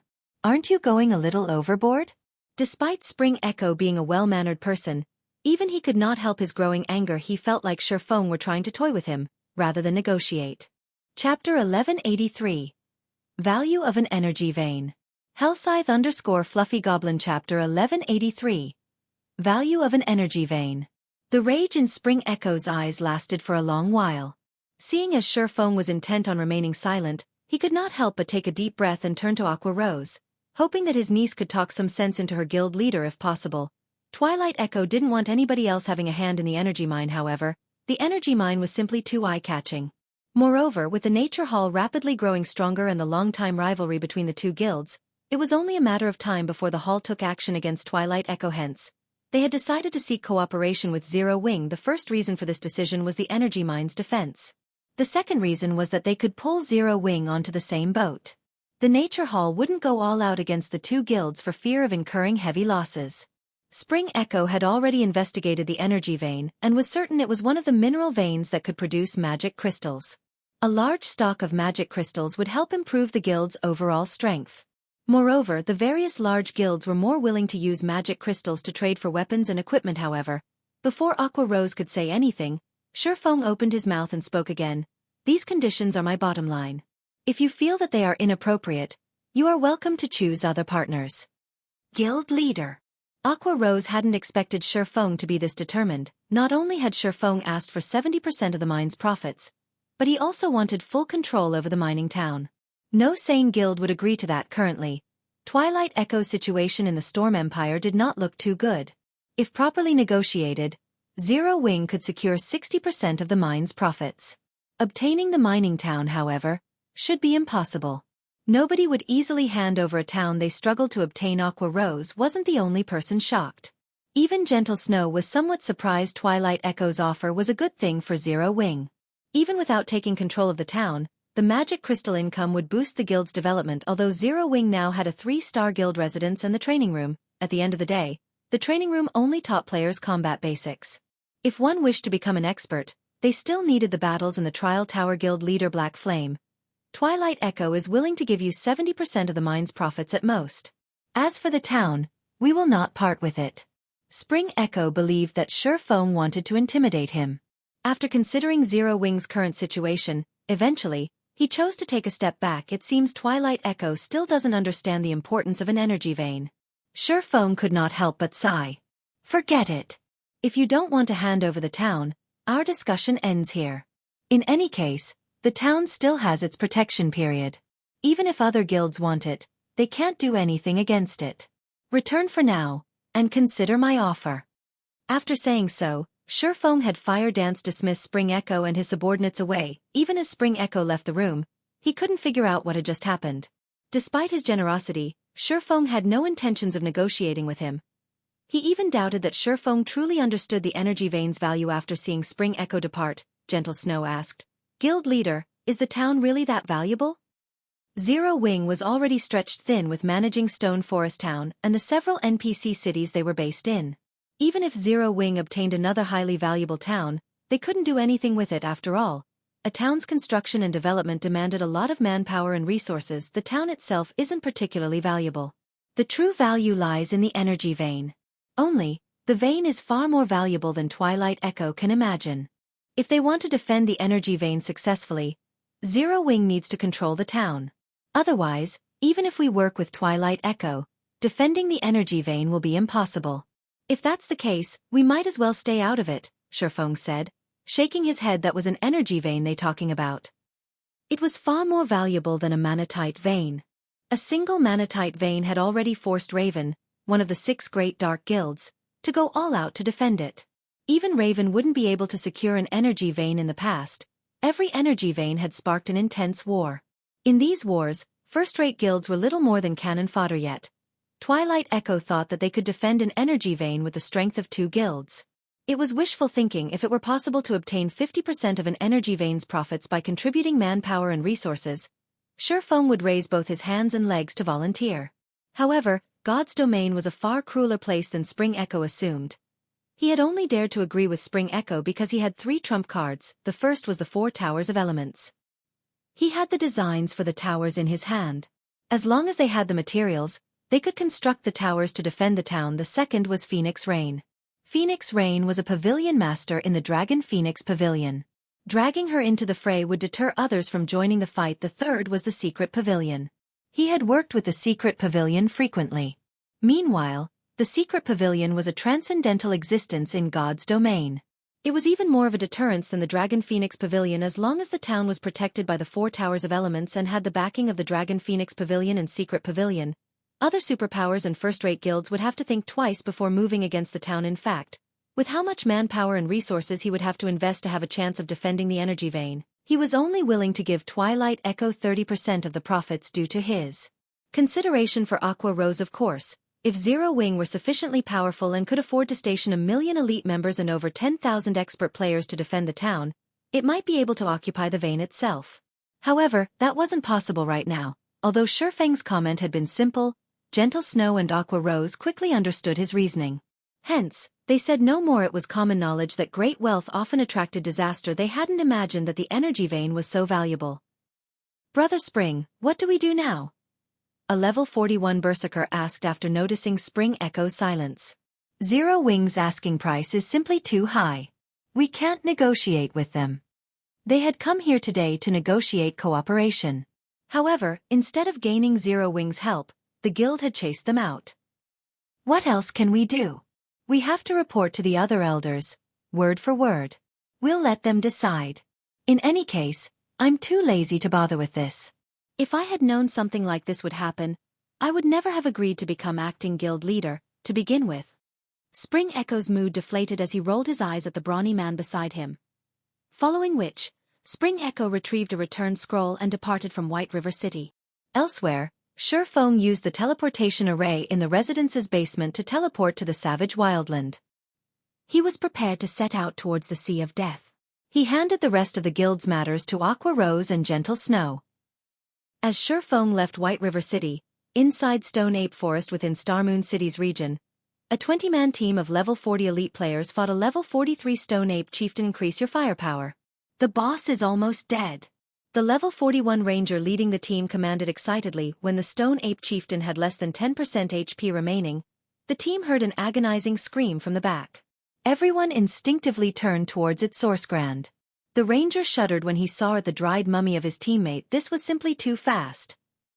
In the second between the scream and when the team had turned to look, their cleric had died. How did he die? The team members couldn't help their curiosity. Is it the chieftain's skill? As everyone believed this to be the case, a shadow flashed past the team. Suddenly, another scream echoed throughout the area. It's a monster ambush. Be careful. The ranger warned his teammates. However, as soon as he had said so, several more shadows flashed past their group, killing his teammates, one after another. Only those who reacted quickly and activated their life-saving skills managed to survive and caught a glimpse at the shadows' true appearance. These black shadows were all humanoid monsters. However, a single horn grew from their heads, and their entire bodies were covered in pitch-black scales. Moreover, when these monsters looked at their team, they looked like hunters toying with their prey. Run. When the ranger saw this, he fully understood that they were no match for these monsters. However, although he made the correct decision, they could not escape their fates. A short moment later, these one-horned monsters slaughtered everyone on the team. Ha ha ha. These humanoid monsters really are astounding. I wonder if another one will emerge from these players? After the 20-man team died, a person wandered out of the dense forest. This person radiated a sinister aura, incompatible with the surrounding environment. This person's skin was dark gray, and a blood-red magic array had been imprinted between his eyebrows. This person did not appear human at all. If Shurfeng were here, he would definitely recognize this creature as none other than Blackwater's guild leader, Abandoned Wave. Chapter 1184. Naval Empire. Hellscythe_Fluffy Goblin. Chapter 1184. Naval Empire. Please don't disappoint me. Abandoned Wave slowly walked up to one of the corpses. He then took a dark gray crystal ball from his bag. A sinister glow flashed in the crystal center, making it look like an eyeball. Just looking at it would give someone the creeps. Abandoned Wave then began to chant an incantation. In the next moment, blood-red mist emerged from the crystal ball, gradually seeping into the corpse. After a short moment, the player's corpse began to move. However, as Abandoned Wave finished the final verse, the dried mummy exploded into a blood-red mist. In the blink of an eye, the crystal reabsorbed the mist. Damn it. These people are too weak. Abandoned Wave stomped his feet in frustration. He then opened his system map and looked through it carefully. It seems that I'll have to go elsewhere to find experts. I recall that place being one of the high-resource maps the Star Alliance occupies. There should be quite a number of experts there. I'll use you guys to test my new powers. Saying so, Abandoned Wave summoned a giant, two-headed wolf. He rode it towards the Sunset Hills, which was only a short distance away from Stone Ape Forest. Storm Empire, Twilight Echoes Guild Residence. Spring, so you're saying that if we don't hand over the town's management rights to Zero Wing won't agree to work with us? Zero Wing is playing us for fools. Do they really think that Twilight Echo needs their help to defend a town? I've always said that Zero Wing is unreliable. Rather than working with Zero Wing, we should invest more in the town's defense. In any case, we have some time before the town's protection period ends. Moreover, we have the area around the energy vein under our control. Even if the Nature Hall wants to take it from us, it won't be that easy for them to steal in our territory. However, we cannot underestimate the Nature Hall, either. I've just received a report stating that they have recruited a large number of elite players during their celebration. They have also found many powerful independent players. I'm not sure what methods the Nature Hall has used, but they've convinced many powerful adventurer teams to join them as well. Even if Twilight Echo and 7th Street work together, we are still no match for the Nature Hall. Some major corporation must be supporting the Nature Hall from the shadows. We need to be more careful from now on. Since the situation has reached this point, let's give up on negotiating with Zero Wing and focus on the energy vein.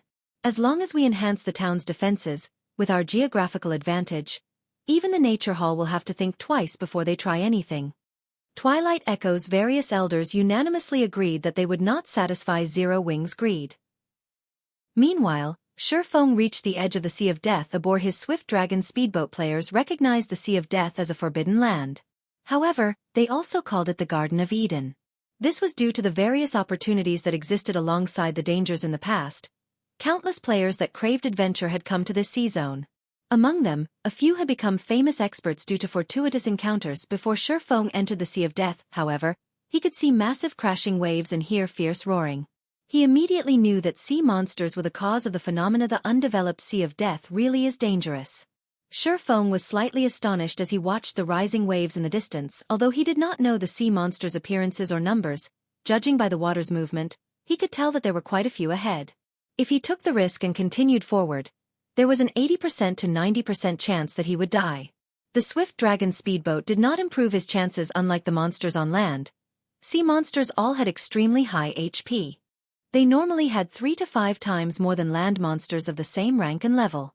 Including the geographical advantage, even a Lord-ranked sea monster could easily annihilate a team of 100 elite players. If 5 or more sea monsters occupied this route, it would be inaccessible for players. With so many sea monsters in one location, a boss rank existence must be present. A boss in this area would be at least a great lord in land. Monsters of such rank shouldn't be provoked, much less at sea. Without a fleet of ships, players would have no choice but to take the long way around. By Shifeng's estimation, there should be over 10 sea monsters ahead. With so many, it was possible that a Grand Lord-ranked sea monster was present. Although the swift dragon speedboat was powerful, it would be nothing more than an appetizer for a Grand Lord. While Shifeng plotted a different path into the Sea of Death, he discovered a fleet of ships heading towards the sea monsters. It was clear that these players were looking for a raid. A fleet consisted of at least 30 ships. Of course, fishing boats did not count. The fleet Shifeng watched consisted of over 100 ordinary speedboats and numerous advanced speedboats. There were even a few bronze speedboats in the lead. As the fleet gradually approached the sea monsters, Shifeng got a clear view of the situation through the swift dragon speedboat's telescope. The 4 bronze speedboats in the lead had been decorated with the image of an aqua-blue spear. This image was the fleet symbol. These symbols weren't just for show. They had a similar function, although significantly weaker, to a suppression magic array. Normally, players could only gain such a symbol after registering as a fleet with the Adventurers Association, the Freedom Alliance. Shifeng was surprised when he saw that blue spear. Why are they here? The Freedom Alliance was not a guild. Rather, it was an organization of various small guilds and adventurer teams. Of course, not just any guild or adventurer team qualified to join the alliance. They needed to meet certain criteria to do so. In such a way, the Freedom Alliance combined the powers of various naval guilds and adventurer teams to form a superpower at sea. In the past, the Freedom Alliance had been even stronger than some super guilds' naval forces. However, the Freedom Alliance hadn't been active in the Sea of Death. Instead, it had occupied the Sea's End. The Sea's End was many times larger than the Sea of Death. It was even considered a naval empire. The Sea's End housed cities and alliances that were comprised of numerous islands. The playstyle there wasn't as intense as on land. Rather, competition between players there wasn't particularly intense. However, the area was far more dangerous than on the mainland. Moreover, players that lived in the Sea's End had been inseparable from naval combat since the moment they joined God's domain. Hence, when it came to combat at sea, players from the Sea's End were far more powerful than even the experts of the various large guilds. They read just barging in. Shifeng was momentarily stunned as he watched the fleet charge towards the sea monsters. Chapter 1185. Marine King Creature. Hellscythe _Fluffy Goblin. Chapter 1185. Marine King Creature. What are they trying to do? Shifeng was at a loss when he saw the Freedom Alliance's fleet charge into the sea monster group without hesitation. Logically, as veteran sailors, the Freedom Alliance should not have made such a rookie mistake. Sea monsters were different from monsters on land. Not only were they massive, but they were also capable of influencing the battlefield's terrain. They also had wide-range attacks, making it very difficult for players to dodge or block. As a result, fighting sea monsters was many times more challenging than monsters on land. Normally, a fleet had to distribute tasks and prepare before battle. In battles against multiple sea monsters, the ship's positions were very important. Players would pay for mistakes in blood. Players would be asking for a beating if they simply charged into battle. In the majority of land battles, at most, players would pay for mistakes with their lives. However, a mistake out at sea would destroy their ships. Even if the ship survived after being struck by sea monsters, the ship would lose durability. When a ship's durability fell to a certain point, like weapons and equipment, it could no longer be repaired. Not to mention, the price of repairing a ship was much higher than weapons and equipment. In addition, repairing a ship was more time-consuming however. As Shifeng's curiosity about the Freedom Alliance's actions grew, the Alliance's players discovered Shifeng's Swift Dragon speedboat commander. There's a speedboat starboard side. By the looks of it, the speedboat should be considerably high quality. Should we chase it away first before the battle? A level 41 male elementalist in dark blue mage robes asked a robust man in a respectful tone. This robust leopard of a man was none other than the Freedom Alliance's 3rd Fleet commander, Passing Monarch. Practically everyone in the sea's end had heard of this man. Ignore it. It's just a speedboat. It won't affect our operation. If it tries to pull something, we'll deal with it then, Passing Monarch casually commanded as he glanced at the Swift Dragon speedboat. All right. Enough. We'll proceed according to plan. They had a total of 120 ships. Among them, 24 were advanced speedboats. In addition, they had 4 bronze speedboats. A single speedboat could not disturb their operation. If they wanted to, they could sink it with little more than a thought. Understood. Immediately, the fleet spread out and gradually circled the group of sea monsters. Roar. The sea monsters soon noticed the Freedom Alliance's fleet. They began to surface, revealing their true appearances. Among the sea monsters, one was a massive sea serpent king. The serpent's head alone was the size of a 3-story building. When the serpent roared, waves rose and smashed against the Freedom Alliance's ships. Aside from the sea serpent king, which was hundreds of meters long, there were also many one-horned sea serpents, which were roughly 60 to 70 meters in length. If ordinary players saw this, they would most likely pale from fright. Sea serpent king, marine king creature, king-class sea monster, great lord. Level 52. HP 160, 000, 000/160, 000, 000. One-horned sea serpent, sea monster, chieftain. Level 50. HP 18, 000, 000/18, 000, 000. A king-class sea monster. When Shifeng finally saw the sea monster's true appearances, he was shocked. Sea monsters fell into different categories than monsters on land as they had additional classifications based on their life ratings. The higher a sea monster's life rating was, the stronger they were than other sea monsters of the same rank and level. A king sea monster, for example, was a boss among bosses normally. Sea monsters could be categorized as ordinary, leader dash, and king class. There were also sea monsters of the legendary Titan class. The king class's life rating could already rival that of the archaic species on land. Not only were such sea monsters extremely rare, but they were also insanely strong. As for Titan class sea monsters, they were the equivalent of ferocious beasts like the 9-headed magic snake, whose life rating was even higher than ordinary dragons. Even tier 6 gods would have difficulty killing ferocious beasts. The sea serpent king before him was a king-class existence. Despite it being only a great lord, it was more than capable of annihilating an entire fleet by itself. That's right, annihilation. Normally, king-class sea monsters only lived in extremely dangerous sea zones. They didn't usually show up in places like these, as Shifeng considered steering his ship away from this area. The sea serpent king pointed its head at the sky and roared. Dark clouds then began to gather, covering the sky as expected of a king-class sea monster. It is already capable of using a domain despite being a great lord? Shifeng's expression twisted as he watched the sky. He was familiar with the move the sea serpent king had just used. The skill was called weather control, and as its name suggested, it allowed the great lord to control an area's weather in the blink of an eye. Waterspouts formed, one after another, enclosing the area and cutting off players' escape routes. Unless players wanted to risk their lives and sacrifice their ships, there would be no retreat. This was also one of the reasons that fleets would suffer annihilation after encountering king-class sea monsters. However, as if they had predicted this development, the Freedom Alliance's scattered ships began to activate magic arrays. Together, 100 speedboats formed a massive blue magic array that enveloped the zone. Following which, 2 more similar magic arrays appeared, overlapping. In the next moment, arcs of blue lightning descended, limiting the sea monster's movements. What a powerful 3-fold magic barrier. Shifeng was stunned when he saw the fleet suppress the Sea Serpent King's movements normally. Magic arrays capable of suppressing king-class sea monsters were intermediate rank at the very minimum. With every additional layer a magic array possessed, its strength would be increased by 1-fold. As this was a 3-fold magic array, its strength tripled. As Shifeng watched, the Freedom Alliance's players began to move. Among them, 100 ships maintained the magic array, while the remaining 20 ships circled and attacking the sea monsters. Naval battles were different from land battles. Due to sea monsters' wide-range attacks, players couldn't dodge with their own movement speed. Hence, they needed to rely on their ships to avoid the sea monsters' attacks.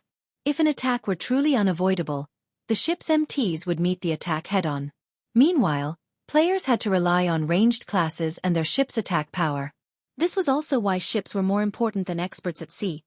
The 20 ships madly bombarded the Sea Serpent King and one-horned sea serpents due to the magic array suppression. Both the Great Lord and the Chieftain's mobility was limited. With the Freedom Alliance's high-quality ships, avoiding the sea monsters' attacks was relatively easy. Even if an occasional attack struck their ships, the MTs on board received most of the damage, significantly reducing the ship's durability loss. The only troublesome foe was the Sea Serpent King. Fortunately, the Freedom Alliance's fleet was very strong. The 4 bronze speedboats were responsible for tanking the Great Lord. Bronze speedboats possessed a certain damage reduction capability. Only after the ship reduced the initial damage would players receive the attack.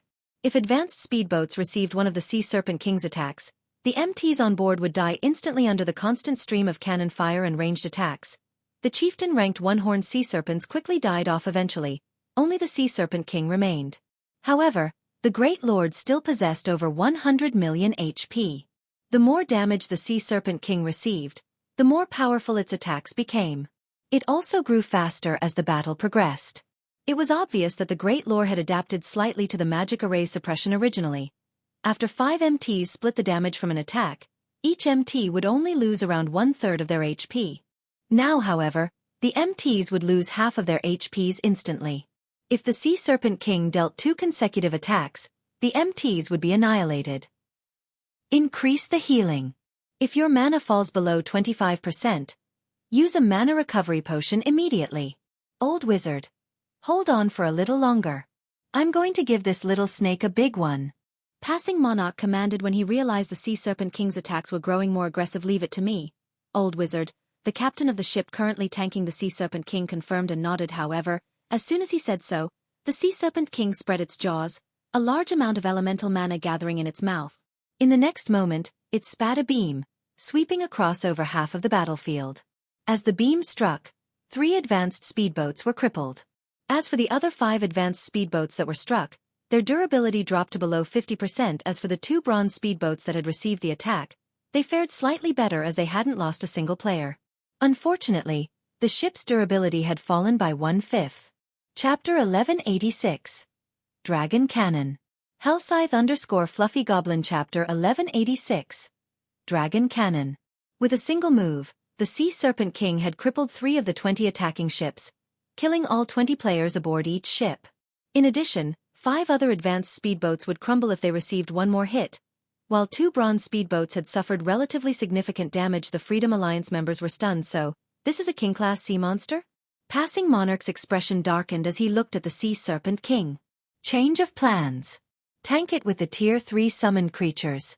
Everyone else, attack the boss. The Sea Serpent King was far stronger than he had initially expected. As the Serpent King shrugged off the threefold magic array's effects, the Great Lord would annihilate them all if it used that large-scale destructive skill a few more times.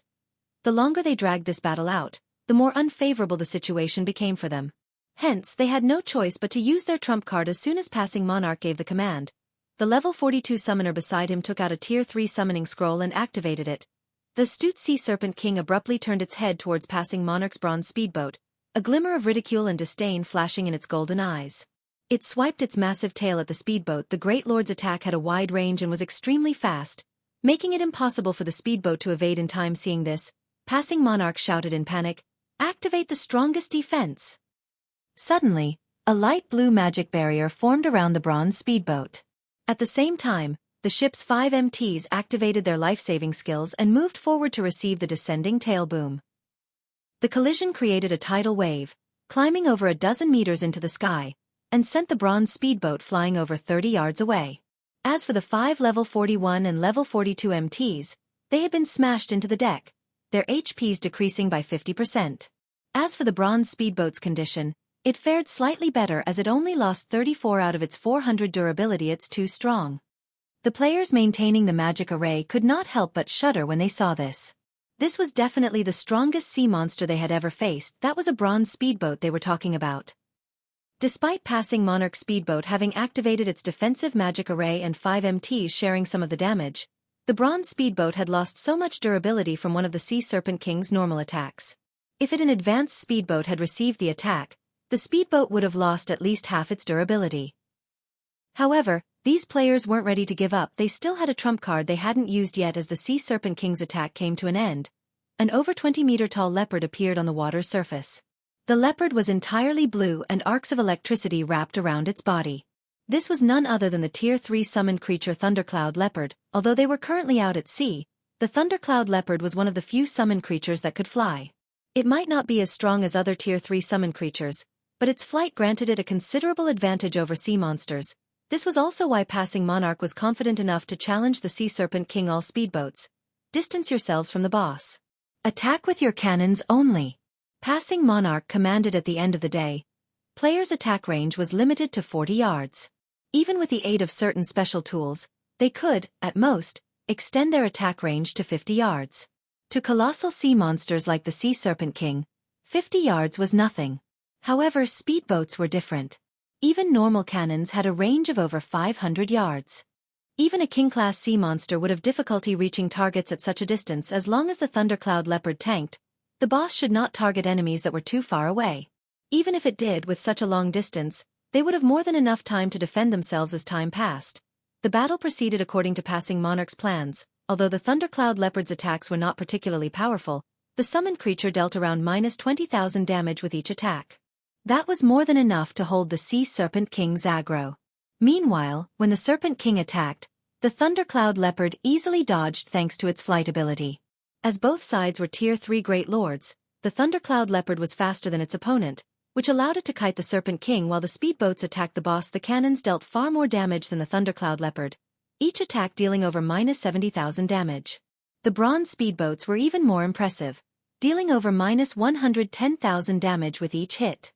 If special ammunition were used, each attack could deal over -150,000 damage. Unfortunately, special ammunition was very expensive. Even the most common flame shell cost 70 silver coins per round. There was also the more expensive Thunderbolt shell, which cost 1 gold, 50 silver, and was considerably more effective against sea monsters. With how high these shells' prices were, if the monster didn't yield anything valuable upon death, they would suffer a major loss. Moreover, sea monsters could block cannon fire, which would drastically reduce the damage they received. It would be fortunate if the attack even dealt 10% of its original damage. Meanwhile, because the Freedom Alliance was occupied with the Sea Serpent King, they disregarded cost as they barraged the Great Lord with Thunderbolt shells. Quick. Attack faster. Passing Monarch's heart began to beat wildly when he noticed that the Sea Serpent King only had 15% of its HP remaining. They were now in a contest of speed against the Sea Serpent King.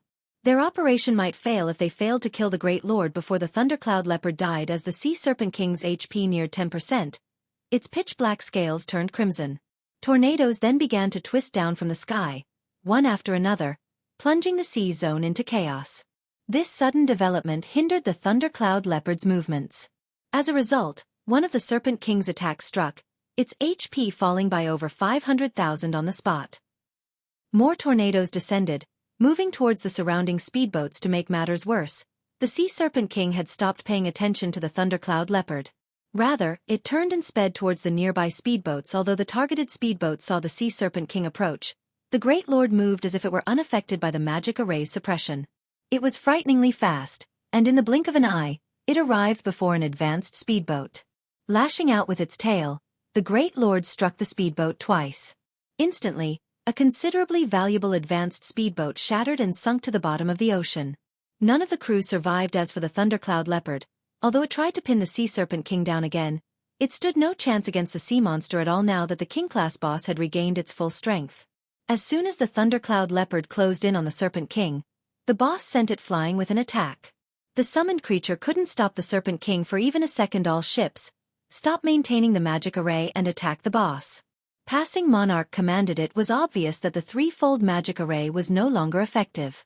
They had to rely on sacrifice to whittle down the Sea Serpent King. Boom. Boom. Boom. A series of blasts rang out. Among them, the tornadoes blocked the majority of the attacks, while the Serpent King dodged.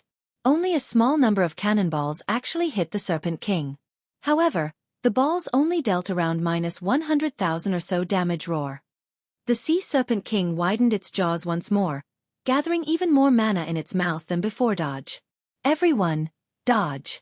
Passing Monarch's expression darkened significantly when he saw the frightening amount of mana gathering in the Sea Serpent King's mouth. He then turned to look at a level 42 female elementalist beside him and said, "Joy, use the strongest defensive spell you have." Even without passing Monarch's command, the female elementalist named Blue Joy had retrieved a blue magic scroll from her bag. This magic scroll contained the Tier 2 defensive spell, Purple Flame Shield. As a massive purple barrier formed around passing Monarch's speedboat, the Sea Serpent King launched an attack. The Great Lord fired a red beam from its mouth, the beam leaving behind a massive chasm as it sliced through the water's surface. It looked as if the beam had split the sea in half in the blink of an eye. Over 60% of the 100-plus speedboats sank, with the remaining having suffered heavy damage. Only the 4 bronze speedboats that had used defensive magic scrolls remained intact, as they only lost around 40 durability. As for the crews, each player lost over 20,000 HP. What a strong attack power. Shifeng was startled by the Sea Serpent King's attack. Fortunately, his speedboat was over 800 yards away from the Great Lord, not within range of the attack. When Shifeng saw that the Sea Serpent King only had 1% HP remaining, he fell into deep thought. An opportunity had shown itself. If he missed it, he would regret it for a long time. Shifeng aimed the Swift Dragon speedboat's dragon cannon at the Sea Serpent King and fired. Chapter 1187. Deterring Might. Hellscythe Fluffy Goblin. Chapter 1187. Deterring Might. Commander, that person's trying to steal our kill. Damn it! I knew we should have killed him earlier. Commander, let's send a group of speedboats to take care of him. When the Freedom Alliance noticed Shifeng launch an attack at the Sea Serpent King, they burst with rage. Since joining the game, their Freedom Alliance had been responsible for taking advantage of others, and never once had others taken advantage of them. Alright, enough. What are you all so worried about? That's a King-class sea monster. Do you think a single speedboat can do anything to it? We can deal with him once we've killed the Sea Serpent King. Although passing Monarch was furious, he knew full well that they could not afford to split their forces at this critical moment. If they did, they really would let Shifeng take advantage of them. As soon as passing Monarch finished speaking, Shifeng fired the dragon cannon after aiming at the Sea Serpent King. In the next moment, a black beam flew from the Swift Dragon speedboat's deck, piercing through the rising waves and slamming into the Serpent King's belly. Roar. The Sea Serpent King cried out in pain as its HP plummeted by 322,849. The attack dealt even more damage than the Freedom Alliance's Thunderbolt shells. Moreover, based on the sea monster's pained cry, one could tell that the attack had injured the Great Lord. Even after so many attacks, this was the first time the Great Lord had cried out. What a powerful cannon. Is this for real? What kind of speedboat is that? Even when we fire the Thunderbolt shells from the bronze speedboats, we only dealt around -120,000. Everyone was shocked by the dragon cannon's might. Commander. Apparently that other party is no weakling. That speedboat is definitely better than bronze rank. It is likely that it's a peak mysterious iron speedboat. Blue Joy said, shock filling her heart as she looked at the Swift Dragon speedboat. She wasn't shocked by the speedboat's damage against the Sea Serpent King. After all, to the Sea Serpent King, that damage was far from enough to destroy the Great Lord's remaining 1% HP. With the Great Lord's battle recovery, it would be exceptionally difficult for Shifeng to kill the Serpent King by himself. What had truly shocked her was the Swift Dragon speedboats run cosplayers of a naval empire. They had fought sea monsters ever since they had left their beginner towns. They also had a much easier time obtaining speedboats than land players. Even so, they, the Freedom Alliance's Third Fleet, had only obtained 4 bronze speedboats.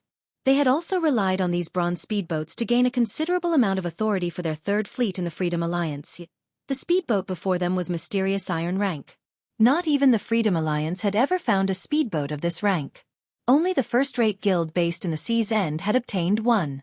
Due to that speedboat, said first-rate guild had secured a considerable amount of influence in the Sea's End, becoming a power that few would dare to provoke. After all, a fleet led by a mysterious iron speedboat was much stronger than a fleet led by bronze speedboats.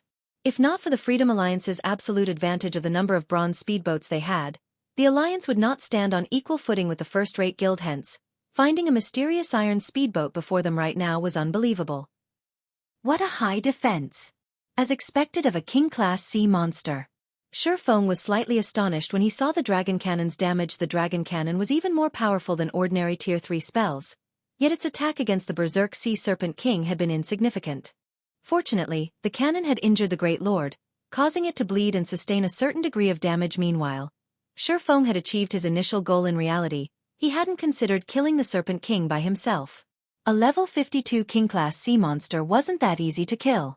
He had only fired the shot to display his strength before the Freedom Alliance in God's domain. Only the strong were respected.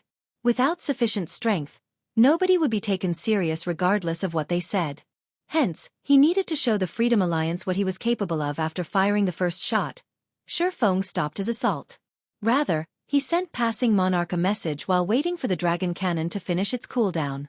The dragon cannon's cooldown lasted 15 seconds, which was slightly longer than ordinary cannons. Even if the Freedom Alliance did nothing and allowed him to attack the Sea Serpent King freely, he couldn't kill the Great Lord. After all, no single speedboat could easily take down a king-class sea monster. As for Feng's message, its contents were very simple. Let's work together to kill the Sea Serpent King. Afterward, we'll split the loot 50-50. When Passing Monarch received this message, his expression twisted. However, Passing Monarch did not reply to Feng immediately. Instead, he shared the message in the team chat, letting everyone take a look before making a decision. This person is insane. What kind of crap is he spouting? We're so close to killing the Sea Serpent King, yet he dares to ask for half the loot. That's right. Does he really think we won't obliterate him? The Sea Serpent King has less than 1 million HP remaining. Even if that guy tries to steal our boss, does he think he can escape so many speedboats? Moreover, even if he does steal the last hit, he won't be able to steal the loot right before us. That's right. Commander, our losses this time are so severe. We cannot split half our loot with him. The Freedom Alliance's members opposed Feng's offer unanimously. Even with the Swift Dragon speedboat, Feng didn't qualify to stand toe-to-toe with them. If they were facing a fleet led by a mysterious iron speedboat, they might agree. However, the other party only had one ship. Passing Monarch shared the same opinion. In any case, the Sea Serpent King had less than 1 million HP remaining. With their fleet's remaining ships, they could take it down very quickly, following which, Passing Monarch replied to Feng, stating, "Thank you for your goodwill. However, we hope to resolve our problems by ourselves." Feng simply smiled after reading the reply. There was not the slightest hint of anger in his expression. He then steered the Swift Dragon speedboat away from the Sea Serpent King, showing no intention of stealing the kill, killing a king-class sea monster with just a fleet led by bronze speedboats. If the Freedom Alliance succeeded, he would bow down to them in respect. Commander, he's leaving. Blue Joy said, slightly confused when she noticed the Swift Dragon speedboat sail away from the Sea Serpent King. At least he still has a brain. The other members laughed. Gone? Passing Monarch also could not help but glance at the departing speedboat. Is he really not interested in the Sea Serpent King? However, Passing Monarch did not think too much about the matter. After all, they were still on a precipice, following which, the remaining speedboats attacked the Sea Serpent King desperately. Although the boss dodged or blocked the majority of their attacks, when their attacks landed, they dealt around -100,000 damage, shaving away the Great Lord's HP. When a thunderbolt shell demolished the Sea Serpent King's remaining 70,000 HP, the Freedom Alliance sighed in relief. They couldn't help their growing excitement. We killed the Sea Serpent King. Ha ha ha. Our Freedom Alliance is invincible at sea. Everyone celebrated. Until today, not a single fleet in God's domain had managed to kill a king-class sea monster. Huh? Something's wrong. Why hasn't my experience bar increased? Don't king-class sea monsters give EXP? Some of the Freedom Alliance members realized that something was amiss. However, before they could react, a deafening roar echoed throughout the zone. Before anyone knew it, a massive, crimson serpent broke through the water's surface. The serpent before them was not the same as the Sea Serpent King. Not only was it significantly larger, but the serpent also had 2 heads instead of 1. A long pitch-black horn grew from both heads, and one could faintly see arcs of purple electricity circling the horns. As this serpent appeared, the sky turned dark. Sea Serpent King, complete state, Marine King creature, King-class sea monster, Great Lord. Level 52. HP 200, 000, 000/200, 000, 000. Chapter 1188. Breaking Through the Threshold. Hellscythe_Fluffy Goblin Chapter 1188. Breaking Through the Threshold. The Sea Serpent King's sudden appearance dumbfounded the Freedom Alliance members. What's going on? Didn't we kill it already? How did it get even stronger? This is cheating. Despair swept through the team as they looked at the two-headed Sea Serpent King. They had already lost over half of their forces to kill the Sea Serpent King. They had even used their Tier 3 summoning scroll. At this point, they were both mentally and physically exhausted. Yet not only had the Sea Serpent King just revived with full HP, but it also radiated a far more powerful aura than before. How were they supposed to fight the Sea Serpent King now? Meanwhile, Shifeng, who observed from afar, wasn't surprised by this development. This was the amazing aspect of King-class sea monsters, their true might. The previous fight had simply been a warm-up. Only now would the battle truly begin. In the past, many fleets had challenged King-class sea monsters during the game's early stages. However, every one of these fleets had suffered annihilation. They simply hadn't been prepared. If a fleet struggled to defeat a King-class sea monster in its first phase, once the boss entered its second phase, the battle was a lost cause. Before the team members could regain their senses, both of the Sea Serpent Kings stretched their maws, one spitting flames, while the other spit purple lightning. In the blink of an eye, over half the battlefield drowned in fire and lightning. Any speedboat that encountered both turned to ash immediately with a single attack. The Freedom Alliance lost another 16 speedboats, with another dozen or so speedboats dropping below 50% durability. Is it just going to end like this? Helplessness filled Passing Monarch's eyes as he stared at the Sea Serpent King. He now realized that challenging a king-class sea monster had been an incredible mistake. Tornadoes enveloped the area around his fleet. It was impossible for their speedboats to break out of this encirclement. Only a mysterious iron speedboat would have any hope of escape. When Passing Monarch thought about how the fleet he and his companions had put together after through so much difficulty was about to be destroyed due to his reckless choice, guilt gripped his heart. Those were 4 bronze speedboats they were talking about. Their third fleet had spent a ton of effort to obtain these bronze speedboats. It would take them a very long time to secure another 4. Suddenly, Passing Monarch received another message from Shifeng. Interested in working together now? When Passing Monarch read the new message, he was confused. Do we still have any hope of winning? Their Tier 3 summon creature had less than 1/3 of its HP remaining. They had less than 40 speedboats. Even with the strength of a mysterious iron speedboat, they had no chance of defeating the Sea Serpent King. However, when Passing Monarch recalled Shifeng's attack against the Serpent King before it had died, he realized that it was possible that the man may have predicted this situation immediately. Passing Monarch sent Shifeng a friend request. This way, both sides could contact each other with ease. If we work together, do we really have a chance of defeating the Sea Serpent King? Passing Monarch demanded. We would have had a 50% chance of winning if we had started working together earlier. Now, we only have about a 30% chance, Shifeng replied after considering the odds. 50%? That high? Passing Monarch suddenly regretted his earlier dismissal. Had he known that something like this would happen, he would have agreed to team up with Shifeng earlier. However, he had no choice but to give it a shot right now. A 30% success rate was better than nothing. Alright, I promise you that, as long as we kill the Sea Serpent King, we'll split the loot 50-50, Passing Monarch said in response. However, Shifeng shook his head and said, that was the previous condition. Now, I want all of the loot. He had never involved himself with the Freedom Alliance in the past. They were neither friends nor foes. He was already being generous by offering to lend a hand. Hearing Shifeng's words, Passing Monarch's expression turned indescribably ugly. However, he had to admit that each side's standing had transformed. The Freedom Alliance was now at a major disadvantage as Shifeng could swiftly leave the battlefield with his swift dragon speedboat gnashing his teeth. All right. I agree. Passing Monarch felt tears well up in his eyes. No matter what was said or done, he was a famous expert that everybody in the Sea's End knew, yet he was at Shifeng's mercy. No one would ever believe this, following which, both sides signed a system contract, agreeing that all of the Sea Serpent King's loot would go to Shifeng once the boss died. Once they finished, Passing Monarch sent Shifeng a team invite. However, Shifeng rejected it. Weary not forming a team? Passing Monarch asked, confused. Normally, naval battles had strict requirements regarding the ship's positioning. The fleet's commander needed to issue commands constantly. Since Shifeng had claimed to have a way to kill the Sea Serpent King, logically, he should join the team and lead it. So, how was he going to issue orders if he did not join the team? No need. Your team just needs to focus on one thing. Maintain a distance of 500 yards and attack the Sea Serpent King at maximum range. Leave the rest to me, Shifeng explained. Passing Monarch nearly choked. What kind of command was this? Did Shifeng think he could hold the Sea Serpent King off with just a mysterious iron speedboat?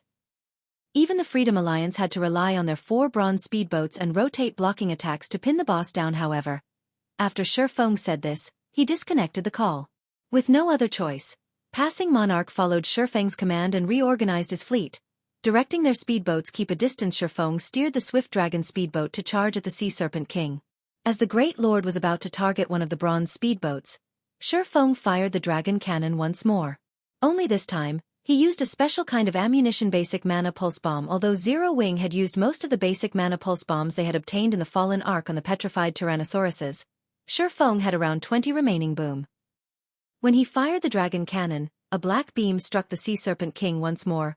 574, 917. Tidal waves rose as the basic mana pulse bomb, combined with the dragon cannon's might, collided with the Sea Serpent King and exploded. What kind of attack is that? Passing Monarch was stunned. What is that speedboat's rank? A single shot had dealt over 1 million damage to a King-class sea monster. This was inconceivable. The other Freedom Alliance members were similarly stupefied. When a few considered their previous claim of annihilating Shifeng, they felt fortunate that they had not acted on their words. If it really came down to a fight, a single shot from the Swift Dragon speedboat was likely more than enough to sink a bronze speedboat. However, the dragon cannon's damage didn't particularly surprise Shifeng. After a King-class sea monster entered its second phase, while it might seem very strong, that was only true for the surface. In reality, reaching a complete state simply meant that a Sea Serpent King had focused its abilities on strengthening its attacks.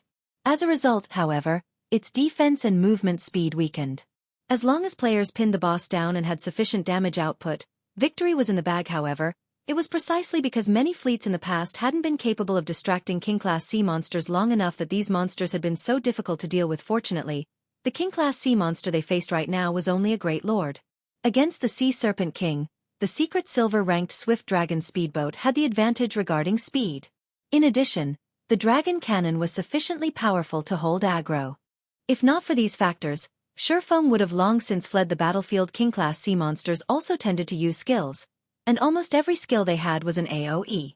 If a fleet couldn't defeat a King-class sea monster before their overall firepower fell to the minimum requirement, it would be obliterated. After Shifeng had fired the dragon cannon, the Sea Serpent King was relatively battered. The cannon fire had blown apart a large section of its scales, leaving behind a huge scorch mark roar. The Sea Serpent King glared at the Swift Dragon speedboat. Aside from a hint of fear, its gaze radiated killing intent. Without hesitation, both its heads opened their mouths and bombarded the Swift Dragon speedboat with fire and purple lightning. It seems that the attack was quite effective now that he had solidified his hold on the Sea Serpent King's aggro. Shifeng turned his speedboat and fled. He activated Accelerate, increasing the Swift Dragon speedboat's movement speed by 100%. Easily avoiding the incoming attacks, the Swift Dragon speedboat was already faster than the Sea Serpent King.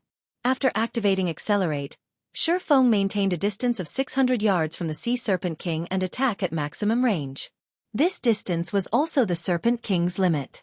With this, the Sea Serpent King couldn't attack him, but it wouldn't give up the chase, either. Just who is he?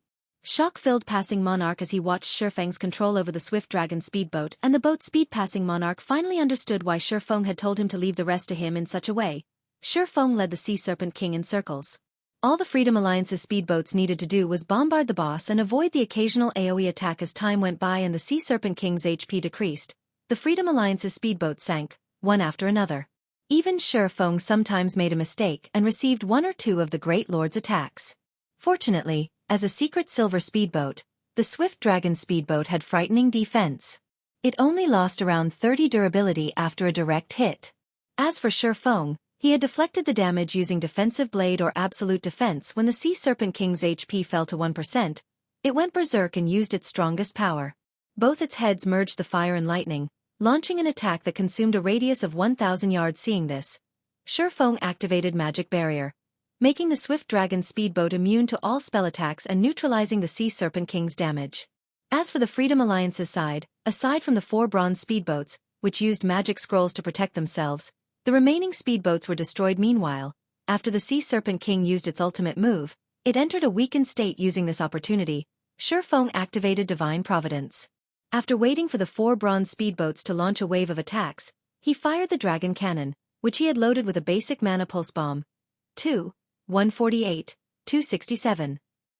A massive damage appeared above the Sea Serpent King's head, devouring its remaining 1% HP roar. After one final roar, the Serpent King crashed into the sea. Shifeng's experience bar rose rapidly. Sea monsters already provided far more EXP than land-based monsters, as players couldn't easily kill the average sea monster, not to mention king-class sea monsters. However, Shifeng had stolen half of the Sea Serpent King's EXP for himself. With the bonus EXP he had obtained from killing a monster of a higher level, one could just imagine how abundant the rewarded EXP was. Suddenly, Shifeng heard the sound of a system notification. System. Congratulations! You have reached level 50. Chapter 1189. Equipment Transformation. Hellscythe_Fluffy Goblin Chapter 1189. Equipment Transformation. As a golden glow enveloped Shifeng's body, his weapons and equipment also underwent a slight transformation. Level 50 was a major turning point in God's domain. This fact held true for players, monsters, weapons, and equipment. Among Shifeng's items, the fragmented legendary ranked Heavenly Dragon's Breath's transformation was the most drastic. As if the power that had slumbered within the ring all this time had awakened, the ring's basic attributes increased significantly. At level 49, the ring only added 100 points to all basic attributes. However, upon reaching level 50, that number had doubled. His epic items, the 7 Luminaries Ring, Killing Ray, Angry Tyrant, Annihilation Shoulder Pads, and Icarus's Heart, had similarly received around a 30% to 35% increase to their basic attributes. The substantial attribute boost made Shifeng feel as if he had been reborn. Basic attributes affected a player's physique. The higher a player's attributes were, the better their in-game body's physique became, allowing players to perform feats that were impossible in the real world. This was also why both ordinary players and experts were so desperate for excellent weapons and equipment. This improvement is simply amazing. Shifeng felt quite pleased as he looked at his attribute panel. In terms of basic attributes, he was already significantly stronger than a level 50, Tier 2 player.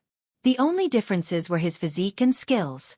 These differences were why Tier 2 players could easily defeat Tier 1 players in God's domain. It wasn't unheard of for players to possess attributes that rivaled those of a higher tier. However, due to inferior physiques, they couldn't challenge those of a higher tier. Normally, players could only make up for the difference in physiques if their basic attributes far outstripped their opponent. As players rose to new tiers, their life ratings increased slightly, which would, in turn, improve their physique. For example, while her superior basic attributes had been part of the reason for Gentle Snow's victory over Miracle Dragon, the main reason the 30% physique improvement granted by the 7 Luminaries battle armor. This effect alone bolstered Gentle Snow's physique nearly to that of a Tier 2 player. After taking into account her attributes, she had the physique of a Tier 2 player at the end of the day. Challenging experts of a higher tier was very difficult in God's domain. Few people were actually capable of doing so. Miracle Dragon was not one of them. Hence, Gentle Snow's victory hadn't been unexpected. This was the terror of tier suppression in the past. Shifeng had suffered due to this truth. Meanwhile, the Freedom Alliance members had also noticed Shifeng's transformation. Commander, that person feels particularly dangerous. Just who is he? Not only does he have such a powerful speedboat, but his personal strength is also monstrous. As everyone looked at Shifeng, they felt as if they faced an awakened beast. Originally, they had planned to steal the Sea Serpent King's loot. After all, only their commander had signed a contract with Shifeng. Now, however, they gave up such thoughts. Although the tornadoes circling the area had disappeared with the Sea Serpent King's death, with the bronze speedboat speed, how could they possibly outrun the Swift Dragon speedboat? They had witnessed the Swift Dragon speedboat's agility personally. Not even the Sea Serpent King had been able to keep up with it. The ship also had that frightening dragon cannon. Even if they used magic scrolls to bolster their bronze speedboat's defenses, it would take only a few shots to drain their boat's remaining durability. Moreover, they estimated that the dragon cannon's range spanned more than 800 yards. On the other hand, their bronze speedboats only had a range of 500 yards. Shifeng could easily toy with them until they died. Using return scrolls wasn't possible either. If one picked up a sea monster's loot, they would have to wait until the 2-hour holding period was over before they could use their return scrolls. When passing Monarch saw the Sea Serpent King's loots floating on the ocean's surface, envy flashed in his eyes. He hadn't imagined that so many items would drop. Sea monsters already dropped roughly 2 or 3 times more loot than land monsters, yet the Sea Serpent King had dropped over 100 items. Ha! Forget it. At least we survived and gained a level. It's better than losing our ships and lives. Passing Monarch could not help, but Sai Shifeng wasn't the only one who had leveled up after the Sea Serpent King's death. The Freedom Alliance survivors had also leveled. Most importantly, all 4 bronze speedboats were still afloat. The Freedom Alliance only needed to spend a little bit of money to obtain more ordinary speedboats. As for advanced speedboats, they might need to put in some effort, but it was possible to obtain a dozen or so within a short time span. However, bronze speedboats were not easy to replace as expected of a godly tool. Shifeng sailed about, frantically collecting the King-class sea monster's loot. Although he hadn't triggered a jackpot, the Sea Serpent King was the first King-class sea monster to die in this sea zone. As a result, its loot was far more abundant than usual. Normally, a player would be lucky if a King-class sea monster dropped around 50 items. Moreover, over 80% usually consisted of materials. This time wasn't much different. However, perhaps due to Divine Providence's effect, among the 100-plus items, over 90 were rare materials used in producing advanced speedboats, bronze speedboats, and small sailboats. Among them, the most valuable was moonlight wood. Moonlight wood was a rare material necessary to produce bronze speedboats and small sailboats. Fortunately, Shifeng had obtained a total of 12 logs. Constructing a bronze speedboat required 10 logs. After Shifeng finished picking up the loot, he began to organize the items in his bag. Wonderful! A design dropped. Shifeng grew excited as he looked at the leather book in his hands. The pages had already yellowed, and it looked as if it had been many years since anybody had read it. However, after appraising the book and discovering its name, he realized that any guild would go crazy over this design. Flying Eagle Speedboat design. Although the Flying Eagle Speedboat was not a bronze speedboat, it was an advanced speedboat with enough reputation. One could buy ordinary speedboats from certain NPC merchants. However, it was a different story for advanced speedboats. One could only obtain them by completing rare quests or trading special materials that sea monsters dropped. Now that he had the design for an advanced speedboat, he could build an unlimited number of advanced speedboats as long as he had sufficient materials and a small shipyard. Although the Third Fleet Passing Monarch commanded had become such a powerful force in the sea's end due to the 4 bronze speedboats, the 20-plus advanced speedboats also played an important role. If Zero Wing could form a fleet of advanced speedboats with the Swift Dragon speedboat in the lead, the guild could rank at the top of God's domain's naval powers. Just thinking about this excited Shifeng. There were only a handful of super guilds that could rival such a naval force right now. Zero Wing could develop in a coastal NPC city without worry. Even if super guilds wanted to pick a fight, they would have to think twice before doing so. After all, it was far more costly to fight a war at sea than on land. Not only would their guild members lose levels from dying, but they would also lose their ships.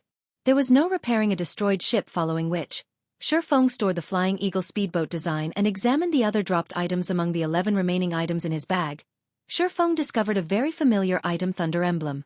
Chapter 1190. Authority. Hellscythe _Fluffy Goblin. Chapter 1190. Authority. Is this the benefit of killing a king-class sea monster? Shifeng was surprised and overjoyed as he looked at the purple gold lightning emblem in his hand, the Thunder Emblem. As its name suggested, it was a Thunder Island emblem. One could also say that it was an authority symbol for Thunder Island. Any guild that obtained the Thunder Emblem would have a major advantage when contesting for authority over Thunderous Land. As far as Shifeng knew, Thunder Island had a total of 10 Thunder Emblems. If one obtained all 10, they would become Thunder Island's absolute master. However, only 5 Thunder Emblems had ever been discovered in the past, and every guild that obtained these Thunder Emblems had been one of the dominant forces on Thunder Island. The Thunder Emblem had 3 main functions. Its first was similar to the Thunder Pass. Unlike the Thunder Pass, however, each emblem allowed up to 50 players to participate in Thunder Island's contest. Every time a contest was about to begin, a fixed number of Thunder Passes would drop from sea monsters in the Sea of Death. However, that didn't count the Thunder Emblem's 50 slots. If one could gather all 10 Thunder Emblems, they could bring an additional 500 players to the island. The Thunder Emblem's second function was the Thunder Domain. While on Thunder Island, players wielding the emblem could suppress all enemies within a 500-yard radius. However, this suppression effect was not particularly strong, only reducing players' basic attributes by 5%.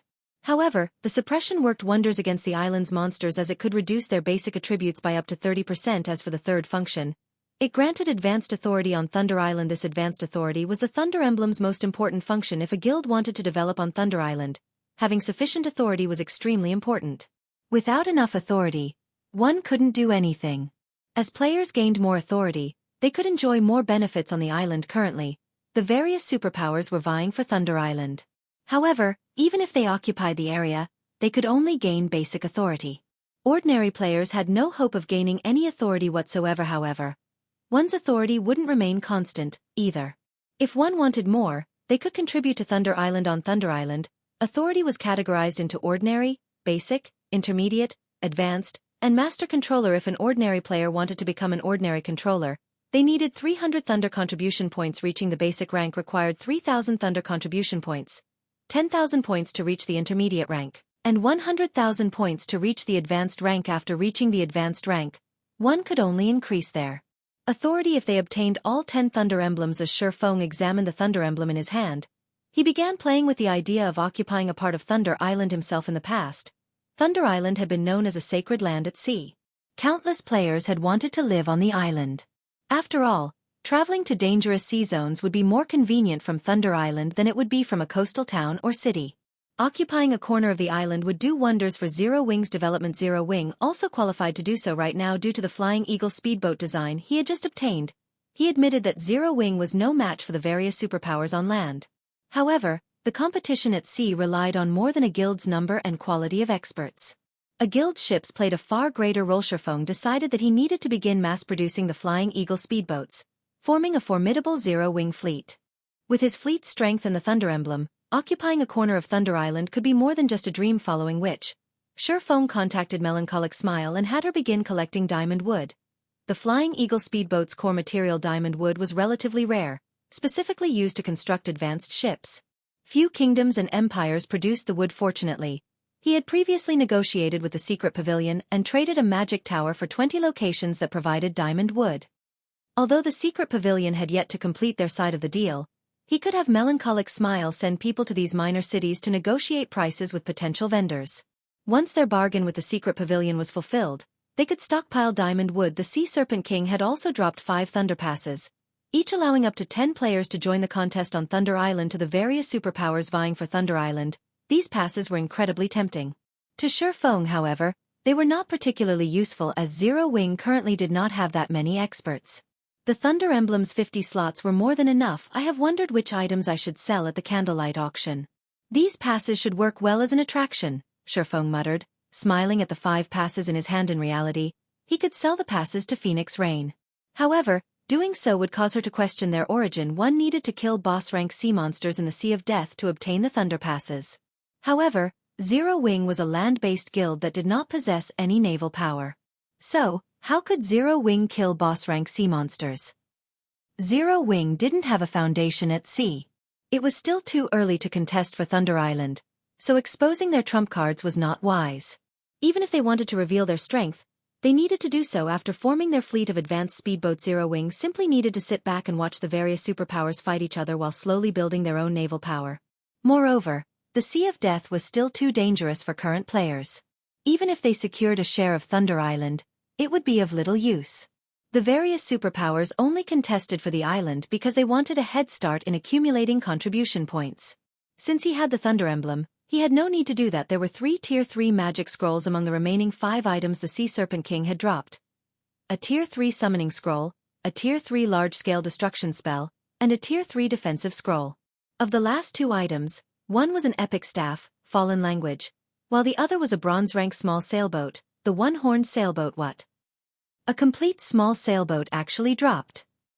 Shifeng was momentarily stunned when he saw the transparent crystal bottle previously. He had obtained a small sailboat from the fallen Arkansas. However, even now, the hurricane sailboat was unusable. Although he had asked Burning Abyss to repair it, even Burning Abyss, who was a master engineer, was powerless. The divine ruins inside the sailboat were simply too damaged. At the very least, one needed a Grandmaster engineer to repair the hurricane sailboat. The sailboat's container also needed to be replaced. However, the hurricane sailboat's container was not ordinary as it had been crafted with the rare epic material. Space Crystal. Current players had no access to this material. Hence, Shifeng had no choice but to set the matter aside for now. Otherwise, with the mysterious iron-ranked hurricane sailboat, He would be invincible at sea now that he had obtained a complete bronze-rank small sailboat. How could he not be excited? With this small sailboat, he could easily deal with many of the issues plaguing him. Chapter 1191. Legacy of the Sea. Hellscythe_Fluffy Goblin Chapter 1191. Legacy of the Sea. Sure Feng could not bear to put away the crystal bottle in his hands with this. My problems have been solved. Previously, he had struggled to figure out a way to transport the diamond wood needed to construct advanced speedboats. Diamond wood could not be stored in a player's bag space. Transporting the wood via teleportation magic arrays would cost enough to choke any guild. The only efficient way to transport diamond wood was to use a teleportation array to reach a border town, and then rely on transport carriages to move the wood to another country's border town before transporting it via teleportation array once again. While the cost was still considerably high, one could save more time than transporting the wood via carriage the whole way. However, the 20 minor NPC cities Sure Feng had asked the secret pavilion for were in several different countries. Moreover, none of them were near the Apocalypse Empire. Even if he relied on transport carriages, it would take a very long time for the wood to reach Ocean Viewing Town. On the other hand, if he relied on maritime transportation, not only could he save a lot of money, but he could also save plenty of time. One-horned sailboat, small sailboat, bronze rank. Maximum capacity 120 people. Durability 900/900. Item storage when liberated 7,000 bag space slots and 100 non-bag space slots. Additional active skill 1 dash. Magic shield. Absorbs up to 1 million damage for 5 minutes cooldown. 15 minutes. Additional active skill 2 dash. Thunder cannon. 1,200 yard range. Deals lightning damage to an area of 15 by 15 yards cooldown. 30 seconds. 6 cannons are currently equipped. Cannons can be replaced. Additional active skill 3 dash. Mana drive. Converts mana into motion, increasing movement speed by 30%. Every 10 magic crystals consumed extends duration by 15 minutes cooldown. 10 minutes. Additional active skill 4 dash. Thunder blast. Deals devastating damage to the area 500 by 30 yards ahead. Attack includes knockback and paralyzing effects. Cooldown 5 minutes. Additional passive skill dash. Braving the winds and waves. When sailing with the wind, movement speed increased by 50%. When sailing against the wind, movement speed is unaffected. Although the one-horned sailboat's attributes were slightly lower than the hurricane sailboats, it was one of the best ships currently available in God's domain. Moreover, the small sailboat was much faster than speedboats. Even the secret silver-ranked Swift Dragon speedboat was only as fast as an advanced sailboat. The one-horned sailboat was significantly faster than the Swift Dragon sailboat. In addition, one could use magic crystals to increase the ship's movement speed. This would greatly reduce transportation time. While Sure Feng admired the one-horned sailboat, the Freedom Alliance members a short distance away stared at him. Commander, I've discovered some information about that man, Blue Joy hurriedly reported. That person is Yi Feng, and he is a core member of the Zero Wing Guild. He is also the leader of the Asura battle team. He is very strong. As for Zero Wing itself, it is one of the upstart guilds that established when God's Domain launched. The guild's development speed is incredible, and Zero Wing has even suppressed veteran first-rate guilds. Right now, Zero Wing is Star Moon Kingdom's publicly acknowledged #1 guild. Recently, it even dared to provoke a few superpowers, but none of them can do anything about the guild, forced to turn a blind eye. Just what kind of backing does this guild have? It even dares to provoke superpowers. Passing Monarch could not help his astonishment when he heard Blue Joy's report. The Freedom Alliance consisted of small guilds and adventurer teams. They only knew that the virtual gaming world's various superpowers were powerful, but they did not know exactly how powerful these existences were. However, as the Freedom Alliance grew stronger, they uncovered more information. In fact, a super first-rate guild had previously decimated the Fifth Fleet. They had finally understood that, while their alliance might be a match for superpowers that hadn't focused on marine strength, the Freedom Alliance was no match for those guilds that had poured resources into their navy. Superpowers simply had too many experts. Moreover, they weren't ordinary experts. With so many, these superpowers could get their hands on advanced speedboats and bronze speedboats far more quickly than the Freedom Alliance. Hence, Passing Monarch found it unbelievable that Zero Wing had provoked multiple superpowers on land and still existed. However, what shocked Passing Monarch the most was the Swift Dragon speedboat during the previous battle. Passing Monarch had come to understand that the Swift Dragon speedboat was not just a mysterious iron speedboat as he had assumed. It must be a secret silver speedboat, a secret silver speedboat. Since joining God's domain, Passing Monarch had never seen or heard about any of the naval powers owning a secret silver speedboat yet. Such a speedboat had shown up in the hands of a land-based guild. This revelation excited Passing Monarch. He had come to the Sea of Death because he had heard of a low-level king-class sea monster in the area. In addition, he had heard that the various superpowers were purchasing thunder passes at astronomical prices. Hence, he had come to kill the king-class sea monster to earn some side income. After all, repairing his fleet was a considerable expenditure. He had also come here to recruit powerful adventurer teams or small guilds to join the Third Fleet in the Sea's End. Strength spoke louder than words. If one wanted to obtain more resources, they needed a powerful force. Almost everyone in the Sea's End had already been recruited, but it was a different story elsewhere. Land-based guilds, in particular, were just starting to extend to the ocean.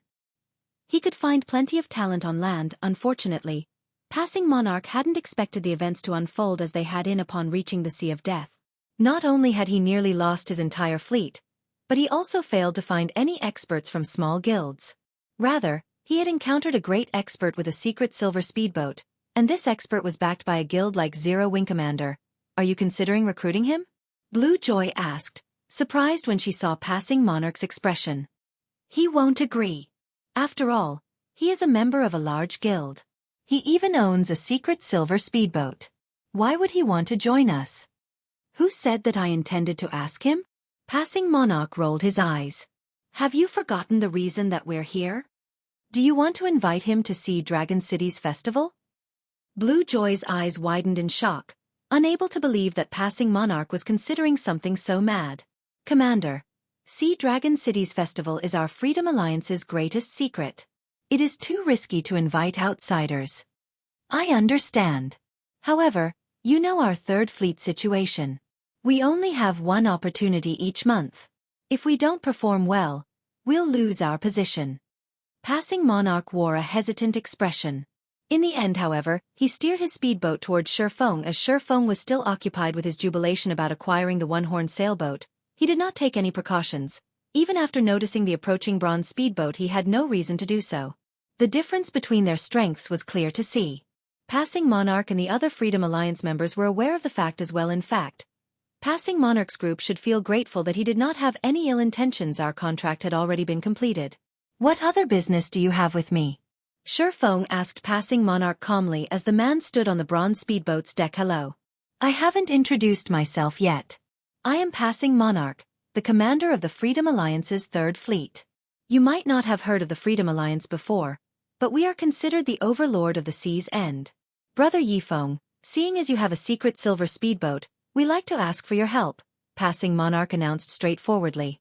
I think that you'll be interested in my offer. You have something to interest me? Shifeng could not help but laugh. The only thing that could capture his interest was the ability to mass-produce advanced speedboats. Obviously, the Freedom Alliance didn't have this ability as it required a large number of materials and advanced engineers. What if I tell you that it's related to the legacy of the sea? Passing Monarch asked confidently. Chapter 1192. Forbidden Land. Hellscythe_Fluffy Goblin Chapter 1192. Forbidden Land. The legacy of the sea? Shifeng's heart rate quickened when he heard these words. However, he kept his composure as he said, Tell me then. Simply put, the legacy of the sea provided a specialized hidden class. With this hidden class, players could become incredibly powerful in naval combat. However, the class had serious limitations. As long as players were not at sea, the class was no different than ordinary classes. The legacy of the sea was different from other hidden classes, which provided improvements in all sorts of environments. It was an extreme legacy, however. To players who frequently sailed, it was highly sought after. After all, even if they obtained the legacy at the basic rank, they could display astounding power when exploring the open ocean. The peak legacy of the sea could even grant the strength to face opponents of a higher tier. Hence, guilds that wanted to develop their naval forces hungered for the legacy of the sea. The various large guilds would target any player that obtained the legacy. With such a player, maritime transportation would become far safer. They would also have an easier time fighting sea monsters. As far as Shifeng knew, the Freedom Alliance had possessed many members with the legacy of the sea. This was also why the Freedom Alliance had become famous throughout God's domain, becoming a force that even the game's superpowers were hesitant to provoke. Seeing Shifeng's interest, Passing Monarch knew that he had hope for cooperation. To tell you the truth, our Freedom Alliance discovered the legacy in an ancient ruin. However, obtaining the legacy depends on the player's abilities once they enter the ruins. Due to a barrier restricting the number of people that can enter, our Freedom Alliance only allows each fleet to take 10 ships into the ruins. I'd like to invite Brother Yifeng to join us. With your speedboat and our third fleet strength, I believe that we can secure quite the bounty. We can sign a contract. If we obtain 2 legacies, one will go to you. How about it? The other third fleet members were stupefied by Passing Monarch's offer. They had never expected their commander to be so generous. However, after giving the matter some thought, they found it reasonable. After all, Shifeng owned a secret silver speedboat. If they did not show some sincerity, he wouldn't bother listening to their offer. Obtain 2 legacies? Shifeng curiously asked, are there many in the ruins? Each time we enter the ancient ruins, there are a number of legacy items. It just depends on whether or not we can leave with those items, Passing Monarch explained confidently. When the Freedom Alliance had first activated the ancient ruins, they had dispatched 11 fleets. Inside they discovered several legacy items. In the end, however, only one fleet had obtained the legacy of the sea. This fleet was now the strongest in the Freedom Alliance. As it had become the strongest fleet in the Freedom Alliance, it enjoyed far more benefits than its companions. The fleet was able to occupy the 3 large shipyards the Freedom Alliance managed. It was still a little too early for players to construct ships, as this task required many lifestyle players. However, a large shipyard could also repair ships during an intense battle. Ships usually suffered some damage. Repairing ships in a large shipyard not only reduced the repair costs, but it also increased the repair speed. On the other hand, the third fleet only possessed a large shipyard. There was simply no comparing their 2 fleets. The strongest fleet also received priority over special ammunition. It was given access to the most and the best available. The next ruin exploration was about to begin. How could he not make use of this opportunity to recruit Shifeng's help? What if we obtain 3 legacy items? Shifeng asked. I'm afraid that will be incredibly difficult. Brother Yifeng, you've never been to the ruins, but a large number of sea monsters occupy the area. Those monsters are extremely powerful. Traps litter the ruins, and there's a time limit once you enter. We won't have enough time to search for a third legacy item, Passing Monarch explained, smiling. He understood Shifeng's train of thought. So, that's the case. Then, if we really obtain a third legacy item, can I have it? Shifeng asked, smiling. He now had a basic understanding of the ancient ruins rules. All right. If you obtain a third one, you can have it, Passing Monarch said nonchalantly. In any case, that wasn't going to happen. His promise was empty. We have a deal then. However, before we sign the contract, may I know when the ancient ruins will open? Shifeng asked. I still my own matters to deal with. If there is a clash in timing, I'm afraid that I cannot help you. Hearing Shifeng's words, Passing Monarch grew a little nervous. It's tomorrow, Passing Monarch replied. Feeling slightly embarrassed, he could tell that Shifeng had something to do, and today was almost over. Shifeng was speechless. I understand that I am putting you in a difficult position. If there is anything we can help with, please tell us. Passing Monarch hurriedly offered. How about this? You guys can follow me. With your help, I should be able to save a little time, Shifeng said after considering the matter. The Demon Island he was heading to occupied the Sea of Death's inner region. Although it was not the most dangerous location in the Sea of Death, the island's monsters were troublesome. Normally, he would have to clear a path slowly. However, if he had an expert like Passing Monarch, who could lead a fleet with 4 bronze speedboats, he could save plenty of time. Passing Monarch and the others then followed Shifeng into the Sea of Death. Originally, the Freedom Alliance did not think much of traversing the Sea of Death. However, as Shifeng ventured deeper into the zone, they began to worry. They had never expected Shifeng to lead them into the Sea of Death's inner region. Not only did this area have many sea monsters, but the monsters were also very high-leveled. There were level 70 sea monsters everywhere, and the slightest mistake could destroy their ships and end their lives. Commander, what do you think that Yifeng is trying to do here? Blue Joy asked.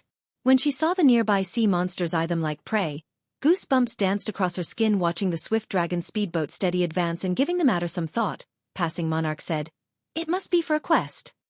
The Sea of Death's inner region was a forbidden land to current players. Aside from a quest, Passing Monarch could not fathom why anyone would come to this place questing here at this level. As Blue Joy looked at a distance level 70 Grand Lord sea monster, a thought suddenly came to her mind as she said, "Could he be here for an epic quest?" Hearing Blue Joy's words, the Freedom Alliance members paled. An epic quest was incomparably dangerous. Even now, nobody within the Freedom Alliance had completed Oni's. The Freedom Alliance members discussed Shifeng's goal. Shifeng led the group to two gloomy, twin islands. One could occasionally hear lung-tearing screams from the islands. It was enough to give one goosebump. Surprisingly, over a dozen speedboats were docked beside the island. Based on these ships' appearances, it was clear that they were high quality. Why are there people here? Shifeng was momentarily stunned because this area was a forbidden land for players. One would have to pay a massive price to get this far. He had only arrived safely due to his familiarity with the sea zone and the quality of his speedboat. Passing Monarch and the others behind Shifeng were similarly stunned. Among the 14 speedboats docked around the island, one was a mysterious iron speedboat, 6 were bronze speedboats, and the rest were advanced speedboats. This fleet could rank at the very peak of the sea's end. After Shifeng snapped out of his momentary daze, he quickly shifted his attention to the symbol on these speedboats. The symbol consisted of 7 stars arranged in a circle. Shifeng frowned. This was the Flower of Seven Sins fleet symbol. Chapter 1193. Naval PvP. Hellscythe_Fluffy Goblin. Chapter 1193. Naval PvP. Grey fog enveloped Demon Island. Here, players' visibility range was limited to 150 yards. Meanwhile, Demon Island's monsters were all level 70 and above. At such a distance, level 70+ monsters could easily detect players. On the other hand, players couldn't see these monsters. However, players' main problem wasn't the island's fog. The real problem was the ever-present, dark corrosive power on the island. If players did not have high enough darkness resistance, they would not survive. Moreover, the further one ventured, the stronger this corrosive power would become. Boss Brute. 5 speedboats are approaching Demon Island. A level 43, black-clothed ranger reported as he watched the distant Swift Dragon speedboat. Speedboats are approaching? The bald, middle-aged man on the screen, Brute Spear, sneered and said, "Since we've already been seen, we won't let them leave alive. Get rid of them, but don't destroy their ships. We can use them to make up for the losses we suffered to get here." Great! I haven't been on a mission for so long that I'm feeling rusty. The level 43 ranger licked his lips as he observed the approaching Swift Dragon speedboat. Although the Flower of Seven Sins received requests every day, experts of their rank didn't often receive missions, following which, the ranger disconnected the call and ordered the other members on the speedboat, "Get ready. Once they get here, we'll take action. We'll use that to prevent their escape if necessary." Hearing the ranger's command, anticipation filled the other Flower of Seven Sin members aboard the speedboat. These fellows really are pitiful. They have only come this far after much difficulty, yet we'll send them back before they even set foot on the island. However, based on their speedboat's quality, they should be quite strong. Hopefully, we'll get to enjoy ourselves a bit. Each of us will handle one person. Once you've killed a player, give the others a chance. The Flower of Seven Sin members aboard the speedboat chatted among themselves. Shifeng and his temporary team weren't important at all to these players. Even if these players encountered experts from some superpower, the outcome wouldn't change. When Shifeng noticed the 7-star symbol, he instructed everyone to don their black cloaks, hiding their identities. "Brother Yifeng, are they your enemies?" Passing Monarch asked, curious about Shifeng's command. However, they had already agreed that they would follow Shifeng's lead. The fleet commander and his teammates did as they were told. They were not exactly enemies. However, it's best if we hide our identities. Shifeng did not bother to explain further. It doesn't hurt to be a little careful out in the fields, right? Although he did not know why the Flower of Seven Sins had come to Demon Island, it was not wise to expose their identities to a group of assassins. Although Shifeng would have preferred to approach the island from another side, Demon Island only had one entrance. Using the 7 Luminaries' ring space movement wasn't a viable option, either. A unique power enveloped the Sea of Death, preventing all spatial movement type skills. Otherwise, he would not have used the Swift Dragon speedboat to travel such a long distance. When Shifeng and the others were only 300 yards away from Demon Island's entrance, the Flower of Seven Sins members burst into action. Move out. Suddenly, 5 elementalists aboard the mysterious iron speedboat each took out a magic scroll. As the elementalists unfurled their magic scrolls, a dark blue magic array appeared on the water's surface. The sea water instantly began to freeze, and in the blink of an eye, the space within a 1,000-yard radius was covered by a sheet of ice. As a result, Shifeng and the Freedom Alliance's speedboats had been forced to a halt as if they had long since prepared for this. The Flower of Seven Sins members stored their own speedboats and stepped onto the ice. Who are these people? Passing Monarch's expression darkened as he looked at the frozen sea surface. Why are they attacking us all of a sudden? Normally, when one encountered other players, particularly out at sea, one wouldn't abruptly attack. After all, there was no benefit to fighting each other. Moreover, without any information about the other party, picking a fight in the fields wasn't smart. One might end up throwing away their life due to Shifeng's command. They all wore black cloaks, so it was obvious that the other party did not know them, yet these players had attacked without hesitation. They were simply lunatic. Shifeng was also surprised the Flower of Seven Sins was very secretive about what it did. The organization didn't normally take the initiative to provoke others. This was nothing like the organization's usual operations. Do they know that Demon Island has 7 luminaries crystals? Shifeng wondered as he looked at the foggy island ahead. Logically, he should be the only one who knew about the island's 7 luminaries crystals. Demon Island was home to an ancient shrine, and only by entering the shrine's inner region could one obtain the 7 luminaries crystals. However, it was very difficult to locate the shrine itself, much less the shrine's inner region. Hence, the Flower of Seven Sins shouldn't know about the shrine. However, upon closer inspection, Shifeng discovered that every one of the players charging towards him was a red player. Dark players were among the group as well. It was obvious that they were veteran peekers. Damn it. If they want to fight, we'll give them a fight. Ready the cannons. We'll blast those bastards to smithereens. The Flower of Seven Sins attack enraged Passing Monarch. Now that the other party had stored their speedboats, they couldn't attack their ships. Their only option was to bombard the players in God's domain. It took 40 seconds to store a ship. However, there were less than 300 yards separating these players. The other party would reach them before the 40 seconds were up. Furthermore, once players entered combat, they weren't allowed to store their ships. They had to finish these players off as the cannons rang. One cannonball after another flew at the Flower of Seven Sins members. Foolish. The level 43 ranger in the lead sneered at the incoming cannonball. Although speedboats' cannons were immensely powerful and could kill a player in one hit, expert players like himself could easily dodge cannon attacks by relying on the projectile prediction lines the system provided. The 100+ Flower of Seven Sin members closed the distance to their targets rapidly. Soon, they were only 200 yards away in front of these Flower of Seven Sin experts. The bronze speedboat's cannon fire was practically useless. These experts dodged every attack easily. Seeing this, Passing Monarch and the others were frustrated. They had thought that they had escaped danger after defeating the Sea Serpent King. Now, however, they had to face a large group of experts trying to rob them of their ships. Get ready to split up. Remember, do not damage the speedboats. Boss Brute has already laid his claim. The leading ranger commanded through the team chat. Boss, relax. We won't even give them the chance to destroy their own ships. The other members laughed before the battle had even begun. They looked at Shifeng and the others as if they were dead. Meanest the Flower of Seven Sins members were about to cross the 100-yard mark. A black beam flashed past them. Boom. The solid layer of ice vaporized instantly, exposing the blue seawater beneath it. The affected area spanned a radius of 25 yards. Meanwhile, 6 Flower of Seven Sins members died on the spot, leaving 12 weapons and pieces of equipment floating upon the water. Chapter 1194. Demons Appear. Hellscythe_Fluffy Goblin. Chapter 1194. Demons Appear. The dragon cannon's attack had pulled a gasp from the Flower of Seven Sins' remaining members. The previous few cannon attacks had only dented the ice, yet the dragon cannon had obliterated it. Moreover, its attack speed was at least double that of the previous cannons. Its attack range was even more impressive. Even without the high attack speed, with such a long range, it was extremely difficult to dodge the dragon cannon's attacks. What is that speedboat's rank? The leading, black-clothed ranger's expression twisted.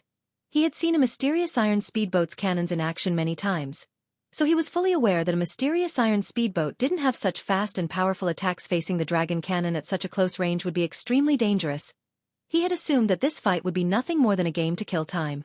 He hadn't expected an actual opponent. Meanwhile, Passing Monarch and the other members of the Freedom Alliance celebrated the cannon's success. Ha ha ha. A secret silver speedboat is truly astounding. Just a single shot is enough to stun those bastards.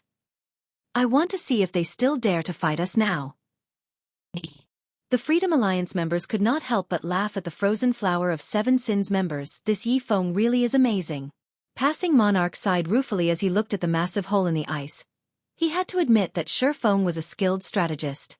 While the Flower of Seven Sins members had been over 200 yards away, they had been spread out. Even if Shifeng had used the dragon cannon, he would have been lucky to kill even one player. However, as these players came within 100 yards, they clustered. Since such a short distance left them little room to react, Shifeng able to kill 6 players in one hit after such an attack, their enemy should be more cautious. The other players might even give up the fight however. As Passing Monarch pondered these assumptions, the Flower of Seven Sins members revealed excited grins. Brother Chen, our opponent seems to be a tough one. With this we can finally use that move, right? A level 42 assassin asked, chuckling as he looked at the black-clothed ranger. He felt nothing in particular in regard to his fallen companions. All right. The ranger nodded helplessly when he saw the eager light in his companion's eyes. Don't let any of them get away. The same goes for their souls. Brother Chen, relax. We won't let their souls go to waste, the other members assured their leader as they licked their lips. Eyeing Passing Monarch and the others, the Freedom Alliance members shuddered involuntarily. These players didn't look at them like enemies, but food. With the ranger's consent, the Flower of Seven Sins members wailed painfully, dark fog swallowing their bodies.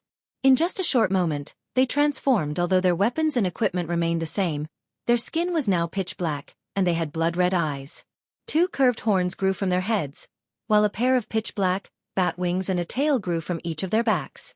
They didn't look human at all. What are these people? Passing Monarch's expression froze as he watched these players transform. The rest of the Freedom Alliance members were similarly stunned. There were players who could actually transform. This was definitely the first time they had seen something like this in God's domain. Not only had the Flower of Seven Sins members transformed physically, but they also emitted a terrifyingly oppressive aura. If these players had looked like a group of ferocious beasts, brandishing their fangs and claws, they now looked like monsters that no ordinary human had any hope of defeating. They all felt like humanoid lords. Among them, the ranger in the lead gave off the strongest aura. The Freedom Alliance members felt as if a higher being looked down upon them when the ranger turned his gaze towards their ships. Unlike the other Flower of Seven Sins members that transformed, this black-clothed ranger had 2 sets of wings growing from his back. Rather than a lord, he felt like a great lord. Go. Leave none alive. The ranger shouted as he pointed towards Shifeng and the others. The Flower of Seven Sins members fluttered their wings, lifting off from the ground.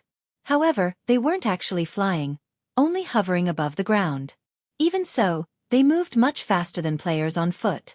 Even the dragon cannon would have a hard time hitting them with such speed. Are they really players? Blue Joy began to feel frightened. She discovered that these players' HPs had also undergone a massive transformation, increasing from their original 20,000 plus to above 100,000.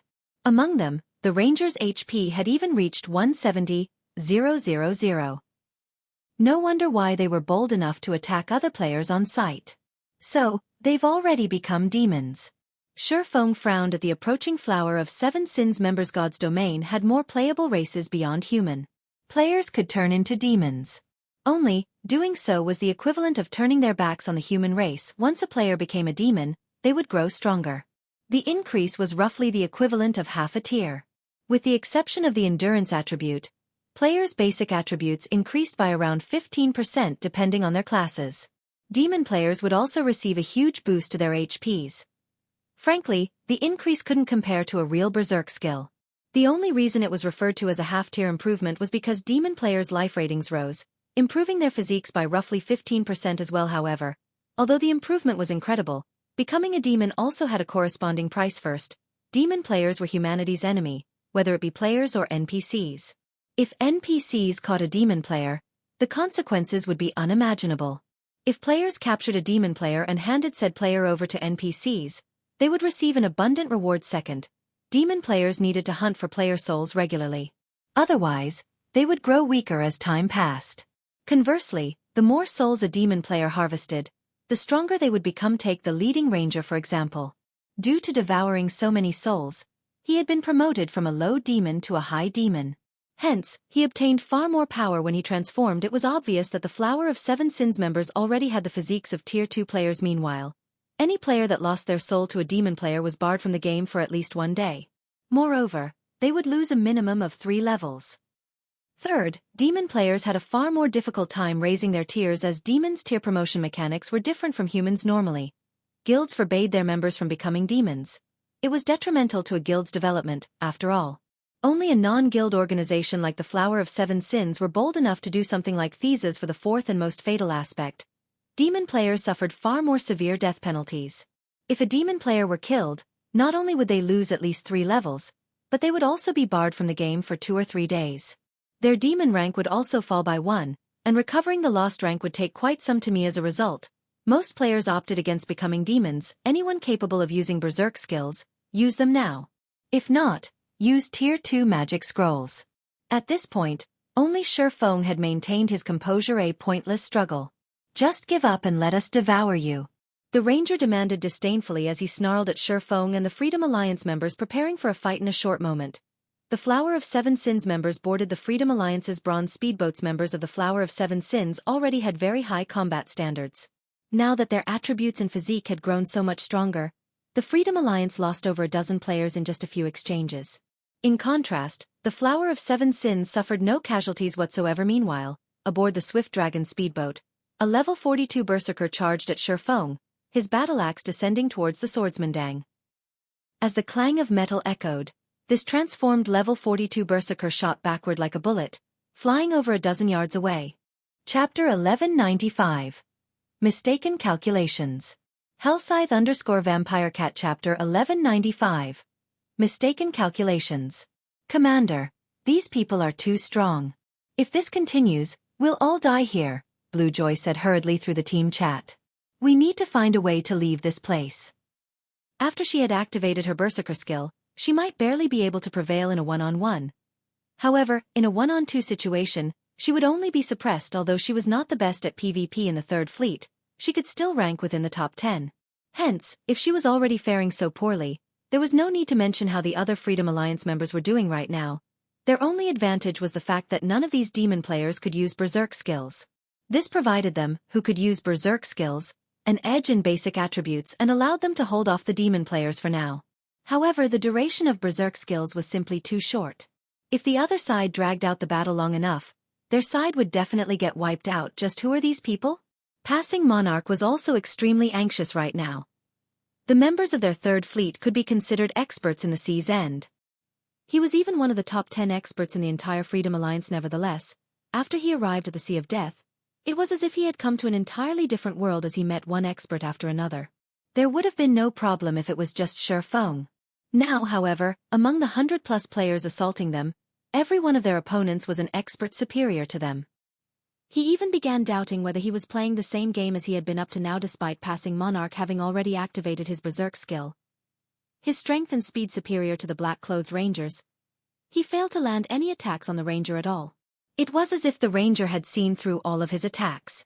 The ranger could not only dodge his attacks easily but also launch attacks at his blind spots while dodging, and this left him no choice but to defend himself. Even launching counterattacks became difficult. If not for the healers at the rear line healing him, he would have already perished by now. Currently, less than 70 people remained in the Third Fleet. Against the Flower of Seven Sins members, not only did they not possess a numerical advantage, but they were also inferior in quality. Everyone, gather together. Destroy all the speedboats and retreat. Passing Monarch commanded as he gritted his teeth. Now that the outcome of the battle was already obvious, there was no meaning in them continuing this battle. Without a doubt, they would be annihilated, and their speedboats would fall into the Flower of Seven Sins' hands. Rather than accepting such an outcome, it would be much better to destroy their speedboats. That way, neither side would end up winning. As soon as Passing Monarch said so, however, he saw a 2-meter-tall berserker blasted from the Swift Dragon speedboat. As the berserker's body crashed heavily into the icy ground, his HP fell by over 3,000. Torrent, are you alright? Several nearby Flower of Seven Sins members could not help but look at the level 42 berserker in surprise.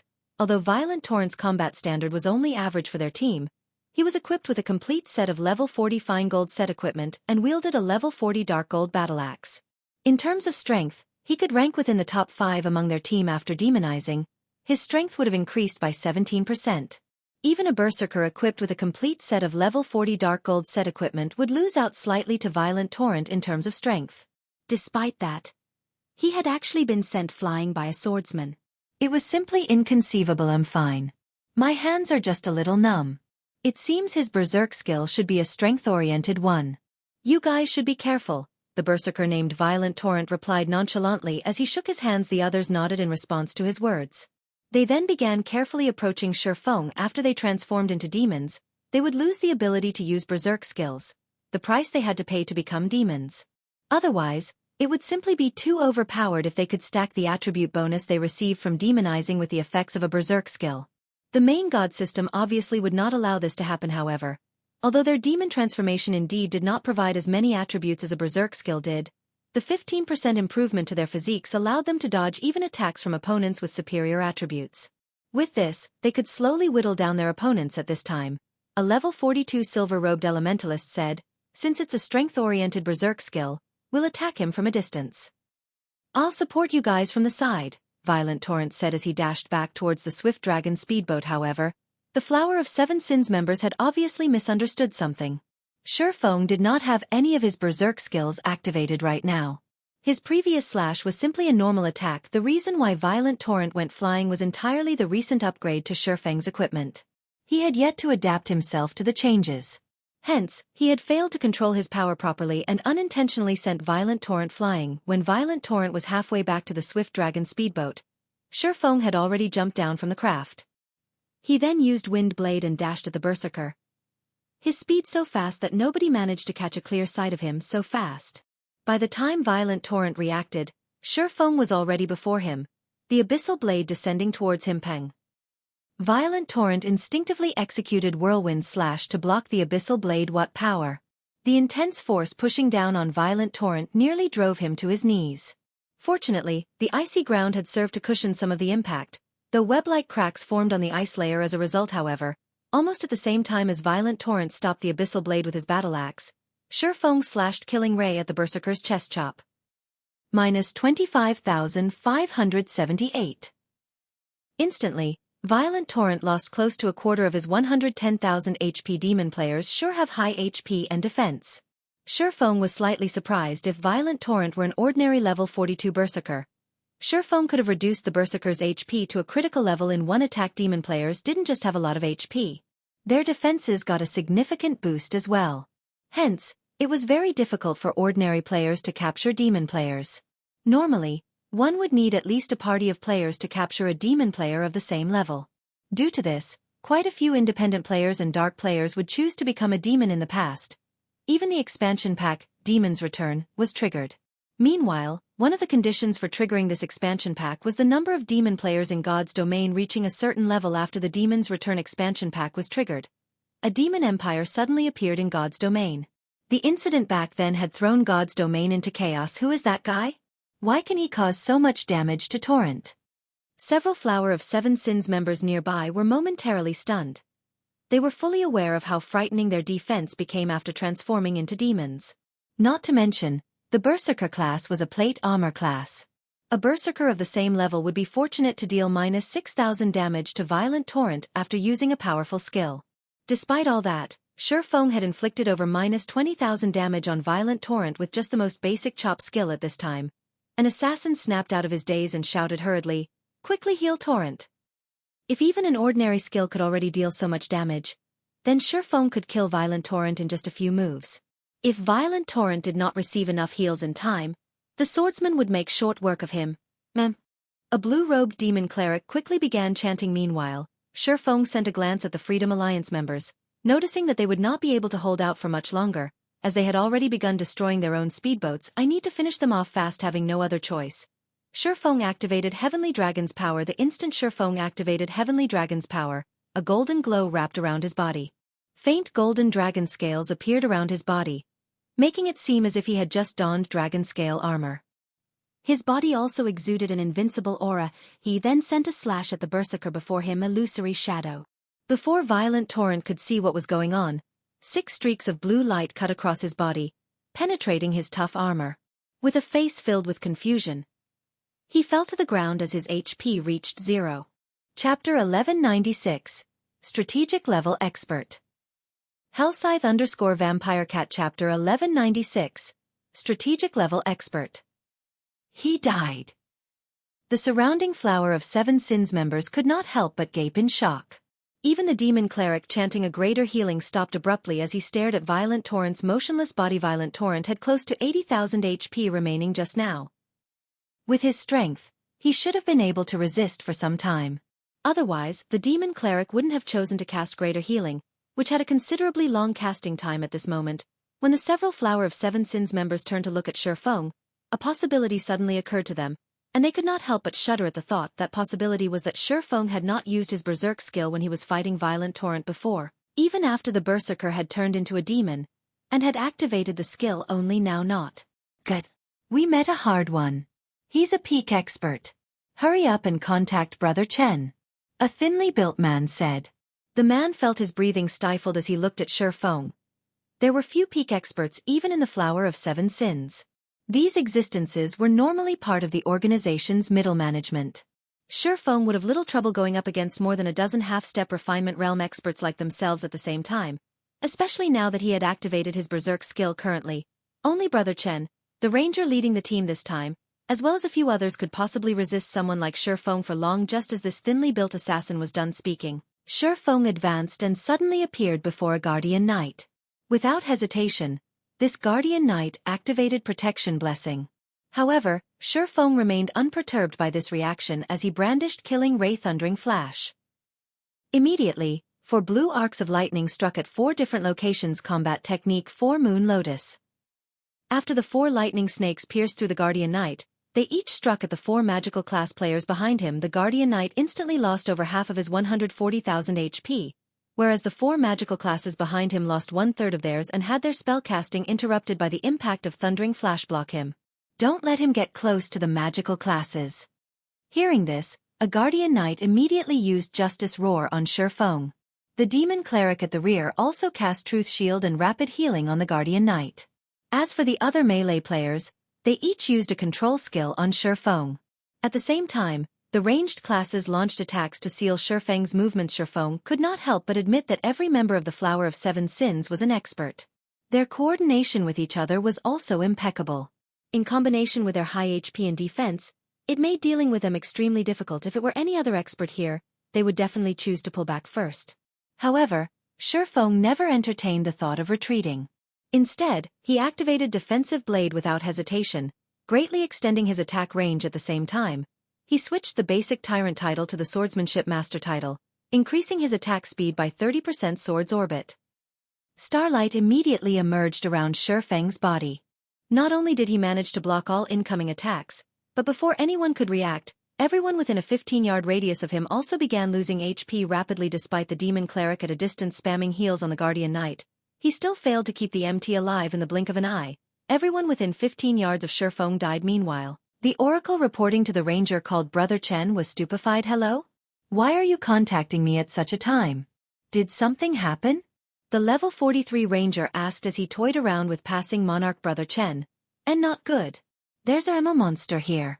The level 42 oracle stuttered during the time the oracle was giving his report. Shi Feng had used silent steps and appeared behind the thinly built assassin, who had just activated wind steps. Shi Feng then executed Chop, the speed of his attack so fast that the assassin did not even react, as he died instantly. A monster? Did one run all the way out here from the island? The ranger asked, perplexed. And no. There's a peak expert on the speedboat we attacked. Torrent and the others. They're all dead. At this moment, the oracle was quickly losing his ability to speak as he watched his companions die one after another. A peak expert? Okay, I'll head over there now. The ranger immediately grasped the severity of the situation. Ignoring passing monarch, he turned towards a few of his companions, who were killing the other members of the Freedom Alliance, and shouted, Hammer, you guys follow me. Torrent and the others are in trouble. Every peak expert was a strategic weapon in a team battle. If not properly contained, a peak expert could easily turn the tide in a fight between hundreds of players. Violent Torrent and the 17 others that went to the Swift Dragon speedboat were merely half-step refinement realm experts. They were simply no match for an expert of such caliber. If the ranger delayed, they would no doubt be annihilated. Hence, he needed to hurry over there right away. He's leaving. Passing monarch was filled with confusion as he looked at the black-clad ranger flying towards the Swift Dragon speedboat. However, the ranger's departure was a good thing for the Freedom Alliance, since the ranger and the 3 companions that followed after him were the ones who had killed the most Freedom Alliance members, with the bronze speedboats less than 50 yards away from the Swift Dragon speedboat. The ranger took less than 5 seconds to glide across this distance. However, as soon as the black-clad ranger descended, he was shocked by the scene before him. At this moment, none of the 18 people sent to snatch the Swift Dragon speedboat was alive. However, only 5 seconds had passed since he received the report. 18 half-step refinement realm experts who had turned into demons had died. Just like that, the ranger glared at Shi Feng, who stood a short distance away, and asked coldly, "Where are your companions? Or are they thinking of ambushing us while we're fighting you?" No matter how he looked at it, one person simply could not have finished off so many demonized half-step refinement realm experts within such a short time. At the very least, such a feat required several experts working together. Companions? Shi Feng shook his head and said, "I'm the only one here. If you ran all the way here just to ask this, can we start the fight now? Hammer, you and let her deal with that guy. Scorpion and I will assist from the side and prevent others from ambushing us," the ranger commanded hurriedly. It was obvious he did not believe Shi Feng. "Leave it to me." The level 43 berserker named Hammer nodded seriously as he looked at the cloaked Shi Feng. The fact that the swordsman before them could work with other experts to get rid of violent torrents groups so quickly proved that his strength was extraordinary. Not to mention, Hammer also sensed a dangerous aura coming from Shi Feng, and he could tell that he was definitely no match for Shi Feng in a one-on-one fight. However, if he coordinated with Letter, even if they could not defeat Shi Feng, it would also be impossible for Shi Feng to kill them. However, just as Hammer finished speaking, Shi Feng had already dashed towards him so fast. The assassin named Letter was shocked at this speed. Even if he activated a berserk skill in his human form, he would be no match for Shi Feng. If not for his demon transformation improving his physique, he wouldn't even be able to catch a glimpse of Shi Feng's figure. Hammer also paled at this sight. Hurriedly, he brandished the great sword in his hands and executed the Tier 1 skill Death's Harvest, which could be used only in his demon form. Immediately, numerous streaks of black light shot forward, enveloping a cone-shaped area 20 yards before him. This skill could not be blocked, only dodged. Is he dead? When the black light dissipated, there was no sign of Shi Feng's figure anywhere. Letter, be careful.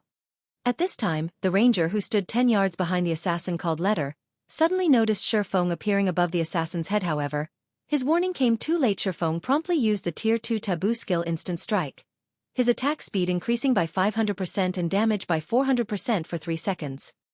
The distant ranger only saw many streaks of blue light flashing in front of him. Before the assassin called Letter could even activate Vanish, his body was already falling to the ground. Shortly after, Hammer finally reacted to the situation. However, by the time he did, several streaks of blue light were heading towards him, responding slightly better than Letter. Hammer executed Whirlwind Slash to defend himself. However, as the gap in speed between him and Shi Feng was too massive, before his great sword could even start picking up momentum, he had already been struck several times. Hammer's vision then turned gray as his body fell to the ground. Who is he? The ranger shuddered when he saw this scene. The male elementalist called Scorpion took an involuntary step back, terror surfacing on his face. 2 refinement realm experts, each with over 100,000 HP, were actually killed instantly. How was this just a peak expert? Chapter 1197. Demon God. Hellscythe_Vampire Cat. Chapter 1197. Demon God. At this moment, fear filled the eyes of the black-clad ranger as he looked at Shi Feng.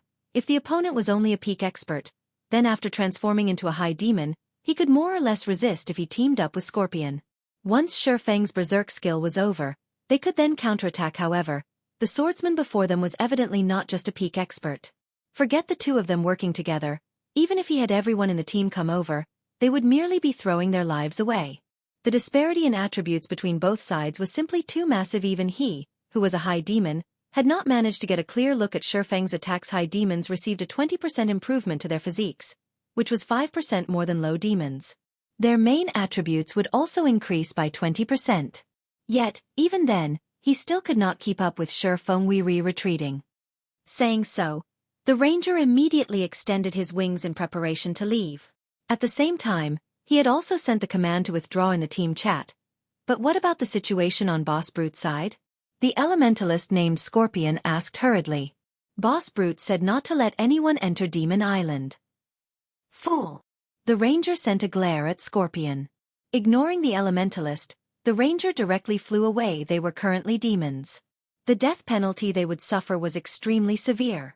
If they already knew that they could not stop Shi Feng, Persisting in the attempt would only be foolish. Moreover, even if they wanted to stop Shifeng and the others from entering Demon Island, the best place to fight him was not at sea, but on Demon Island itself. They were demons. They had very high innate magic resistance, particularly darkness resistance. They did not need to worry about the dark corrosive power on the island. However, the same could not be said for their opponents. More importantly, Demon Island was shrouded in grey fog, which significantly reduced the player's range of vision. However, demons like themselves were not affected by Demon Island's grey fog at all. They would have plenty of opportunities to deal with Shifeng and the others, whose berserk skills would be on cooldown. At that time it's too late to run away now. Shifeng did not give the Ranger and Elementalist any opportunities at all. Activating Wind Rider. He left behind an afterimage where he had stood as he instantly appeared before the two Flower of Seven Sins members. He then violently swung down, killing Ray Thunderflame explosion. Lightning and fire descended on the Ranger and Elementalist, and even the ice layer beneath the two began crumbling and evaporating. He escaped? When the lightning and flames dissipated, Shifeng only saw one demon corpse floating on the water. This corpse belonged to none other than the Elementalist Scorpion. As for the black-clad Ranger, he was nowhere in sight. However, Shifeng was not particularly surprised by this result. Unlike low demons, high demons not only received more improvements to their physiques and basic attributes but also got to learn some powerful demon skills, even a skill with a powerful escape ability, Dark Transfer. This skill allowed one to teleport to any location within a 3,000-yard radius. Its activation required no preparation time, but it had a long 6-hour cooldown. The existence of this skill made killing high demon players very difficult. The Ranger managed to escape, but the other Flower of Seven Sins members fleeing back to Demon Island were not high demons. Without hesitation, Shifeng immediately began chasing those demon players. Although both sides were moving in the air, Shifeng was able to fly freely in the sky due to Wind Rider, whereas the demon players could only glide. The speeds of the two sides were worlds apart from each other. As for the attacks launched by the demon players, not only did Shifeng easily dodge them, but he even used the opportunity to shorten the distance between them. Anyone that Shifeng caught up with got killed in just a few hits initially. There were over 80 low demons fleeing back to Demon Island. However, the ones that actually managed to reach the island numbered less than 30. Once they reached Demon Island, Shifeng gave up the pursuit. Demon Island was rife with level 70+ monsters. If he was not careful, he would definitely attract the monsters' attention. If that happened, not only would he not be able to kill the Flower of Seven Sins members, but he might even lose his life. In fact, as soon as Shifeng stepped onto the island, he noticed more than a dozen Shadow Stalkers. Shadow Stalker, Dark Creature, Great Lord. Level 71. HP 37, 000, 000/37, 000. When Passing Monarch and the others set foot on the island as well, they could not help but gasp when they saw this scene. No sooner had they arrived than the sight of over a dozen level 70+ Great Lords greeted them. Moreover, these were merely the ones they could see. What about the ones in the forest that they couldn't see? This was definitely not a place humans should come to this time. A deafening roar came from the middle of the island and reverberated throughout the place. Even the Shadow Stalkers took fright at this roar. Immediately after, a black and white light pillar shot up from the heart of the island. The instant this light pillar appeared, Passing Monarch and the others suddenly felt as if their bodies no longer belonged to themselves, so much so that they could not even twitch their fingertips. Only after a brief period did they gradually recover their mobility. What is that? Passing Monarch stared at the black and white light pillar, thoroughly shocked by the spectacular sight before him. At this moment, the skies above Demon Island began crumpling, forming a black hole. Passing Monarch could vaguely make out a gigantic eye inside the black hole. Just one glance at this eyeball gave him an appreciation of just how frightening the creature inside that black hole was in reality.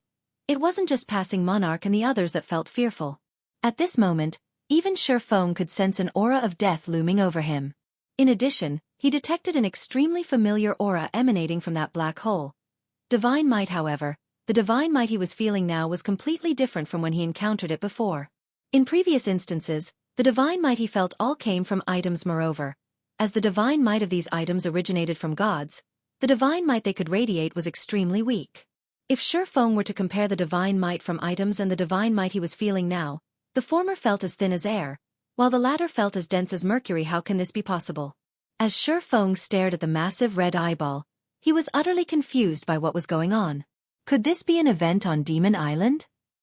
In God's domain, there would frequently be such events occurring. To players, these events were both disasters and opportunities. However, Shifeng very quickly rejected this thought. According to what he knew about events, a real god simply could not appear.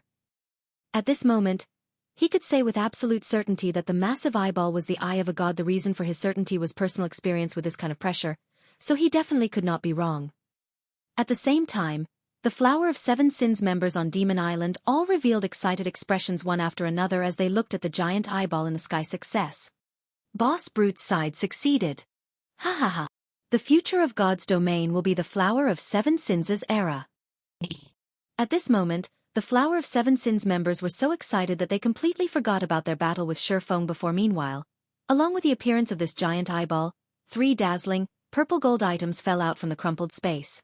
Every one of the 3 items radiated powerful divine might that could make one shudder. Immediately after, the sound of a system announcement entered Shifeng's and the others' ears. System announcement. Some players have activated the new expansion pack, Demon God's Disturbance. Chapter 1198. Darkness Rising. Hellscythe_Fluffy Goblin Chapter 1198. Darkness Rising. The system announcement echoed in everyone's minds for a long time. The players throughout God's domain who had received the news were stunned.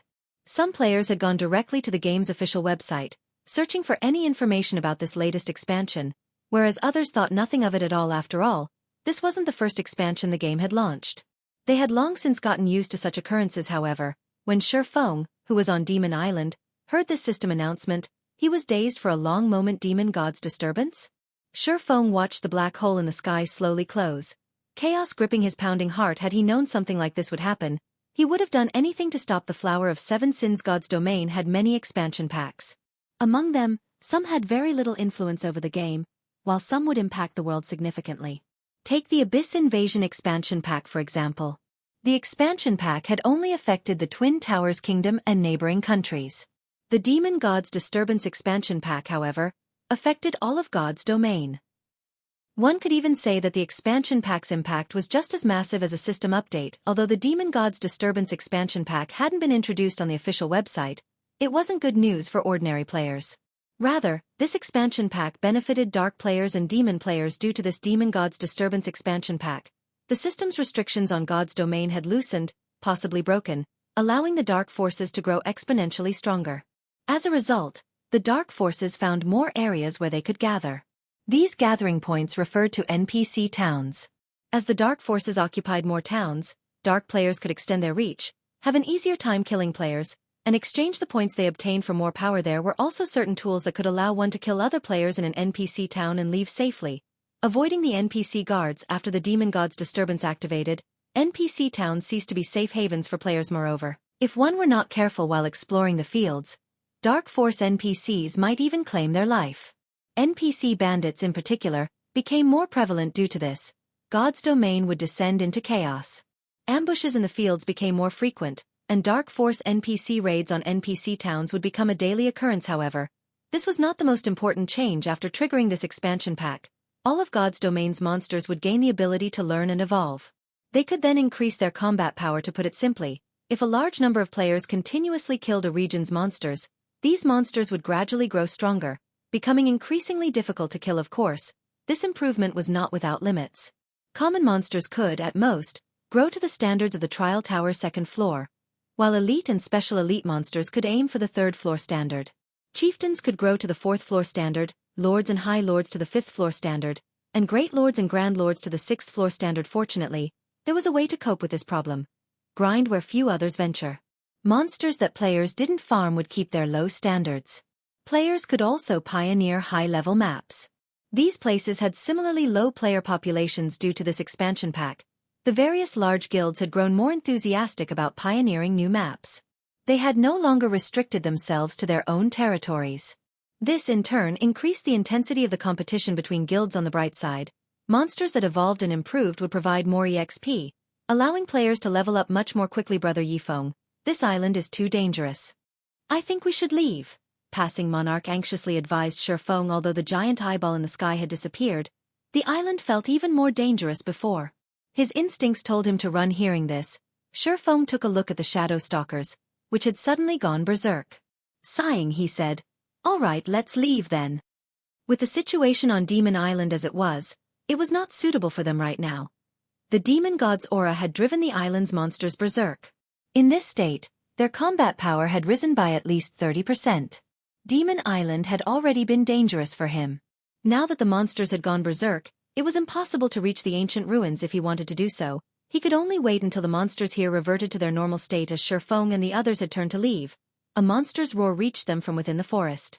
In the next moment, a three-headed demonic hound that was over 5 meters tall barreled out of the trees.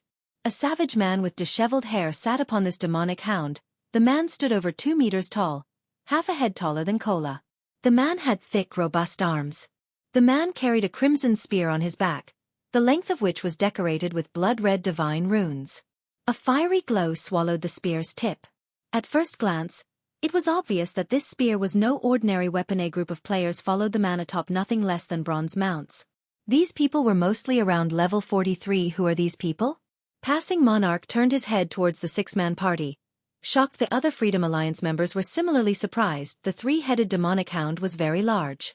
Rather than a mount, it looked like a lord-ranked monster. They had never even heard of such a mount before. Even more shockingly, the savage atop the demonic hound was actually level 45. Meanwhile, Shifeng recognized this savage the moment he laid eyes on him. Brute Spear. In the past, Brute Spear had been a relatively well-known expert of the Flower of Seven Sins. Back then, the rest of the world had referred to him as the Brute Golden God's domain. Any player that was nicknamed a god had been a Tier 6 god-ranked expert. The reason he had been known as Brute God, and not Spear God, was his inhuman strength in both the game and the real world. The 5 others behind Brute Speed were all experts from the Flower of Seven Sins. Their combat standards were on par with the black-clothed ranger from before, having already reached the flowing water realm. Even in super guilds, an expert party like this was rare. One would only encounter them with some frequency in the dark arena. You guys killed my men just now? Brute Spear asked coldly as he looked down at Shifeng and the others. Brute Spear's voice was rough. Despite him speaking normally, his words sounded like a tiger's roar. He was like the generals of ancient times and gave off a very scary feeling. Fellow friend, is there some misunderstanding between us? Passing Monarch asked hurriedly when he noticed Brute Spear and the other Flower of Seven Sins members showing signs of taking action. We didn't take the initiative to attack your people. They attacked us first.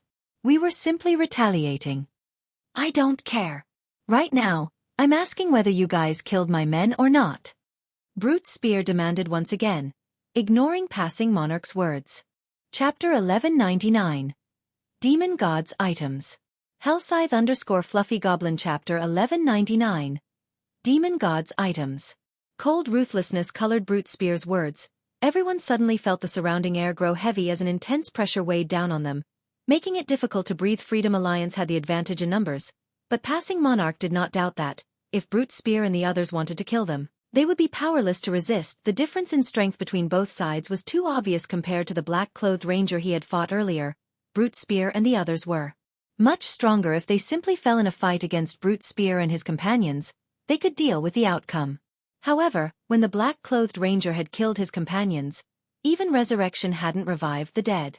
His companions had been thrown from the game and hadn't been able to log back in. Hence, if they died now, they would lose their monthly opportunity to obtain the legacy of the sea. As for relying on Shifeng, while Passing Monarch admitted that Shifeng was monstrously strong, the swordsman had just used his berserk skill. He couldn't use it again within a short time. His chances of defeating the 6 experts before them weren't great. While Passing Monarch and the Freedom Alliance members remained silent, not sure how they should answer Brute Spear's question, Shifeng opened his mouth and said, "That's right. I did it." When Passing Monarch and the others heard Shifeng's honest answer, they paled as they fell speechless. How could Brute Spear possibly not know that they were the ones responsible for his companions' deaths? It was obvious that Brute Spear was toying with them. A fight is inevitable. Flee with everything you have, Passing Monarch said hurriedly. In the team chat in reality, they were already considerably lucky. If not for Shifeng repulsing the Flower of Seven Sins members earlier, they would have lost both their lives and their bronze speedboats. Now, however, even if they died, they could keep their speedboats. As Passing Monarch prepared for a fight, Brute Spear jumped down from the 3-headed demonic hound.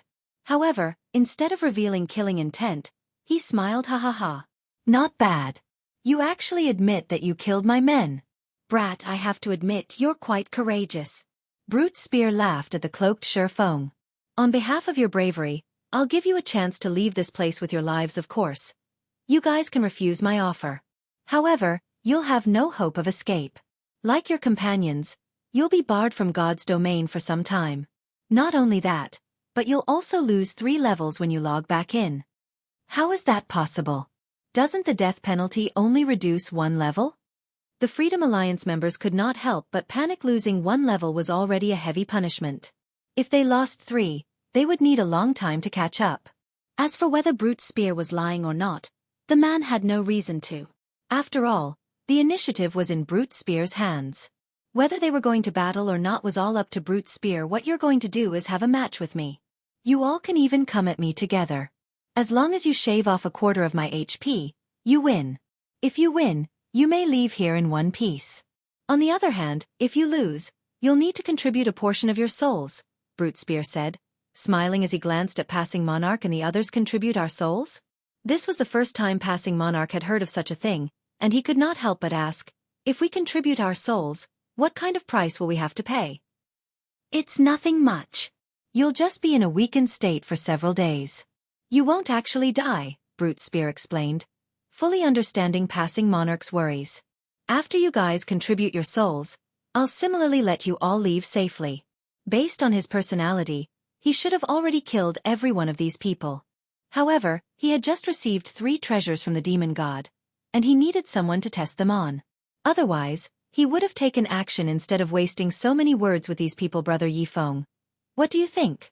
Passing Monarch could not help but turn to ask Shifeng to him. Brute Spear's conditions seemed beneficial. Originally, Passing Monarch thought that Brute Spear would ask for their bronze speedboats in exchange for letting them go. However, dealing with a weakened state for a week or so was better than losing 3 levels. Moreover, it also wasn't certain that they would lose. If all of their members were allowed to attack together, their chances of victory would be quite high. Contributing souls? The name of a certain item suddenly popped into Shifeng's head when he heard Brute Spear's explanation: the Soul Orb. In the past, this was a very well-known item in God's domain. Moreover, it had belonged to the Flower of 7 Sins. The Soul Orb had become famous due to its ability to place a player in a state of extreme serenity by sacrificing other players' souls. The affected player's brain activity would also increase, which would, in turn, help one learn combat techniques, improve skill completion rates, or even become a master or grandmaster lifestyle player much more easily. This Soul Orb was far more effective than a high mana density environment. As a result, when the various superpowers wanted to nurture a particular genius, they traded with the Flower of 7 Sins. The Flower of 7 Sins was also more than willing to trade. After all, just by using the souls a few players contributed, they could obtain a large amount of resources and excellent weapons and equipment. In the past, Shifeng had heard that, to nurture Alice, the Witch of the West, the Miracle Guild had traded a fragmented legendary with the Flower of 7 Sins. Currently, based on Brute Spear's description and the demon god's appearance, Shifeng was 80% certain that Brute Spear had the Soul Orb in his possession. Currently in God's domain, aside from basic attributes, skills, and items, combat techniques also affected a player's combat power. The Soul Orb was a treasure that could allow players to learn and master combat techniques quickly. Thinking up to this point, Shifeng looked at Brute Spear and said, "Don't even think about it. We won't agree to your condition." Shifeng's sudden rejection stupefied everyone. Passing Monarch gaped at Shifeng. He could not fathom why Shifeng would say such a thing.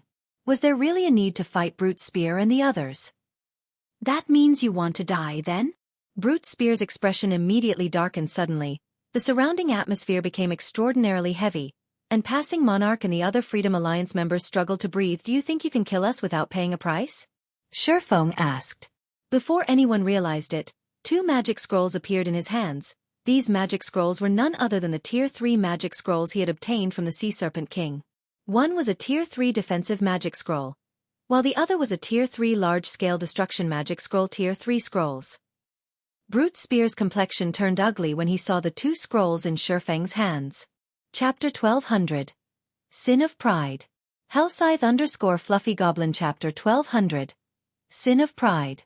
Tier 3 magic scrolls were extremely rare in God's domain. It was nearly impossible to find one on the market.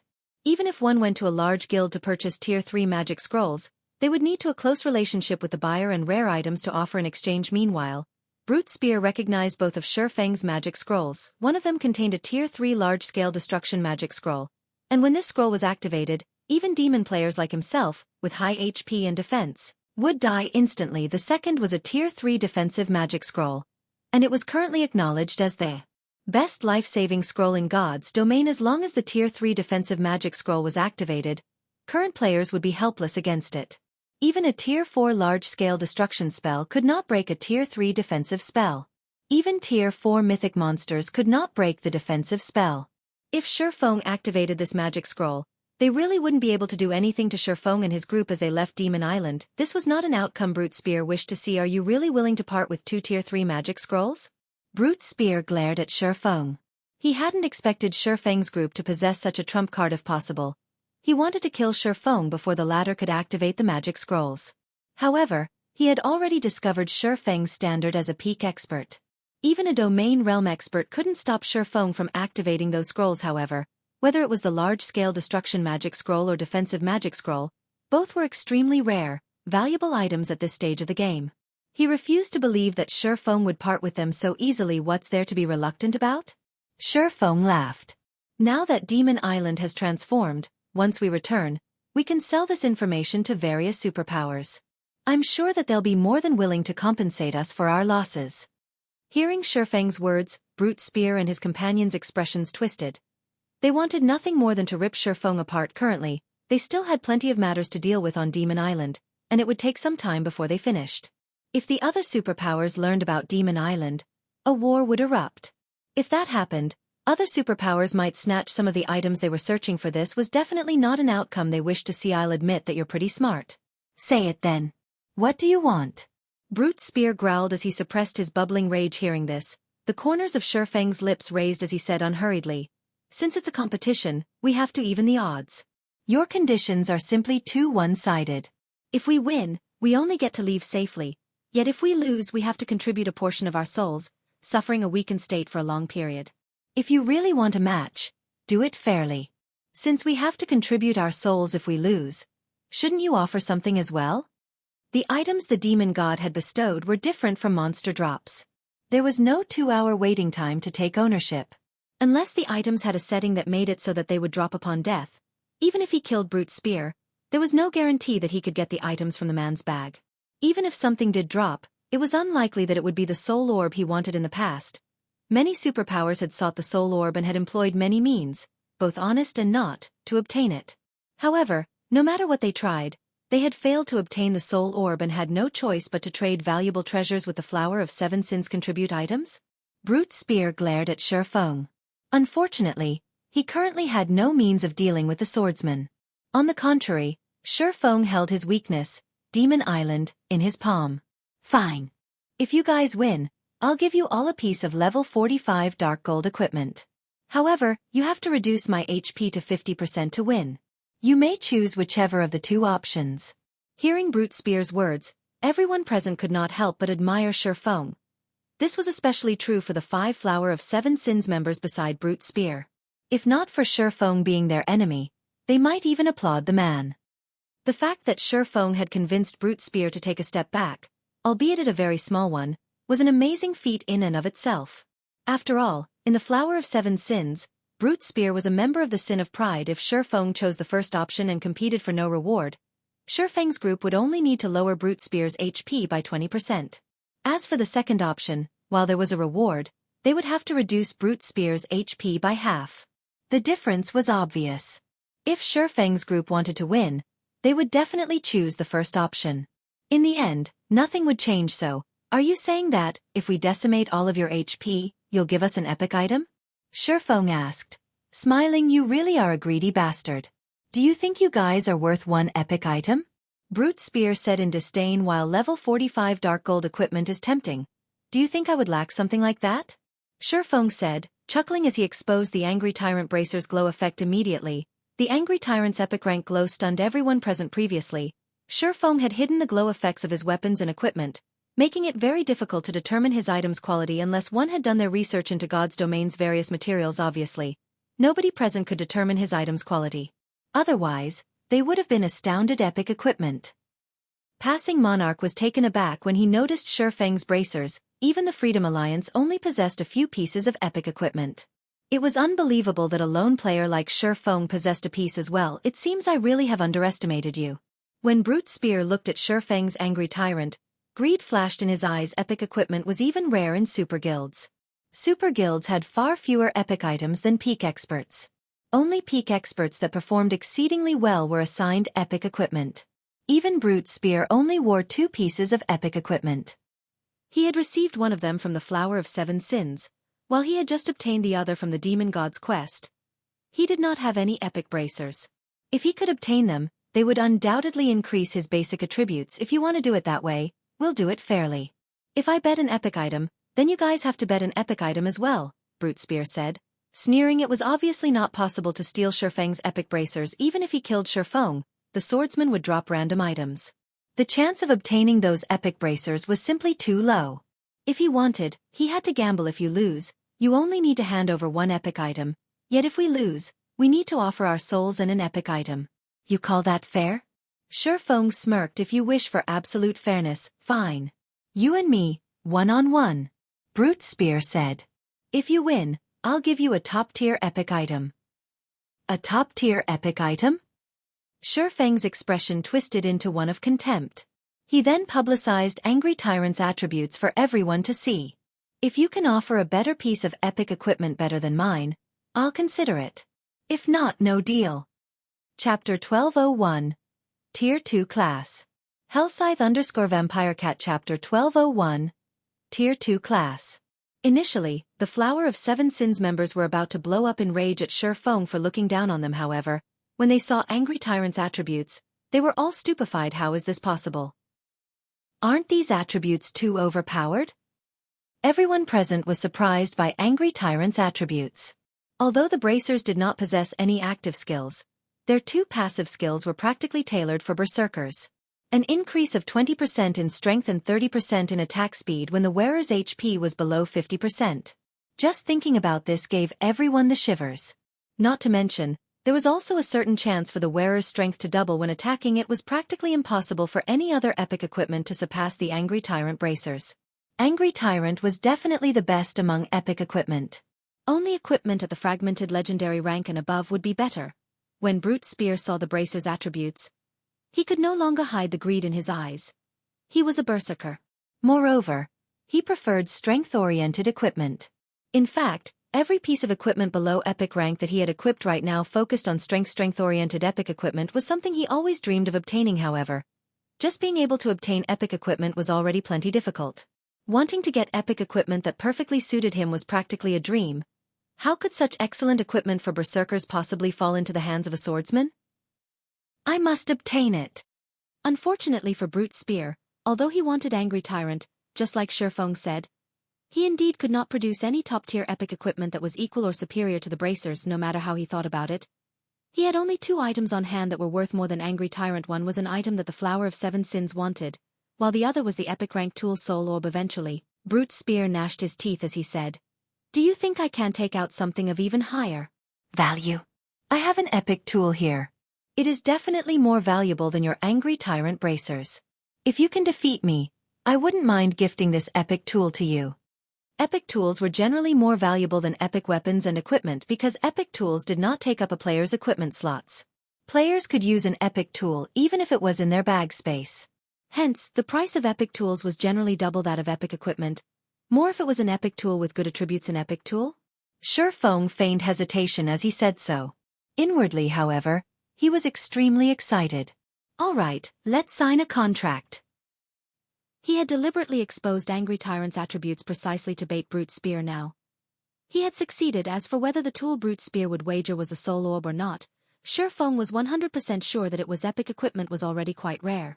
The chances of Brute Spear obtaining 2 epic tools at this stage of the game were lower than winning the lottery. Brother Yi Feng, is there really a need to do this?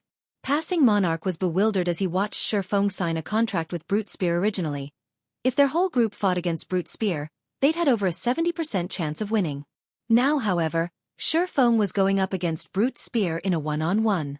Even if Shi Feng was very powerful, in Passing Monarch's opinion, Shi Feng would be lucky to have even a 30% chance of victory. After all, Shi Feng had already used his berserk skill. Meanwhile, Shi Feng was actually gambling epic equipment on such low odds. This was simply insane. Ha ha ha. That fool really signed a contract. Boss Brute sure is lucky.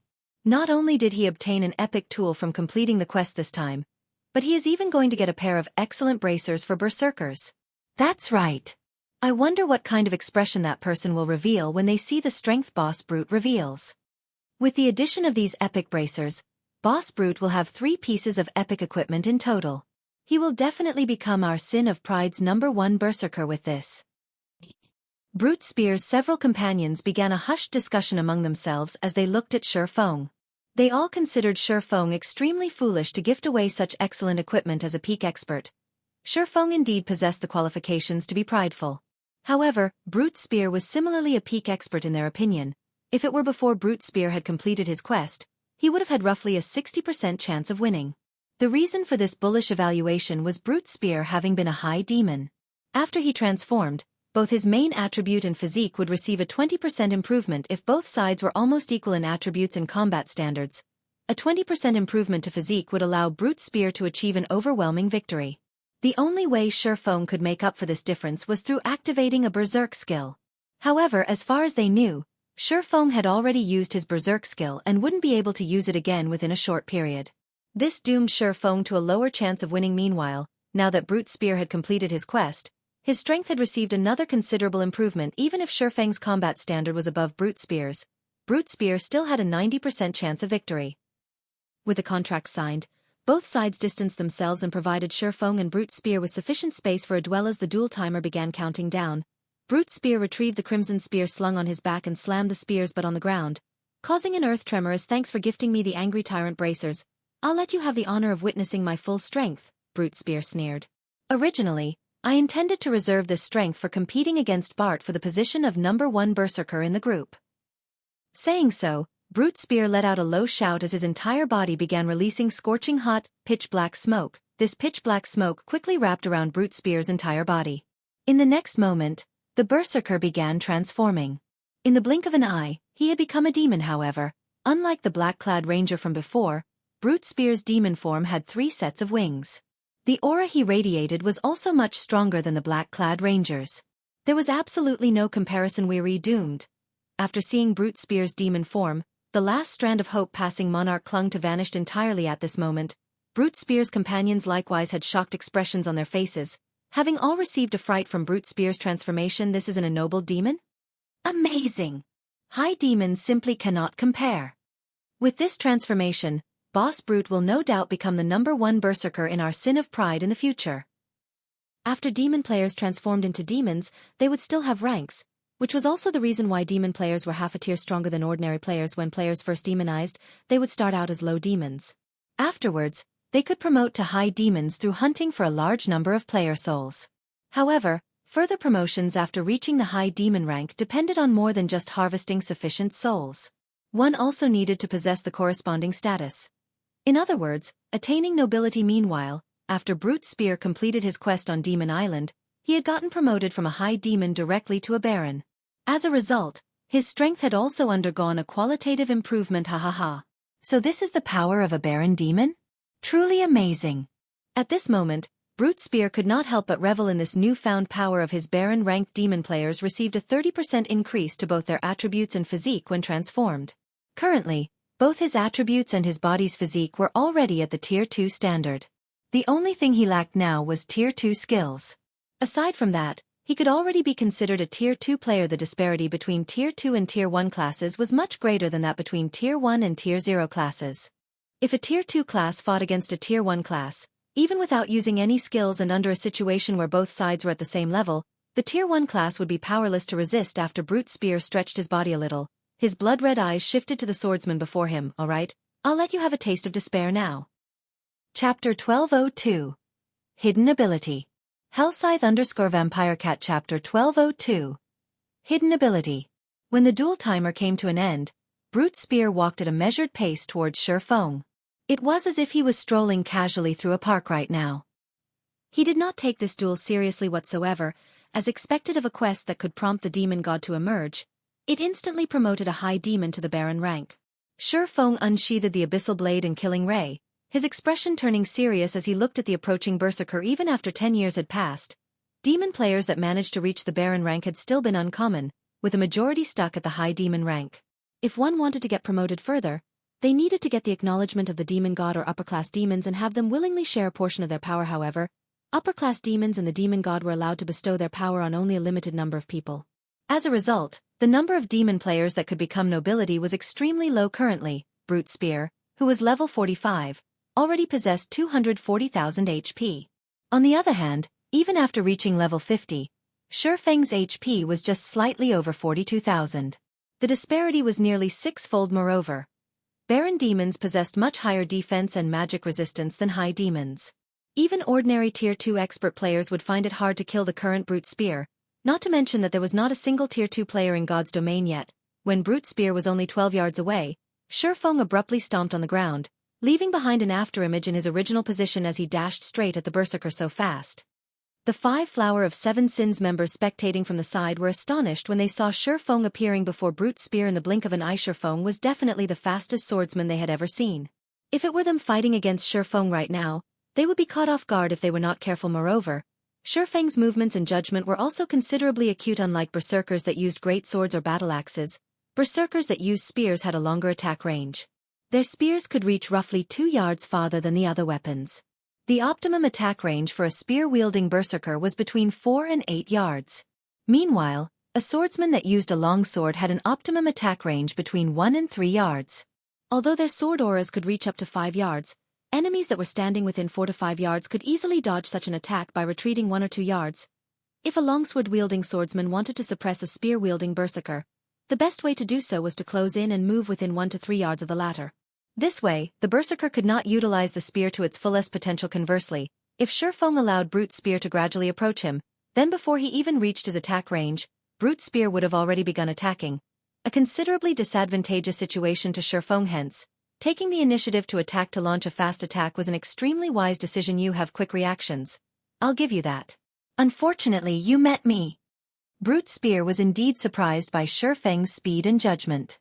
However, while others might have difficulty keeping up with Shifeng's speed, he could see the swordsman's movements perfectly. Moreover, due to his improved physique, he had a much clearer grasp of his surroundings. Right now, he could perceive everything within a 20-yard radius. In fact, the instant Shifeng prepared to take action, he already knew what Shifeng would do. Whirlwind Slash. Having long since anticipated Shifeng's attack, Brute Spear swept the spear in his hands horizontally. His move capable of dealing a serious blow to all enemies within a 10-yard radius. An explosion rang out in the air as he swung the crimson spear, the spear moving so fast that it became invisible to the naked eye. Meanwhile, Shifeng was currently still 6 yards away from Brute Spear. By the time he could start attacking Brute Spear, the berserker's spear would have long since landed on him. Although the spear was weaker than the great sword and battle axe when it came to raw power, it was superior in terms of speed. Pang! Spear and sword collided, the impact forcing Shifeng to take a few steps back. What a high skill completion rate. Shifeng was slightly astonished as he looked at Brute Spear, who remained unaffected by the impact. If speaking purely in terms of the strength attribute, he should surpass Brute Spear even after the latter transformed. After all, there was a 5-level gap between them. Moreover, the quality of his weapons and equipment was also far superior to that of Brute Spear's. Nonetheless, he still got repulsed in the end. The only explanation for such a situation occurring was Brute Spear's skill completion rate. When a player's skill completion rate reached a certain percentage, the skills they used would generate some additional effects. For example, when the Berserker class's Whirlwind Slash achieved a completion rate of 99% or above, aside from having greater destructive power, the skill would also come with a knockback effect. A skill completion rate of 99%. This was a completion rate that Shifeng could only occasionally achieve when both his body and mind were in an excellent state. Despite that, the berserker before him was able to achieve this feat casually. Is this a hidden ability of a demon noble? Shifeng did not believe that Brute Spear himself was capable of achieving such a high completion rate. After all, the berserker had just been promoted to a Baron demon. After transforming, the bonus attributes he received should be much higher than when he was just a high demon. He should have great difficulty properly controlling this newfound strength immediately. He would need some time to adapt. Hence, the only explanation was that this high completion rate was a hidden ability of a demon noble in the past. Shifeng had never gotten the opportunity to fight against a demon noble. Or to put it in another way, he had not possessed the qualifications to do so. As a result, he had only a little information on demon players. As for the hidden abilities of demon nobles, there hadn't been any fools that revealed such a secret. No wonder Chen Su said that you're powerful. Your strength attribute is actually so high. Looking at his still trembling spear, Brute Spear could not help but turn to look at Shifeng. After this brief exchange, he grew even more fond of the bracers on Shifeng's arms. Even after transforming into a demon, he was still weaker than Shifeng in terms of strength. If he were fighting against any other swordsman right now, such a situation would have been impossible. The only explanation for this was Shifeng's weapons and equipment. After saying so, Brute Spear directly used charge at Shifeng. The spear in his hand stabbing at Shifeng's heart. When Brute Spear used charge, he became like a shooting star. He was not only extremely fast but also exerted powerful pressure on Shifeng. However, this pressure didn't come from Brute Spear himself.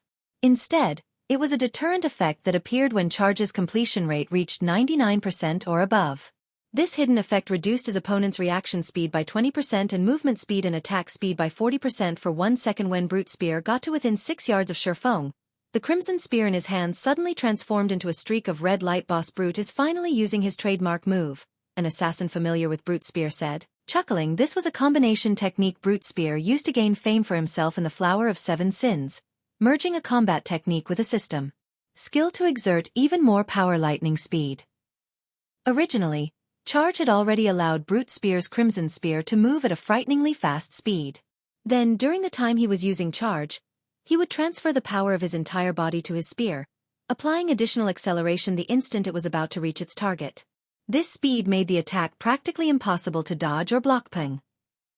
At the critical moment, Shifeng activated parry. When the crimson spear came into contact with his swords, Shifeng instantly felt both his arms go numb. His entire person also was forced to retreat 6 steps before he managed to stabilize himself. He blocked it? Brute Spear was astounded right now. Just how high is his agility? The lightning speed he executed this time was the most perfect one so far. Logically, after including the suppression effect of his charge, Shifeng should not have been capable of executing parry at all. Since it is so, let's see if your reaction speed or my attack speed is faster. Saying so, Brute Spear flapped the wings on his back and began hovering in midair. His body then split into 3, and all 3 attacked Shifeng simultaneously from different directions. The skill he had used was called Demon Flash, something he had learned after becoming a Baron Demon. It allowed him to attack his opponent from 3 directions, and each clone mirrored his original body perfectly.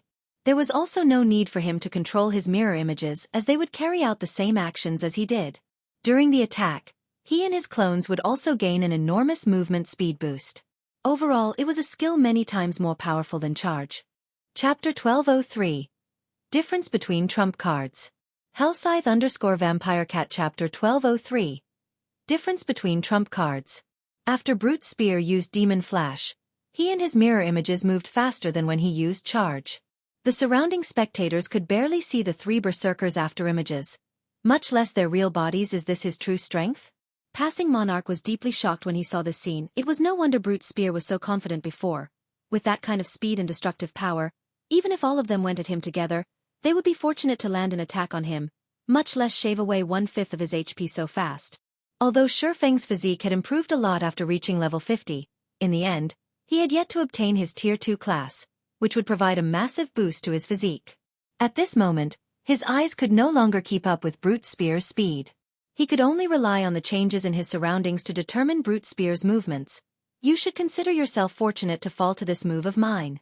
Brute Spear executed lightning speed on Shifeng once more compared to the time he attacked with charge. The speed of his spear this time had increased by a large margin. Moreover, his 2 clones had also attacked using the same strength and speed.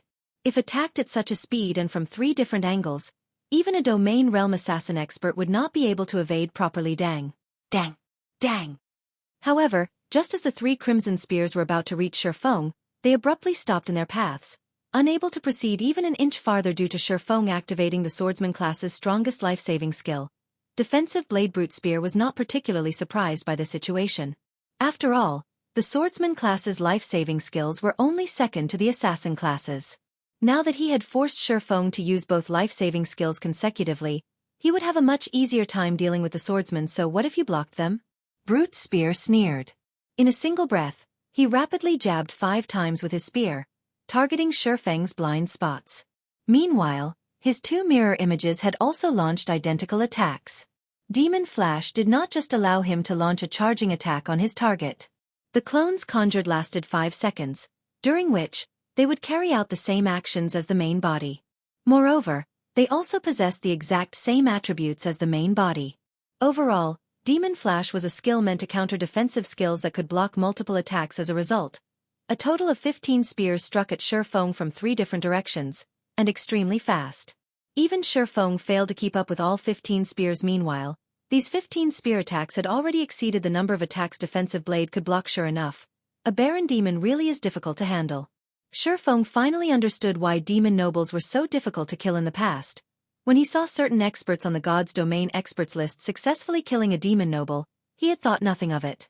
Now, however, it would seem that killing a demon noble of the same tier was a very difficult task. Shifeng immediately activated Killing Ray's additional skill, Summon Lightning Boom. In the next moment, arcs of blue lightning shot down from the sky one after another. Not only did these lightning arcs deal 400% lightning damage to all enemies within a 15-yard radius to Shifeng, but they could also inflict a numb effect for 5 seconds on the target struck. Afterwards, his attack range would even increase by 20 yards for 30 seconds. However, Brute Spear simply sneered at this attack. He did not bother dodging the lightning arcs at all as he abruptly stabbed his spear at Shifeng. He intended to compete and see who could deal more damage. While the 15 spears struck at Shifeng, the lightning arcs also bombarded Brute Spear's body. The block count of Shifeng's defensive blade was instantly exhausted. As for the several spear strikes that got through, Shifeng used his swords to deflect them, so he did not receive any substantial damage. In contrast, Brute Spear had over -13,000 damage from the lightning strikes. What high magic resistance! Envy sprouted in Shifeng's heart when he saw this damage. If a normal level 45 player received this move of his, they would either die instantly or have very little HP remaining. However, a Baron Demon's high magic resistance had greatly reduced the damage Brute Spear received. Brute Spear had over 240,000 HP. By relying on battle recovery alone, he could recover over 2,400 HP every 5 seconds.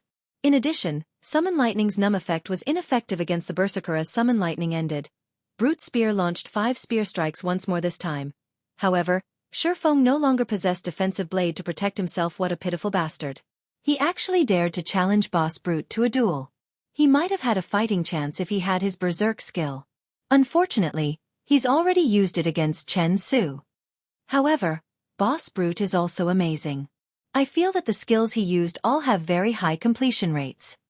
When the 5 Flower of 7 Sins members saw this scene, they all knew that this fight was as good as over. Originally, Brute Spear already possessed a huge advantage in HP and defense. Now, he was even using an attack method that trumped all defenses. If Shifeng wished to deal damage to Brute Spear, he would have no choice but to clash head-on as well. However, Brute Spear still had 2 clones assisting him. It was simply impossible for a melee player like Shifeng to stop Brute Spear from this scene. Shifeng also understood what was going through Brute Spear's mind. However, he also had to admit that this was a good plan, as he really did not possess any method of coping with it. Shifeng used silent steps right away and appeared behind Brute Spear. He then pointed the Abyssal Blade at the Berserker Abyssal Bind. Immediately, black chains materialized in empty space one after another, every one of them shooting straight at Brute Spear. Seeing this, Brute Spear sneered as he activated a control removal skill without hesitation, causing Abyssal Bind to lose effect. He then charged at Shifeng and launched another barrage of attacks together with his mirror images. You want to compete using HP? Shifeng smiled. Come then. Saying so, Shifeng activated Phantom Kill and 9 Dragon Slash. Although his doppelganger only possessed 80% of his basic attributes, which made it slightly weaker than Brute Spear, it should have no problems holding off one of the Berserker's mirror images. Meanwhile, the 12 Abyssal Blade Phantoms summoned by 9 Dragon Slash could also easily stop the other mirror image. This way, the duel would revert to a one-on-one fight. At this time, Shifeng activated Thunder God's Descent, increasing his movement speed and attack speed by 150%, damage by 50%, and decreasing the damage he received by 50% for 30 seconds. Without hesitation, he charged straight at Brute Spear and executed Sword's Orbit. Starlight suddenly filled Shifeng's surroundings. However, Brute Spear paid no attention to this phenomenon whatsoever as he used all his strength to send out multiple spear strikes immediately.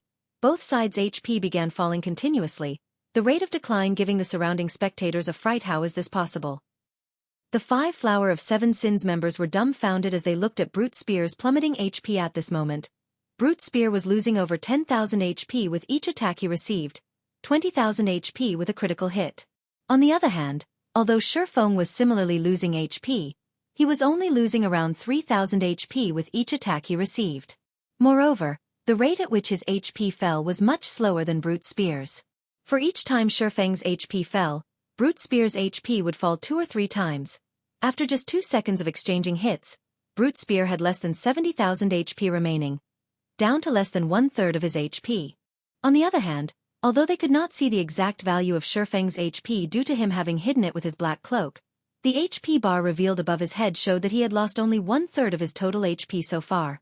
The difference between the two sides was obvious at a glance, however. Despite this situation, Brute Spear himself remained unfazed. Just when Brute Spear's HP fell below the 30,000 threshold, a sinister smile appeared on his face. Backtrack. Brute Spear roared. Immediately, a blood-red magic array appeared in the air. A red light then shone out of the magic array, enveloping a radius of 30 yards around Brute Spear. This was the strongest skill Brute Spear obtained after becoming a Baron Demon Blood. Backtrack. As long as he was not dead, the skill would allow him to regain the HP he had 6 seconds before. This was the reason why he dared to exchange damage with Shifeng in the next moment. Brute Spear's HP directly recovered to full. In contrast, Shifeng had less than half of his HP right now. Despicable. He can actually recover his HP. Passing Monarch could not help but curse out loud when he saw this scene. Brute Spear simply sent a contemptuous glance at Passing Monarch. Sure enough, he really does have a trump card hidden. Shifeng was not particularly surprised by this scene in reality. He also knew about Blood. Backtrack. This was a move that all demon nobles knew. Even monsters like great demons had used it frequently since it was a skill specifically used to trap others. Hence, he also held back a trump card. Suddenly, the two swords in Shifeng's hands released a blinding light flame burst. Swords orbit. One sword light after another flew at Brute Spear. A sure kill skill? Remaining unfazed, Brute Spear activated the additional skill of his epic equipment, Magic Shield, which reduced the damage he received by 30% for 10 seconds. He promptly brandished his spear to deflect the oncoming sword lights. Although Brute Spear failed to deflect all the attacks, with his body's extraordinary physique, he still managed to deflect the majority of them. In the end, he got struck only 3 times. However, these 3 hits shocked him as each one actually took over 60,000 HP from him. In just 3 blows, he had lost over 180,000 HP. When Flame Burst ended and Brute Spear was preparing to counterattack, Shifeng activated Dragon Breath. Dragon Breath was an AoE skill that was impossible to block. Moreover, it dealt much more damage than even Flame Burst. Instantly, Dragon Breath devoured Brute Spear's remaining HP. At the same time, Shifeng emerged the victor of this duel. Chapter 1204. Treasure Secured. Hellscythe_Vampire Cat. Chapter 1204. Treasure Secured. After the duel was over, Brute Spear had a look of horror on his face as he looked at Shifeng. How could he have such a high explosive power? Brute Spear could not at all believe that he had just lost. He was a Baron Demon. He also had 2 pieces of epic equipment equipped. He himself was a peak expert in God's domain. With his 240,000 plus HP, even if he just stood still and did nothing, it would take a berserker of the same level quite some time to kill him. Yet he had been killed almost instantly. How could he possibly accept this loss? Nonetheless, there was no way the duel result announced by the system could be fake. It was also an inescapable fact that he only had 1 HP remaining right now. Unlike the duels in arenas, the system would leave players with 1 HP when they were defeated in a duel held in the fields, preventing them from dying. The match is over. You can hand over that epic item of yours now, Shifeng said as he looked at Brute Spear, who currently had a dazed expression on his face. Although Brute Spear possessed the transformation bonuses of a Baron Demon, the difference in levels and equipment between the two of them was simply too massive. It was not something a single demon transformation could offset. Powerful weapons and equipment not only improved a player's basic attributes but also strengthened a player's skills. Just who are you? Brute Spear asked after taking a deep breath. Anyone capable of steamrolling right over me can't be someone unknown. In terms of HP and defense, he indeed possessed an absolute advantage. However, Shifeng was leaps and bounds above him in skills and other basic attributes. Meanwhile, needless to say, the reason for Shifeng's advantage in attributes was definitely the swordsman's weapons and equipment.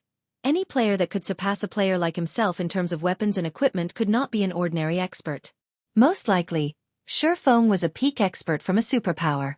Moreover, far from just any ordinary peak expert, Shifeng was no doubt a peak expert heavily nurtured by his guild. What? Want to take revenge on me?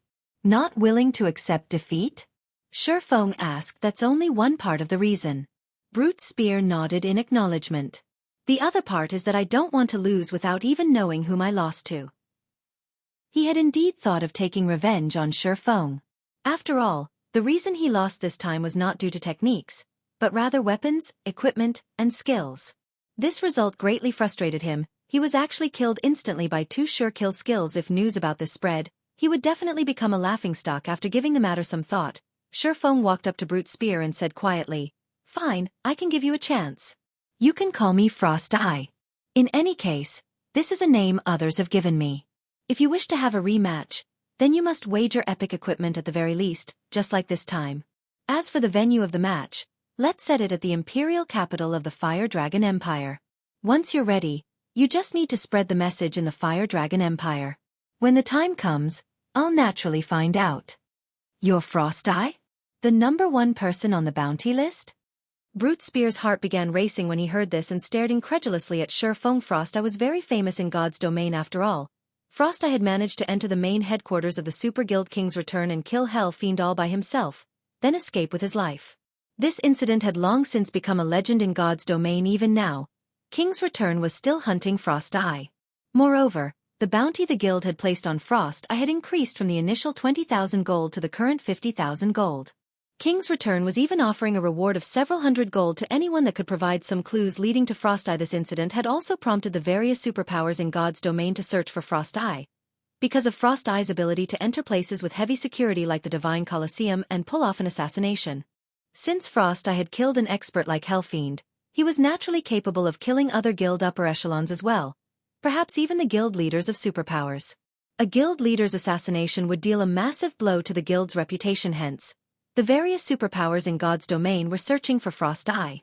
The Flower of Seven Sins was no exception. As an organization that dealt in assassination work, if the Flower of Seven Sins could recruit such an expert, its fame would undoubtedly rise significantly. That's right. Since you already have the answer to your question, you can give me my item now, right? Shifeng nodded. It seems I have not lost in vain. At this moment, a trace of admiration flashed across Brute Spear's eyes as he looked at Shifeng. He then took out the soul orb from his bag and passed it to him. In reality, Brute Spear did not place any particular importance on the soul orb. After all, epic items like the soul orb were not particularly rare. Practically every superpower possessed 1 or 2 of such items. Take the epic tool the Dark Arena had auctioned, for example. The tool could be used to brew magic wine that had a calming effect when consumed. The calming effect was similar to when a player was in a high mana density environment. The soul orb was similar to that epic tool. However, unlike the magic wine, which required rare materials to brew, the soul orb needed players to willingly offer up a portion of their souls to produce soul water. Moreover, the souls of 100 players were needed to produce 1 drop of soul water. Rather than doing something as tedious as collecting souls, gathering raw materials would be much faster. Hence, Brute Spear felt that the soul orb was somewhat useless. Otherwise, he wouldn't have used it as a wager. Soul orb, epic rank item. An orb crafted by demon god Paimon using the fragments of a destroyed powerful soul treasure. Additional active skill dash. Soul water. Creates soul water from the souls willingly contributed by players. No cooldown. Every 100 souls of players absorbed will produce 1 drop of soul water. Currently, this item has been sealed by demon god Paimon. Item will drop upon death. Those without the power of demons are unable to use this item. If you're not interested in this epic item, I can use 7,000 gold to buy it back, Brute Spear said, grinning as he looked at Shifeng. Although items like the soul orb were indeed rare in God's domain, there were still a few of them, which usually sold for around 20,000 to 30,000 gold. However, since only demon players could use the soul orb, its value was much lower for someone like Shifeng, who was not a demon player. Even if he obtained the soul orb, he would not be able to use it. In other words, it was no different from a piece of junk at the end of the day. It is still an epic item. Keeping it as a decoration isn't a bad idea, either. Although a surprised expression had indeed appeared on Shifeng's face after he read the soul orb's attributes, he still stored the item away. He then turned around and left. The corners of Brute Spear's mouth twitched involuntarily when he heard Shifeng's words. Most likely, only the #1 person on the bounty list could say something like using an epic item as decoration. As for preventing Shifeng and the others from leaving, Brute Spear did not think he and his companions had this ability. If Shifeng was capable of leaving King's Return's main headquarters unscathed back then, it would be child's play to get away from the six of them, following which, Shifeng led passing Monarch and the others away from Demon Island. Brute Spear and the others had failed to notice that the reason for Shifeng's surprised expression was not the fact that only demon players could use the Soul Orb. After all, this was something Shifeng had long since known. Instead, he was surprised because the instant he touched the Soul Orb, the golden stigmata on him had reacted. Chapter 1205. Kingdom Transformation. Hellscythe_VampireCat Chapter 1205. Kingdom Transformation. The golden stigmata was originally a tool for Shifeng to search for the 7 treasures. Previously, when he went to Lakeheart City, a clue relating to one of the 7 treasures had appeared. However, the signal had been brief, disappearing after a moment. Fortunately, he had already gotten a lock on the NPC wielding that treasure only. As Countess Katie Green was too powerful for Shifeng right now, he did not want to alert the NPC any more than he already had since entering God's domain. Shifeng had already been to quite a few places. However, he had managed to find only one clue relating to the 7 treasures so far. Despite that, the instant he touched the Soul Orb, it had actually triggered a reaction from the golden stigmata. How could he not get excited over this? This was also the reason behind Shifeng's decision to give up on entering Demon Island for now and return to White River City first. After all, the Soul Orb was an item that dropped upon death. The ancient ruins on Demon Island were extremely dangerous. With the demon god's aura causing the monsters on the island to go berserk, the risk of death was simply too high right now. It was much better if he returned to White River City for the time being, following which, Shifeng said his goodbyes to passing Monarch and agreed to meet up with him tomorrow at the sea's end.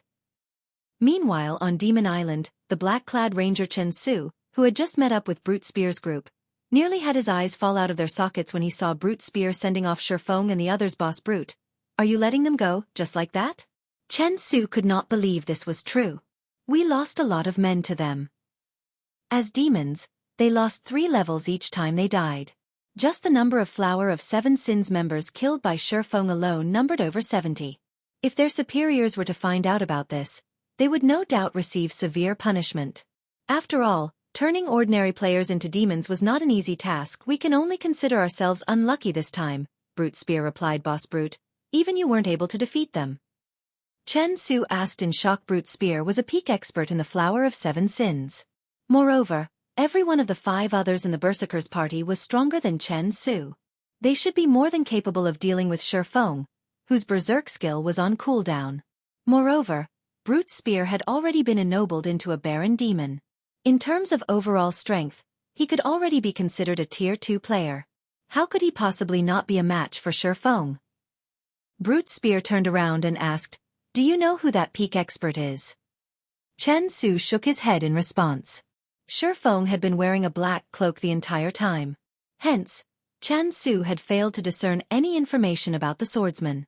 Pinpointing his identity through his class was also impossible. After all, there were just too many swordsman experts in God's domain. Not to mention, many of the swordsman experts that entered God's domain were not that famous. He is Frost Eye. Brute Spear smiled bitterly. What? That's the guy the higher-ups have been searching for all this time.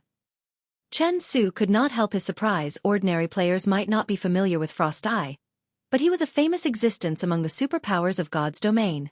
Even the old monsters of the Flower of 7 Sins had praised him endlessly, wishing to recruit him into the organization.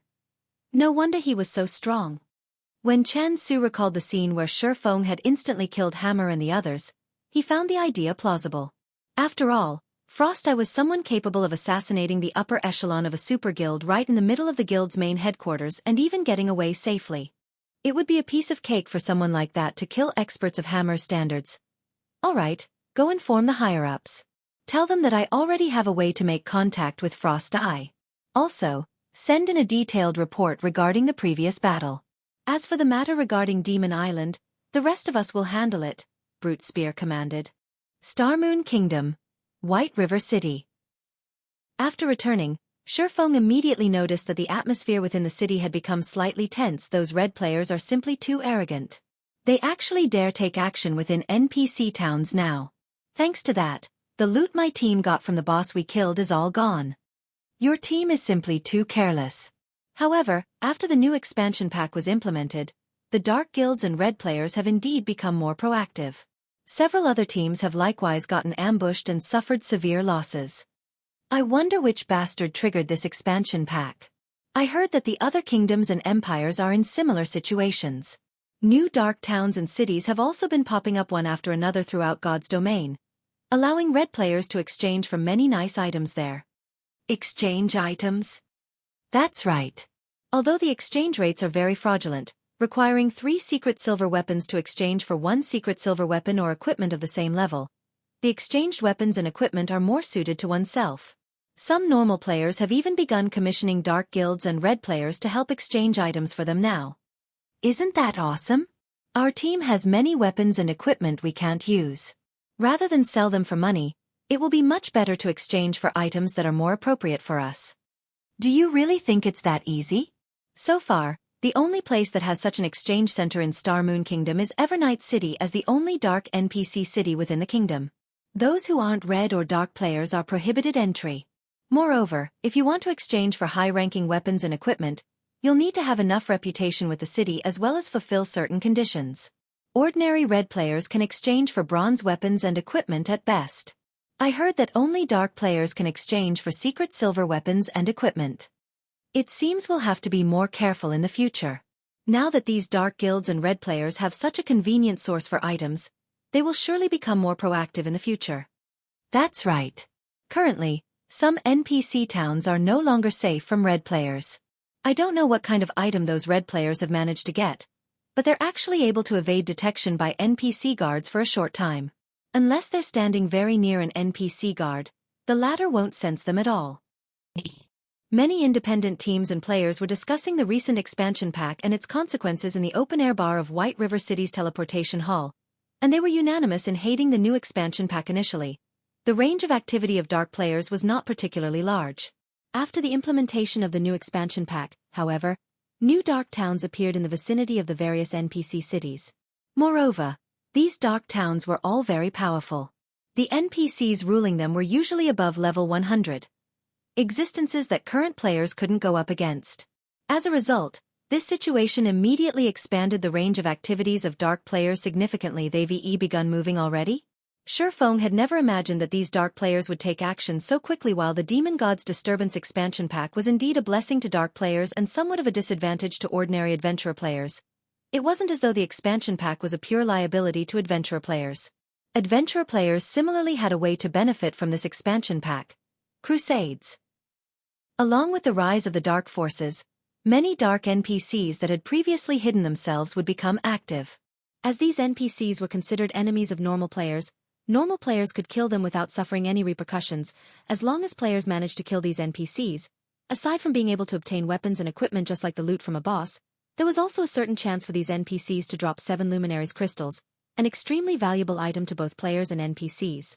Unlike field bosses, some powerful NPCs would collect 7 Luminaries crystals. This source of 7 Luminaries crystals could also be considered the greatest reward to normal players from this new expansion pack. After Shurfeng was done eavesdropping on the conversations of other players, he returned to the candlelight trading firm and entered a special forging room before carefully taking out the soul orb. Please don't disappoint me. Shurfeng then activated Omniscient Eyes on the soul orb. Omniscient Eyes was one of the 2 active skills of the Golden Stigmata, and it allowed one to see through everything and discover certain things that were not visible on the surface. Chapter 1206. Treasure Fragment. Hellscythe_Vampire Cat Chapter 1206. Treasure Fragment. Star Moon City. Due to the Demon God's disturbance, Star Moon City's player population exploded. The majority of these newcomers were former inhabitants of the nearby towns. With the rise of the dark forces, the surrounding NPC towns were no longer safe. The safest locations right now for normal players were NPC cities. This development also prompted many adventurer teams, which were originally active in NPC towns, to move their main base of operations to NPC cities. Consequently, the prices of land in NPC cities also increased as a result of competition among many adventurer teams.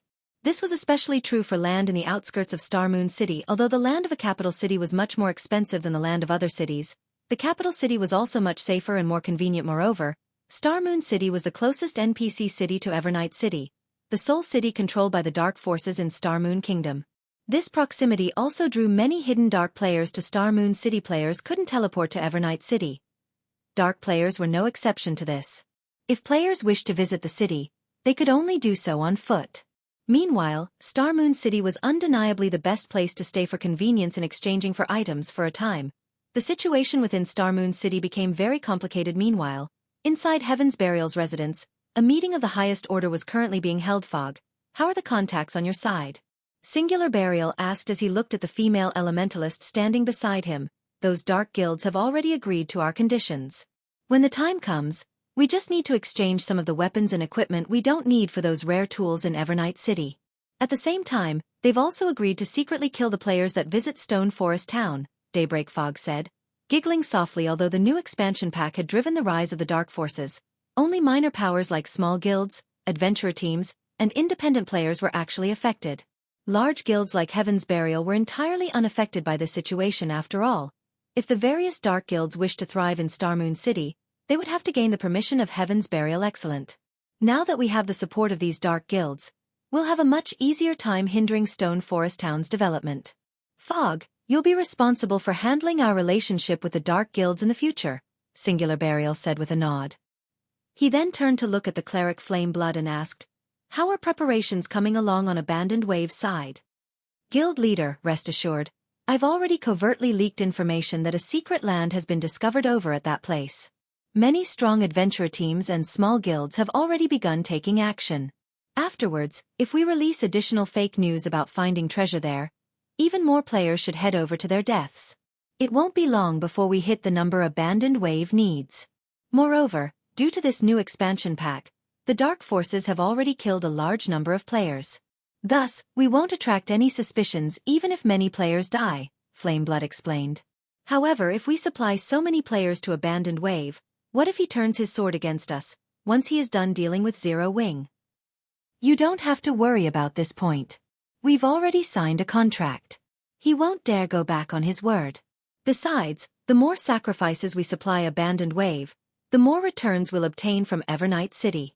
As long as we help Abandoned Wave achieve his target requirement, Heaven's Burial will become the first guild to reside in Evernight City. By then, we'll be unstoppable. Singular Burial laughed nonchalantly at Flameblood's worries. He was helping Abandoned Wave because he stood to kill two birds with one stone. The first was weakening Zero Wing. Once Abandoned Wave was done dealing with Zero Wing, even if Heaven's Burial could not become Star Moon Kingdom's #1 guild, it could still occupy half of the entire kingdom. The second was the position in Evernight City. As the only city belonging to the dark forces in Star Moon Kingdom, Evernight City offered simply too many benefits. Heaven's Burial could already make a hefty profit just by reselling the items bought or exchanged for there. Currently, the majority of the players in God's domain were under the impression that only dark players could enter Evernight City. In reality though, that was not true. As long as one attained a certain status within the city, they could even purchase land to construct a guild residence in Evernight City. Only, achieving this status was tough. However, Abandoned Wave just so happened to provide the guild with a good way to do so. Once Heaven's Burial entered Evernight City, they could begin reselling the city's rarities. Meanwhile, although the various dark guilds could also exchange for plenty of rare items, at the end of the day, dark guilds were shady existences that few ordinary people wished to do business with. Not to mention, dark guilds thrived on killing players. If one did not possess a certain degree of strength, who would dare to trade with dark players? As a result, the number of channels they could sell their rare items through was limited. However, Heaven's Burial was different. Needless to say, players would prefer to trade with Heaven's Burial over the various dark guilds. In addition, dark guilds were usually of relatively small size, so how could they possibly compete with Heaven's Burial? As for the threat of the Blackwater Guild, there was no need to worry about that. The guild had already officially withdrawn from Star Moon Kingdom not long ago, and diverted its attention towards the various empires of God's domain. After all, the Blackwater Corporation was extremely ambitious. Abandoned Wave was but one of the corporation's many pawns. Abandoned Wave's current actions were simply his final struggle. If he succeeded, he might regain the Blackwater Corporation's trust and be put to use elsewhere. If he failed, he would definitely be discarded. In either case, the outcome would not affect Heaven's Burial. Hence, Heaven's Burial's operation this time would only reap benefits. At the same time as Heaven's Burial was holding a meeting, An earth-shattering incident was also taking place in the distant White River City's candlelight trading firm. What a powerful aura. Feng had a look of astonishment on his face as he looked at the floating soul orb currently. The soul orb was emitting frightening pressure. This aura was similar to what he felt from demon god Paimon on Demon Island. However, while the aura demon god Paimon released back then had indeed been frightening, it had also been calm. On the other hand, the aura released by the soul orb was berserk, as the soul orb contained a holy aura aside from demon god Paimon's aura. Meanwhile, these two auras were currently in conflict, making it seem as if two gods were fighting each other right now. At this moment, the entire special forging room was already a mess. Even the magically strengthened walls cracked at the might of the two divine auras. The strength of these two auras exceeded the special forging room's suppressive ability. As a result, the auras had leaked outside, paralyzing everyone within the candlelight trading firm. What's going on? Why can't I move? This aura. Could there be a monster inside the trading firm? The lifestyle players that had been toiling in their respective workshops were all frightened. This was definitely their first time to encounter such a situation. Just sensing the two divine auras made their souls shudder in fear. Feng did not doubt that the clash between these two auras would have caused a tremendous commotion in White River City if not for Candlelight Trading Firm being a 3-star shop. This was also the reason why he had chosen to appraise the soul orb there. After a short moment, the two clashing auras finally weakened and eventually reached a balance. As a result, half of the soul orb turned black and the other half white. Meanwhile, the divine might the orb was exuding right now gave even Feng, who was level 50, difficulty in moving his body. Wonderful. It really is a treasure fragment. Feng revealed a look of ecstasy when he took a look at the soul orb's attributes once again. Chapter 1207. Treasure of Illusion. Hellscythe_Fluffy Goblin. Chapter 1207. Treasure of Illusion. An indescribable excitement filled Feng as he held the soul orb. The 7 treasures were bona fide godly relics. Mere legendary items could not compare to these. Not even ancient gods would necessarily possess a godly relic, much less mortal humans in the past. Feng had never even heard of a player owning a godly relic. Of course, it was possible that someone had obtained a godly relic but had hidden the fact. After all, news of something like this would cause a huge commotion throughout the game if it got out. Hence, in the eyes of god-ranked experts, legendary items were already considered godly relics. After all, legendary items were already capable of enabling players to challenge opponents of a higher tier. If a god-ranked expert really got their hands on a godly relic, the outcome would be simply mind-boggling. Although the 7 treasures were neither weapons nor equipment, they were still powerful enough to suppress Dark Abyss. However, now that Feng thought about it, he found the idea reasonable. The soul water the soul orb produced helped players reach an unprecedented serenity and mental clarity. This was no longer something achievable by simply raising an area's mana density. How could an epic item possibly possess such an amazing ability? Only a godly relic could produce something so unbelievable. Soul Orb, Epic Rank Item. Originally a fragment of the Treasure of Illusion. However, due to being refined by demon god Paimon, the fragment's true power has been sealed. Additional active skill dash. Soul Water. Creates soul water from the souls willingly contributed by players. No cooldown. Every 100 souls of players absorbed will produce 1 drop of soul water. Additional active skill 2 dash. Divine Power Absorption. Absorb divine power to recover the soul orb itself. There are a total of 3 seals. The removal of the first seal requires 10 god crystals. Current absorbed number, 0. Currently, although the soul orb has been sealed by demon god Paimon, it has been awakened by the golden stigmata. The seal can be removed by absorbing divine power. Item will drop upon death. Demonic power will devour non-stigmata bearers. Not long after Feng began to celebrate, the sound of a system notification reached his ears. System. Demon god Paimon has discovered the soul orb's awakening and has issued a recovery order to all Dark Force players. If more than 3 yards separate the soul orb and the stigmata, it will be teleported back to Paimon's hands. Must the system be so serious? Feng was speechless when he heard the system notification. This system announcement had declared that the soul orb could not leave his person. He had to carry it with him constantly. However, the soul orb dropped upon death. If he died, the orb would return to demon god Paimon. The recovery order was also a vicious threat. Since it was a recovery order, Dark players would definitely be given a special method to find the soul orb. In other words, as long as he was outside of an NPC city, his chances of encountering a Dark player ambush were quite high. He was at a huge disadvantage. He had prioritized secrecy when moving about to prevent others from discovering his intentions. Unfortunately, the soul orb was a beacon for trouble, yet if he didn't hold on to it, he would lose the treasure fragment. Do I really have to head to the war god's temple? Shi Feng felt a headache brewing. The war god's temple had tasked him with collecting the 7 treasures. While he might be able to complete his quest by handing them over, he would lose the ability to use the treasures for himself. Those were the 7 treasures they were talking about. Although they were neither weapons nor equipment, they possessed abilities that no epic or legendary item could compete with. Simply handing the treasures over after obtaining them wouldn't be worth his time as Shi Feng tried to plan his next move. Aqua Rose contacted him. Guild leader, Phoenix Rain has arrived with her people. She hopes to use the secret tablet right now, Aqua Rose said anxiously. However, we haven't decided who to send yet. Should we have them wait for a little bit longer? She's here already? Shi Feng could not help his surprise. The dark auction had only ended a short time ago, yet Phoenix Rain was already here. Tell her that I have some issues to deal with for now and that I'll need to have her wait 3 hours. Also, gather Summer, Violet, Rain, and Yueru. You 5 will enter the tablet first. The secret spellcasting technique was a massive boost to magical class players. Although Zero Wing had quite a few magical class experts, people with great potential like Aqua Rose would have priority for learning the technique only. Before these 5 entered the tablet, he needed to prepare. Now that the soul orb had changed, he had to put it to good use, stockpiling as much soul water as possible, before handing it over to the war god's temple. Understood.